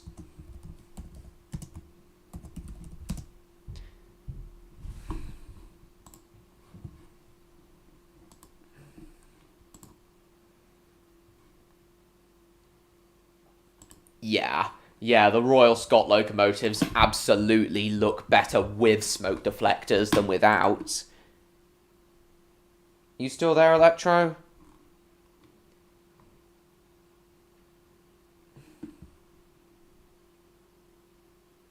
Well, that is a big shame, Lewis.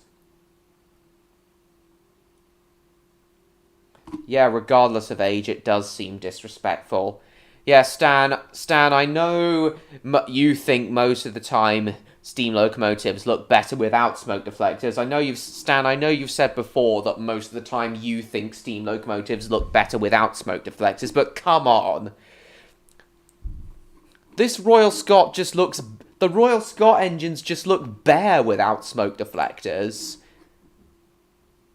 Once they have smoke deflectors on, they look great.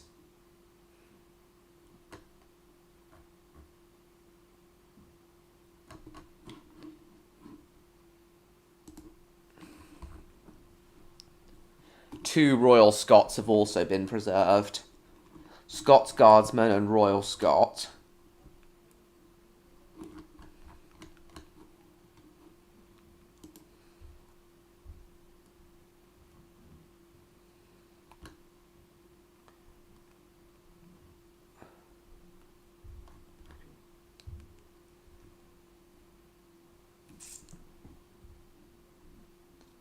Yeah, of course I am, Vilbrix. Okay.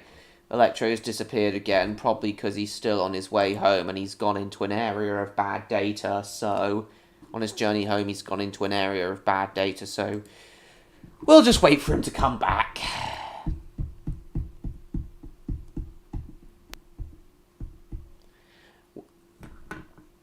When I was a kid... Oh, where's Stan?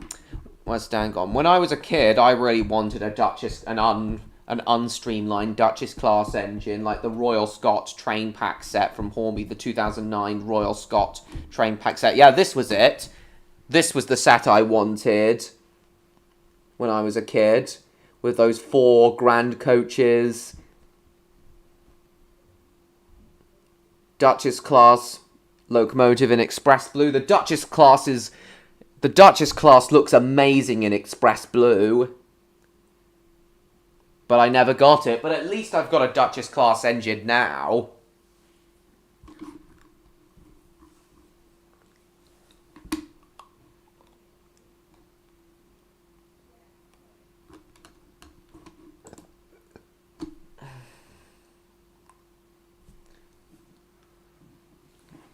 It was a 158, wasn't it, Neon?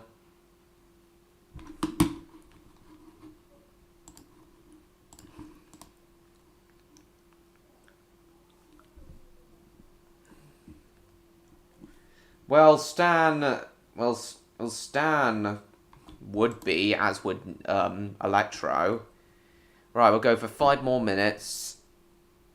Actually, we'll wait for Electro to return, and so that he has a chance to say goodbye.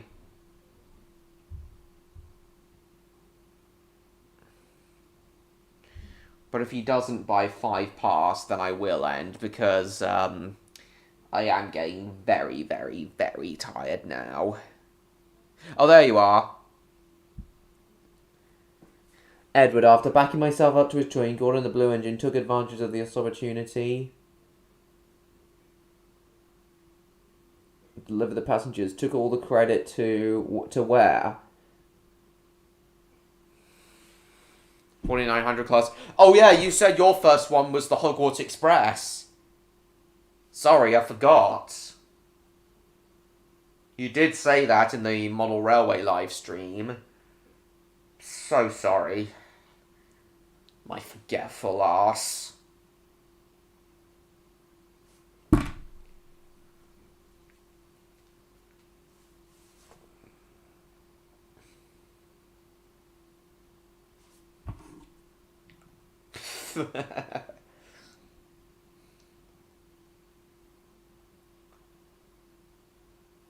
I doubt it, Lewis. Of course I know what that means. Oh, I thought you were with those dots at the end of your message. Those dots at the end of your message, I thought you were going to continue it. Took all the credit to who? I thought you were going to continue the message. Oh, yeah, Gordon took all the credit because of course he would.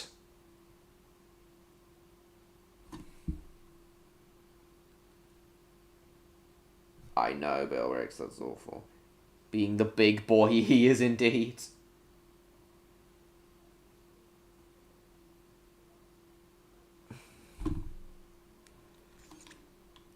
Yeah, that is a shame.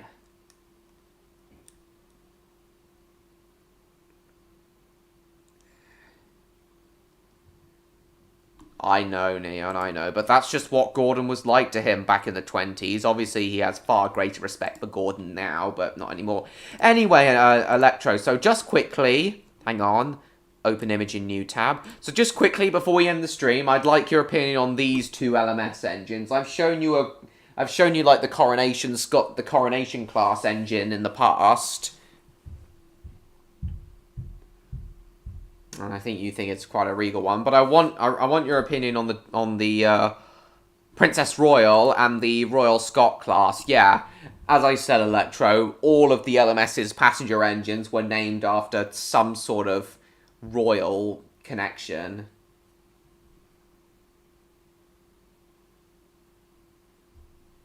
He has work overshadowed by jewels like Gordon.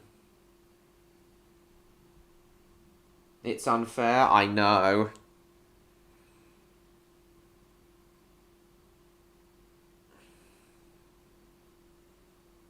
And I will tell you something interesting about Edward before we end the stream. Something relevant to this, to both this stream and Edward, Electro. Great engineers. So yeah, Electro, what are your opinions on the Princess Royal class engine you're seeing here? The equivalent, the LMS's equivalent of Gresley's A3 Pacific, so Gordon's basis, and also the Royal Scot class engine.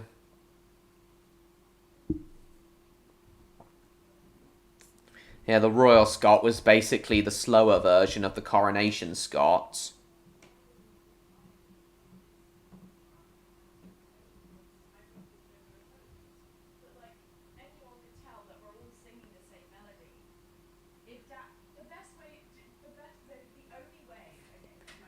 Just quickly wait for Electro to answer both of those, and then I'll end the stream.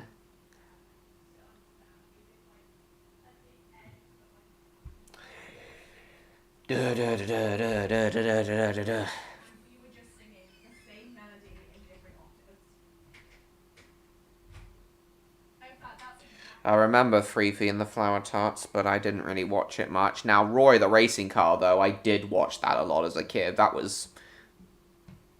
Roy the Racing Car was mint to 6/7-year-old me. It's just another train to me, but with the inspiration behind it, I will give it that little bit of respect.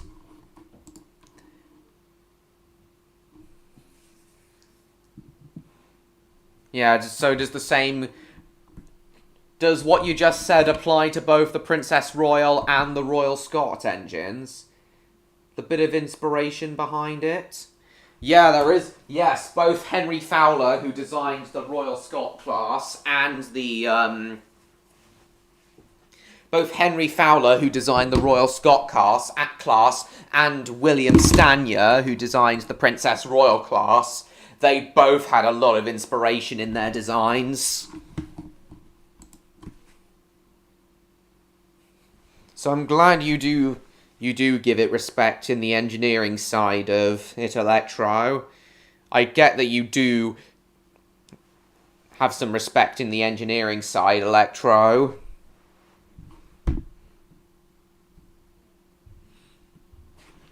Engineering side of these two engines, Electro. Oh, how did I not notice that? The Royal Scot has got 2 domes on it, as opposed to... Oh, wait, this one also has 2 domes. One square one rectangular one, and one round one. But, yeah, most engines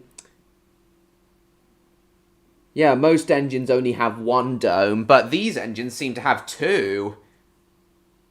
I guess they just somehow required 2 to regulate the steam pressure. I guess they just somehow required 2. Which is interesting. Stayed on the entire live stream? More or less. I need to get a long sleep after that. Well, you can in a second, MLP fan. I'm just about to end the stream. Well, thank you all for coming. I don't really like 2016 Brum, but I like the 2 older Brum series.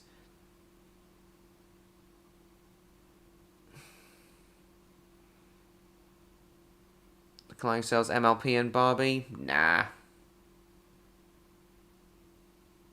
Well, yeah, I guess that is true, Bilbrix. But it is a big shame. Anyway, so that's it for tonight's stream. Thanks you all so much for coming. I know this stream didn't go to plan at the start of it, but after 8:30 when I went down here, things went a lot more smoothly.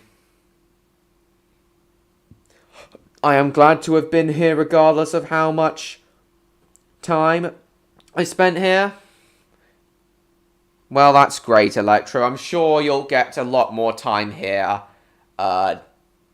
when you're next at one of these live streams. Sorry, I mean, yeah, next week. I'm sure you'll get a lot more time here next week. Anyway, you guys, thank you all so much for watching. I hope you all enjoyed this live stream, despite it not quite going to plan at the start. But yeah, it really picked up after 8:30 when I moved down here. And the rest of the stream's gone great. I have no idea what that is, Lewis. See for myself out. Yeah, I guess I'll see Electro and Neon on Discord in a second. But thank you all so much for coming, guys. Hope you all enjoyed. Hope you're looking forward to all my other upcoming content. Please like, comment, share the stream with your friends. Yeah, I really did like it when Odd was here. Yeah, Odd being here did improve this stream after the rocky start. Yeah, Odd being here absolutely improved this stream, and so did Neon's kind words to me also improved it. Thank you all regardless for having. Thank you all regardless for having me here.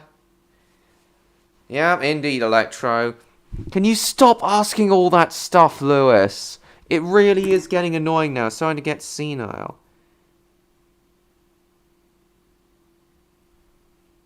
Really do seem senile. Anyway, so thank you all so much for coming, everyone. Hope you all enjoyed.